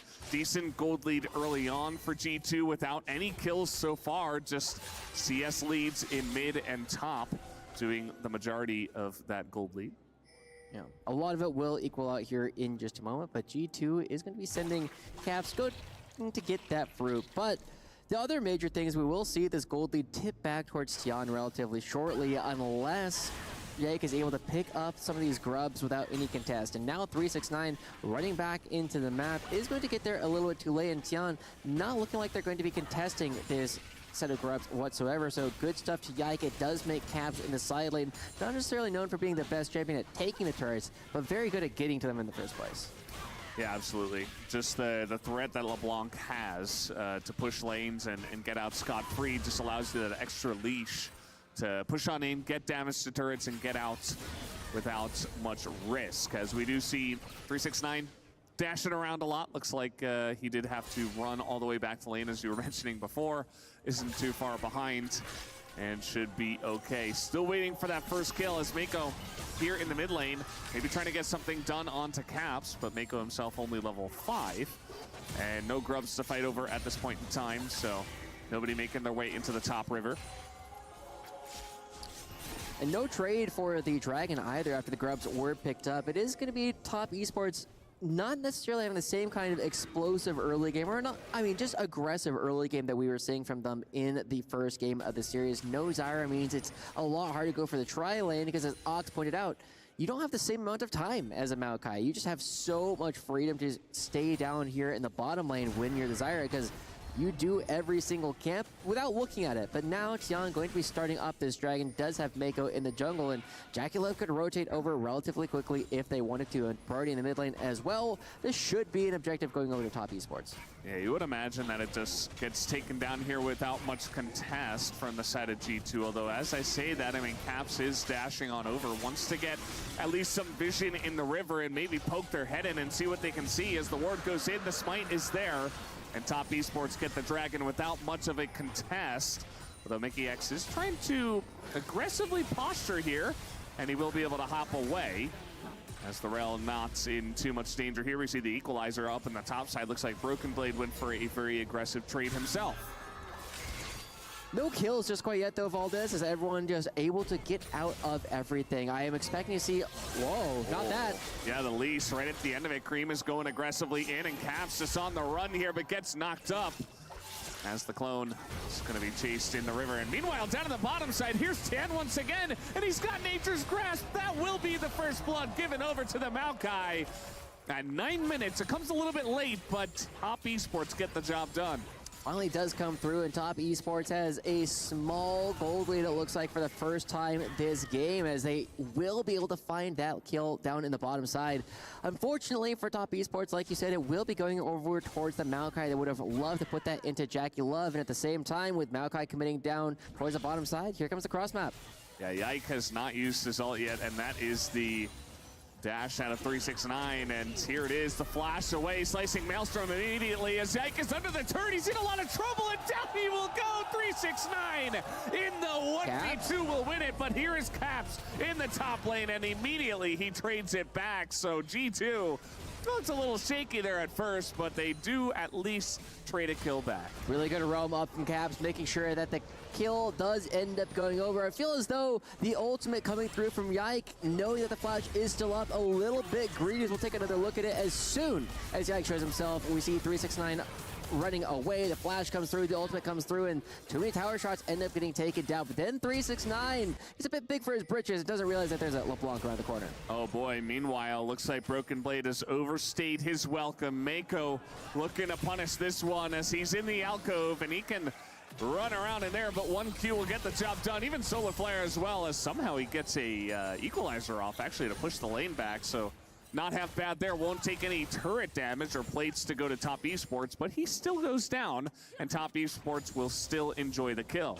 We're always going to look at where the cross map comes in from there, but it doesn't look as though G2 are ready anywhere on the map to make a play happen. Yike does not have the ultimate available just quite yet, but they could potentially still look for a dive on the bottom side as Mako leaves some pressure mid.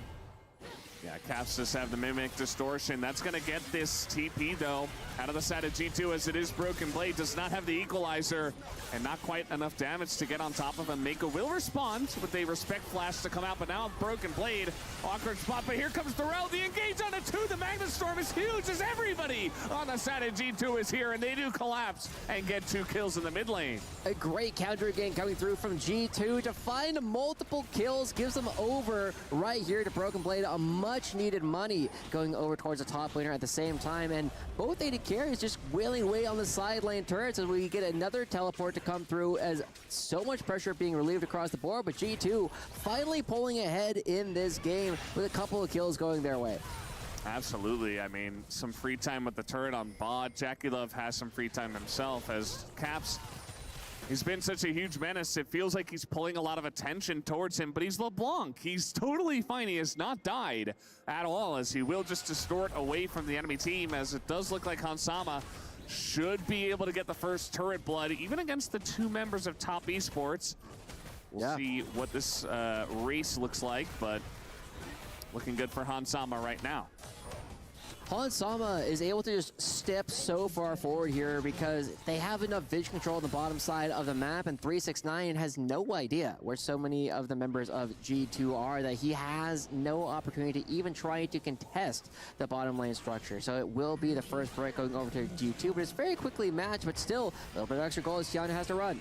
Yeah, he has to get away from this one, as a Q could come down from Mickey X, and Tien just has to go back in. He knows he's going down here without much recourse, although here comes Cream. He's going to line up two, and now the re-engage from the side of Top Esports. A lot of low health bars, but they can't quite get a kill. Finally, JackeyLove will get one, but he has to flash away. Mickey X, the second to eventually fall, as they're diving JackeyLove in the top lane, and they will take him down. But Cream is such a huge menace on this Yone.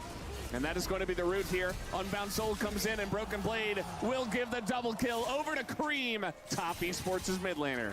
Both of these mid laners are everywhere in so many of these fights, but Cream coming out a little bit ahead when all is said and done, probably because 369 on the far side also getting even more money. But Cream just finding so many of these small opportunities, another ultimate in that one to just keep his teammates alive for a little bit longer. However, another dragon is spawning, and it looks as though G2 looking to create pressure here and push 369 away from this side of the map.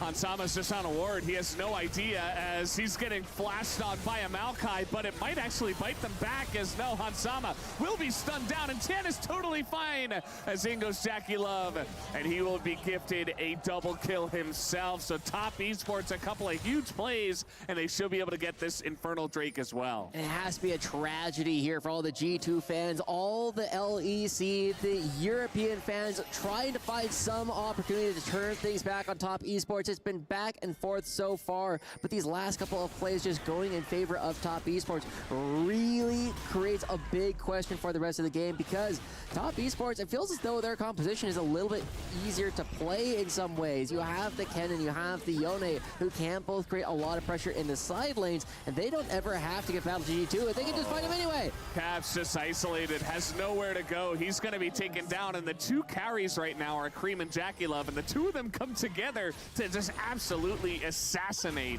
the LeBlanc. As Caps, he thought he was safe. I was talking about the, mobility of this pick, but he's not able to mobility his way out of that death. Now it is going to be the Rift Herald that does go over to G2, but at this point in time, just kind of feels like a small gift compared to what Top Esports are getting.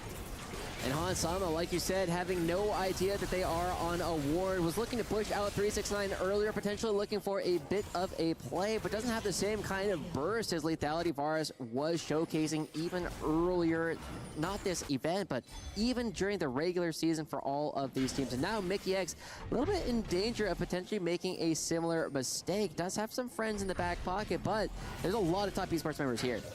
They're going to spot him, as the Rel is pretty good at getting out of the first engage. Can he get out of the second one? The slow comes down on a Hansama, and now the Nature's Grasp here. Mickey X has to flash away just to survive. Meanwhile, the Nature's Grasp get extended up to Yike. He's going to have to flash away himself. And Top Esports, they're just on the hunt for any champion on the side of G2. And G2, they have Broken Blade, but he's not going to be able to get a whole lot of damage on this structure. Just a little bit of minion damage fed to the Tower Gods. However, it is still Top Esports creating a bit more pressure. Now, One of the big things that I am going to be looking at yet again, Broken Blade, we put some pressure on him at the very beginning. He got the first pick in the entire game. He's on this rumble. He is up about 1,000 gold, but when you look at the rest of the map, it doesn't look nearly as good for the side of G2, and that means that so much of their damage is going to have to come out from this rumble. Yeah, he's going to have to lift some heavy weight, and yes, there is a slight lead in the jungle as well, but it still feels like Tana's done more so far in this game, right? I mean, yeah, I got that ult in top lane where they traded 1 for 1, and then it wasn't a great situation. It feels like he hasn't gotten a lot of value out of that extremely valuable vial. So it's been a bit of a struggle for him. Whereas on the side of Top Esports, they have the gold in the right pockets, right? It's in the Yone, it's in the Kai'Sa, who are both, you know, about to hit 2 items, at least in the case of the Yone. Kai'Sa's already got it. Mako thinking about getting there onto Broken Blade, but not going to overextend, as Top Esports going to enjoy about a 1,500 gold lead here in the mid game. At the same time, we also got to look at the fact that we are blessed once again, Valdez, with the Hex Tech Soul in this game, as we get to see Jackie Love over 1,000 gold on anyone else in the game. In fact, his lane opponent, Hans Sama, the closest player in the entire game. But as the Rift Herald does crash, with about 2 minutes left on the Hextech Dragon, we're going to have to look at how Top Esports can continue to build up some of these small advantages. They got 4 dragons straight in that last game. They've gotten 2 more, 6 dragon streaks so far. Probably more than that, honestly, if we look at their previous series. But Top Esports have had so much control. And like we said at the beginning, they have a lot of dangerous ults that you have to be aware of. A lot of redundant crowd control coming from the side of Top Esports. And so, if Yike goes in, if Caps goes in, suddenly it's a very dangerous place to be, because once you go in, it's very difficult to get out. You're not getting out. I mean, there's just so much lockdown from the Slicing Maelstrom, the Nature's Grasp, the Solar Flare. Even the Leona can be very good at peeling if Mako's in the right spot.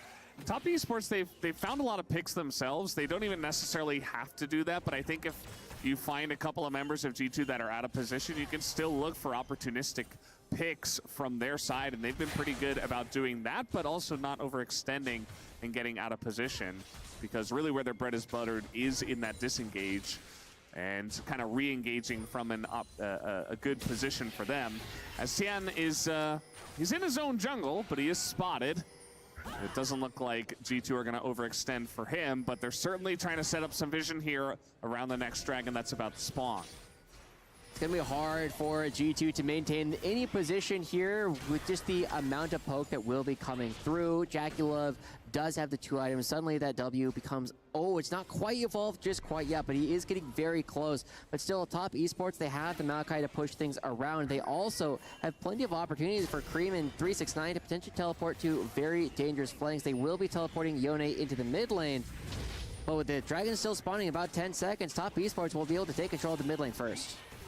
Yeah, the mid-prio definitely going to be very important. Oh, They're just going to flash onto the LeBlanc. Not sure about that one, but honestly, it's still working. As the Nature's Grasp, he puts himself in such an excellent position. As now the Slicing Maelstrom onto everybody. It finds all of the front line of G2. They all get decimated, and it's a triple kill for Jackie Love.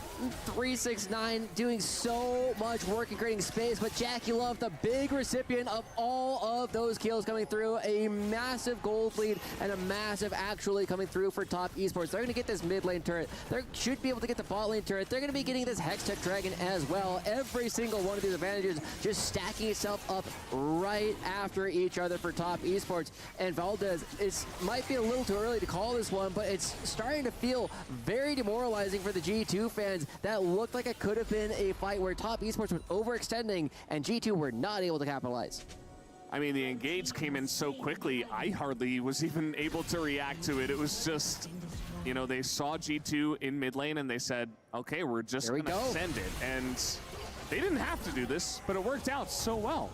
Well, a massive part of this is Caps having to use both the normal distortion and the ult distortion to get out. Means that he doesn't have a lot of damage left over to contribute. He tries to jump onto Jackie Love, but there's no actual threat with 369 creating so much space in the rest of the fight. Jackie Love is free to hit whoever he wants, and turns out he wanted to hit everybody. And that he did. You know, if you're the ones being proactive, diving into them, it can be hard for G2 to kind of turn the damage onto the right targets, especially when everybody's kind of floundering, trying to get away from the engage. And so Jackie Love just all the room and time in the world to take down those kills. Now he's got 6 on the Kai'Sa, which is a pick we don't see too often, but when it comes out and when it gets fed, you can see the power of this pick in this position specifically, especially once you begin to build some AP and you can just poke people down. As now looks like Caps is caught once again, but they're trying to get on top of Jackie Love, and they will. It's a shutdown over the bars, but no, they're so out of position, and everybody on the side of G2 is once again going to be caught up here. They sacrifice Jackie Love, but they take 3 people with them. And Yike is too low. He's not going to be able to do anything about this Baron as it does go down. Jackie Love has to just pull out the water. He knows, like, yeah, that was fine. The rest of my team does have this after all. And 369, another massive ult in another team fight. Caps will try to do something, but he has nothing to say. Yeah, Caps, he's desperate to just try to do whatever he can, as now Yike is going to get into the backside of this pit, but Top Esports, they're not going to take any risks with this one. They're going to stop hitting the Baron. They immediately turn onto the Vi, and Yike doesn't really have an angle to get into this one. It is pretty low, and he nearly does get in there, but it's not quite going to happen. As now Mako, you see Mickey X, he's like, maybe I can get in on the action. Well, the answer is no. Well, I suppose he does get in on the action, but he'll just immediately die, as the kill will go over to Jackie Love, and Top Esports, they are running away with this game. The Baron buff comes through. They're already up 2,000 gold in this power play. The 5,000 gold lead come through, and the chants are also starting to get pumped in from the arenas. Top Esports fans, so many of them traveling here to be in Riyadh, are ecstatic that their team is starting to come up with so many of these plays. And G2, the desperation that we were talking about them feeling before, is in full effect now. Caps doesn't have the money to do anything in these games. Broken Blade, who had a lead up against 369 for so much of the game, has now fallen behind after a couple of massive team fights from 369. We'll take a look at the replay once again. It's, you know, they get the pick. They're trying desperately to do what their comp does, which is press your Vi ult, get an equalizer on top, and get a kill. And they do that, but then this happens. Yeah, 369 finding a full ultimate on top of Han Sama just means that the Varus goes down very quickly, and with so many resources expended on trying to take down Jackie Love, you have nothing left for the rest of the team, and now we'll see how many structures they can get. The ultimate's already out. Yeah, they're just pushing forward. The Nature's Grasp going to create so much room as Caps is just flying all over the map, and now Cream is going to get in there as well. The damage, the equalizer is actually very nice, but do they have the follow-up? It looks like the answer is absolutely no, as Cream just waltzing into 4 people. He even gets away alive. Not sure why he was walking that way, but you know, it's fine. He survives, and Top Esports still have a minute left on their Baron buff. However, they have lost a lot of those health bars, so even though they lost the mid lane turret and a kill from Yike, it does mean that Top Esports will not have nearly as much, but the teleport comes out from Cream. Jackie Love backing away, so there is a small opportunity here for a 4v4 with no ultimates. It's going to be very difficult to make anything happen, as more and more gold will be going over. A 4,000 gold power play gets to 5,000 here as another turret actually falls. And crucially here, Valdez, with 40 seconds left until the Hex Tech Soul will be spawning, Top Esports have set themselves up for some massive gold backs. Yeah, they get all this gold, they put it over their shoulder, they bring it to the shopkeeper, they buy probably nearly a full item, and then they fight for Hextech Soul. As Caps might just die. The power of the Kai'Sa really being felt here, but did Jackie Love go too far? We've seen him do it many a time, but it looks like he will be just fine in this case, as Caps is going to be the one limping away. Top Esports just muscle their way into the southern quadrant of the map, and now G2 have to be so careful. Every single brush they want to try and check, you never know which one has a sapling or a Maokai or a cannon in it. At the same time, Top Esports is going to be cleaning up the dragon. They're going to be starting it, and Yike not even able to get to the dragon. He just can't get in, and Mako's just the security guard right in the front. Hansama already has to cleanse before the fight even really begins. They find Yike, and he is just isolated. Down he goes. The equalizer doesn't hit anyone, and now Top Esports gonna send it right into that back line. It is an absolute decimation as they clean them up in the mid lane, and Top Esports, they might have just booked themselves a ticket to the finals. 369 only rolling 9 so far in this game. This cannon looking looking absolutely monstrous. And now Top Esports, like you said, 10,000 gold in the lead, 26 minutes in. G2 have to rely on Caps to try and do something to keep this game going. Oh, and he's just being dove on as well. The Maokai, you can't get away from that as there is no follow-up. It doesn't matter. The rest of the team is just hitting the turrets. They don't care about the LeBlanc. You see Mickey X once again desperate to try to peel off of the Nexus, but it's not going to happen. Mickey X will go down, and Top Esports, now they're just playing with their food. This has not been a close 2-0, but it is a 2-0. Top Esports will move on to the finals of the Esports World Cup. They get the revenge for the win that G2 had at MSI, and they get a dominant victory. This is the second absolute dismantling of their opponents that Top Esports have had. They demolish Gen G, they take down G2, and now they only have one more opponent left before they can lift the trophy here in Riyadh. Yeah, honestly, just incredibly impressive stuff from these guys from Top Esports. They look unstoppable, and so far they have been. They have not dropped a single game, as we have highlighted. And man, who is going to stop them? There's only one team that has the potential, which will be T1, who Top Esports will face in the finals tomorrow of EWC presenting League of Legends. But honestly, Top Esports got to be the favorite going into that one, the way they have been playing the last couple of days. The biggest thing to me is just seeing how clinical their games have been. Game 1, we said was the most clinical game. Game 2 was a little bit dirtier, but that is okay because every single time they go back, they spend their money, they go, what's next? And that seems to be something that they do better than any team, not just in this tournament, but any team in the world right now. Absolutely. Shout out to G2 as well. They make it into the semifinals. They take down FlyQuest. They give it their all here, but they will fall short and have to face the hydraulic press, which has been a fate many teams have faced here at EWC. But we do have an interview on stage ready to go. Let's hand it over to the stage right now. By my side is Top Esports Mako. First of all, congratulations to Top Esports for making it into the finals of the EWC presenting League of Legends. Can we get a round of applause?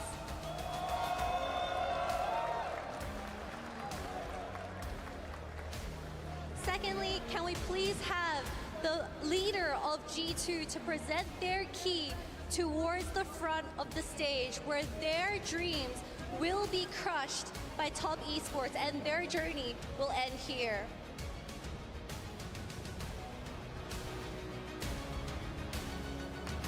Can we get a round of applause for G2, everyone?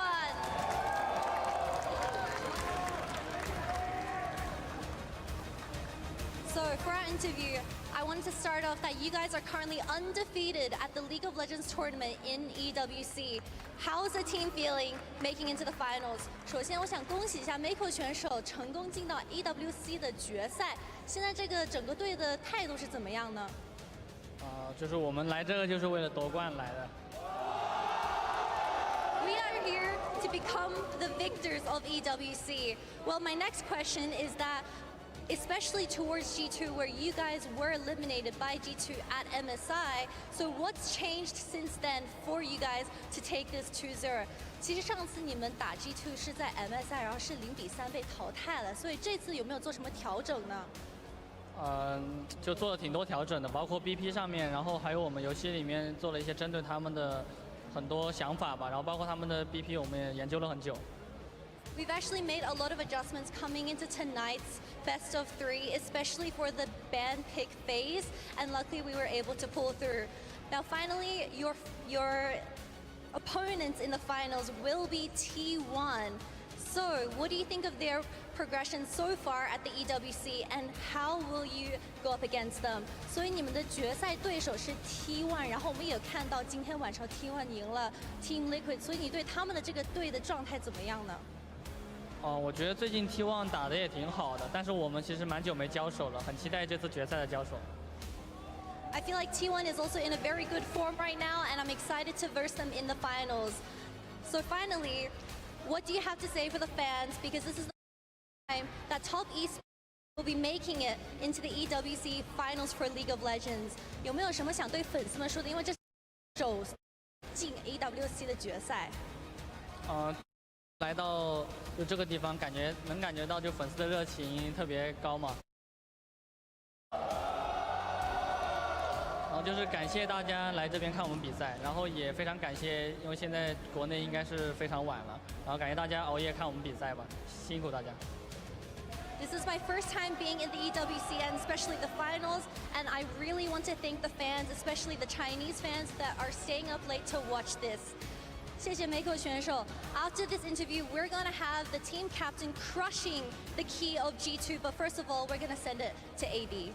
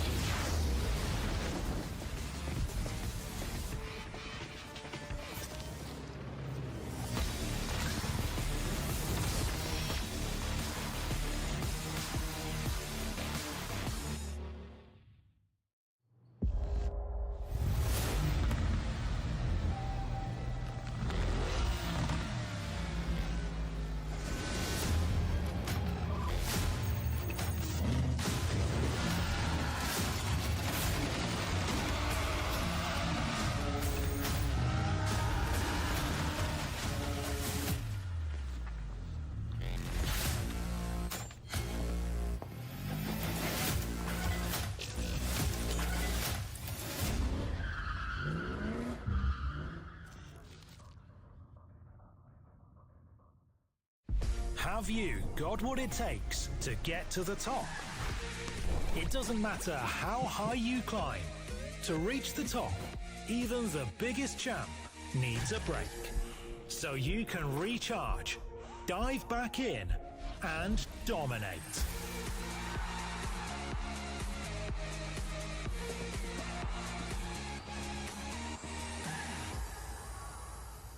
Have a break. Have a Kit Kat.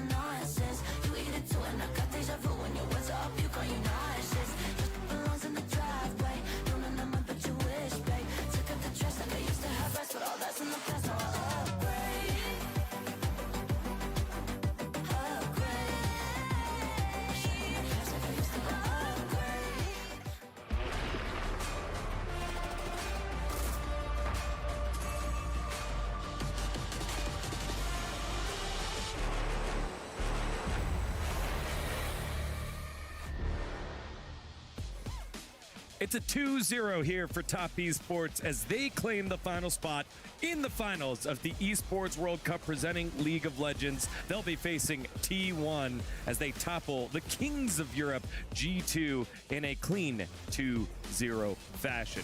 The Nexus drops and the key will be crushed. All of that coming up in just a little bit. Congratulations again to Top Esports for knocking it out. Welcome back to the area. Degon alongside Atlas and Ox. And this one was, it felt personal, and Top Esports made it so. Yeah, I mean, getting revenge where they got swept by G2 at MSI. And Top Esports, after beating Gen G, we kind of said they now are looking to be the tournament favorites after a convincing win against Gen G, another convincing win against G2, yet to drop a single game as they go into the finals. Yeah, and this was just annihilation in this game as well. It felt like from draft to gameplay, they always just had the answers every single time. And even though things got a little bit scrappy in that one, it was all just coming up Top Esports. Yeah, definitely. Let's take a look at some of the flashbacks from this last game here, starting with the draft. Yeah, and I like what Top Esports brought here because they have so many engaged threats on their team, and then they have the Kennen, the Yone, and the Kai'Sa, which really works well in this dive composition. G2, they went for the buy. They have a lot of pick potential between that and the LeBlanc. But I feel like one of the issues is when you have this Varus into a composition like this, you can start to feel really vulnerable. Even the Rumble as well started to feel like he got targeted a fair bit. And Top Esports did a fantastic job of utilizing that dive potential in those engaged tools. Yeah, and I feel like G2 had a really good front foot composition, but not a very good back foot composition. Once you fall behind with a comp like this, it's very, very hard to readjust and play from a deficit. And Top Esports, they had lots of different options, and I love how Kennen can be used in this comp as well. You can use it for disengage, you can protect whoever gets cease and desisted, and you can also use it, as 369 did throughout the majority of this game, to murder everyone. Let's take a look at the top lane highlights here, as it started off a little crazy, but then ends with the cream double kill.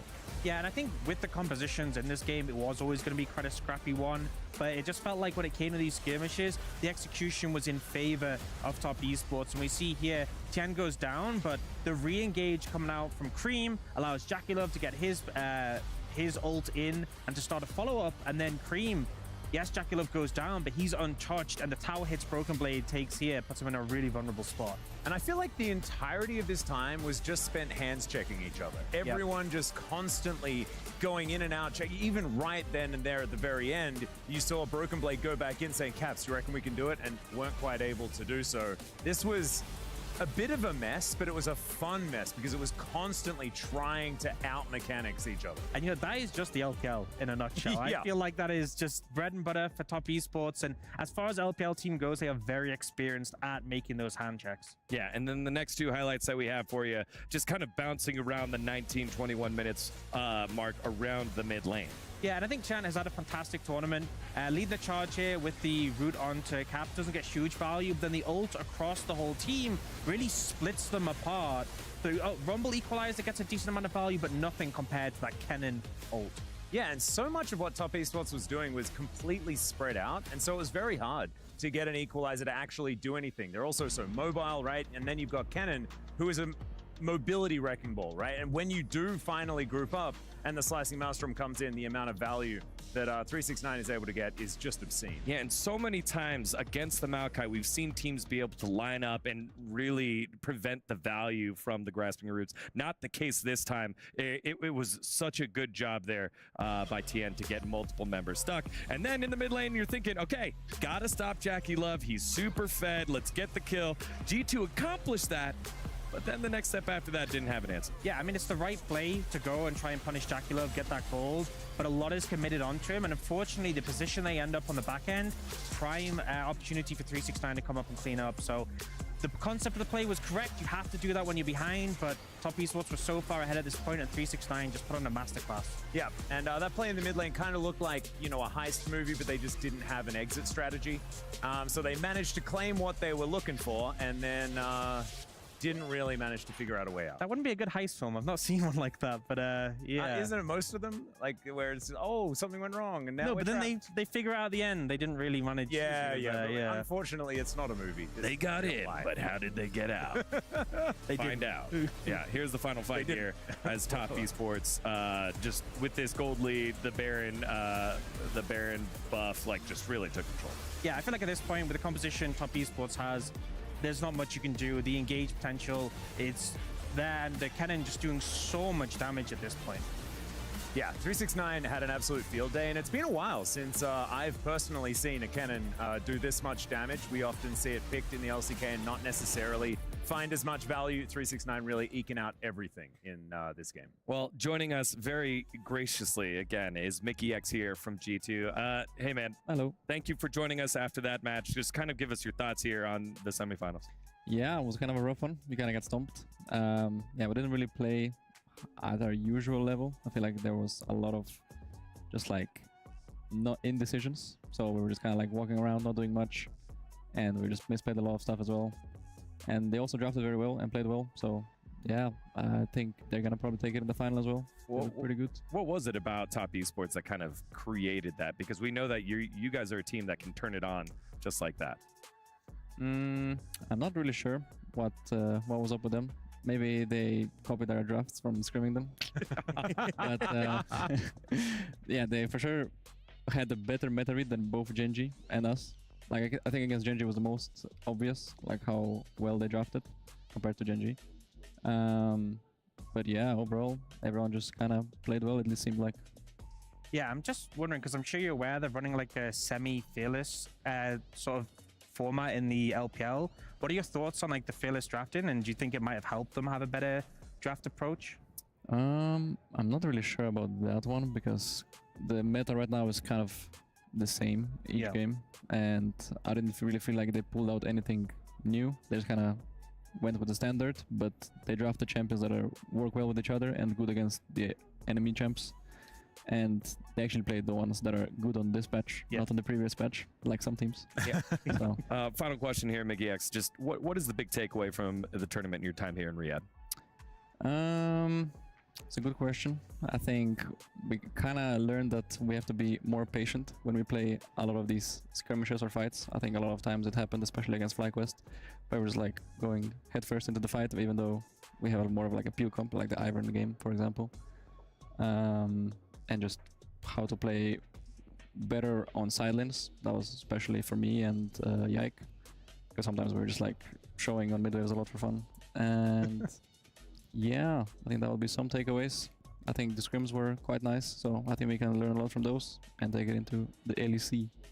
All right, there you have it. One of the greatest to ever do it here from Europe. It's G2's Mickey X. Thank you so much for your time. Appreciate you very much, brother. Thanks, Mickey. All right, let's take a look at the bracket as we move on to our final match of the tournament. It will be T1 versus Top Esports as our grand final here in the Esports World Cup presenting League of Legends. And I feel like it's no surprise T1 have had a couple of struggles, you know, on the back of that loss to KT they had before coming here. Top Esports really putting in a strong argument for them being the favorites in that matchup. T1 gonna have to answer a very strong foe there. Absolutely, and I'm looking forward to the T1 victory because we've seen this script before, and it was a pretty obvious T1 win at the end. So looking forward to that, celebrating after a 5-game banger tomorrow. Yeah, definitely. Again, we'll see what happens there. We actually have one more piece of content for y'all back on home. Standing by right now with our post-game interview is Yike as well from G2. Let's hear from him. Hi everyone, Ginny joined here with G2 Yike. Unfortunate event against Top Esports. I want to talk about that experience considering the fact that in MSI it was a clean 3-0. What was different this time? Yeah, I feel like they maybe prepared a lot better than last time. I don't know if they were like under-battering us or thinking we are worse, but this time for sure they respected us a lot, and I feel like they made two good drafts, and I feel very good on the map. Also versus Genji, they feel very good, so for sure they're like a much stronger team, and they're sure. Well, they're going to the finals. You're going back to Berlin, sorry. But in terms of the experience here so far at ELBC, how has it been for you? I feel okay. I had a very good time here. I didn't expect it to be so nice. Like the food is very, like I really like the food here. The atmosphere is nice. I like the whole, like every people I met as well is like a lot of new people, and they're all very nice. So I had very fun. What about the heat though? Because like it's raining in Berlin right now. Are you missing the rain? Yeah, I'm a guy who really likes the rain, so it's gonna be nice to go back to the rain. But yeah, it's very warm here. It's kind of nice during the night, but during the day it's nice. Yeah. Well, thank you so much for your time. Appreciate it. Safe travels. Thanks to Yike for his insights as there it is coming synonymous with the Esports World Cup, the crushing of the key for those that have fallen just a bit short of their dreams. There it goes, G2 falling short here. Only one more key to be crushed, 6 down. And tomorrow you're going to see 2 teams go head-to-head who I think very deserving of their spots in the final. Yeah, and as far as the ones to take, Gen.G and G2, not too bad here for top esports. And if they manage to top that off with a T1, that feels pretty good. Yeah, especially I feel like the G2 one after that MSI defeat, that was rough, Yeah. And particularly the Chinese fans can be very brutal on social media when it comes to losses to the West. So bit of redemption here, I'm sure they got to. Hearing about what they were saying about BLG definitely proves your point there. Orcs, absolutely. Well, it's an LPL versus LCK affair for the first ever Esports World Cup presenting League of Legends finals. Who will win? We will find out tomorrow. Only one day left here at EWC. Can't wait for it. On behalf of everyone here putting on the show, we appreciate you watching. One more day. We'll see you tomorrow.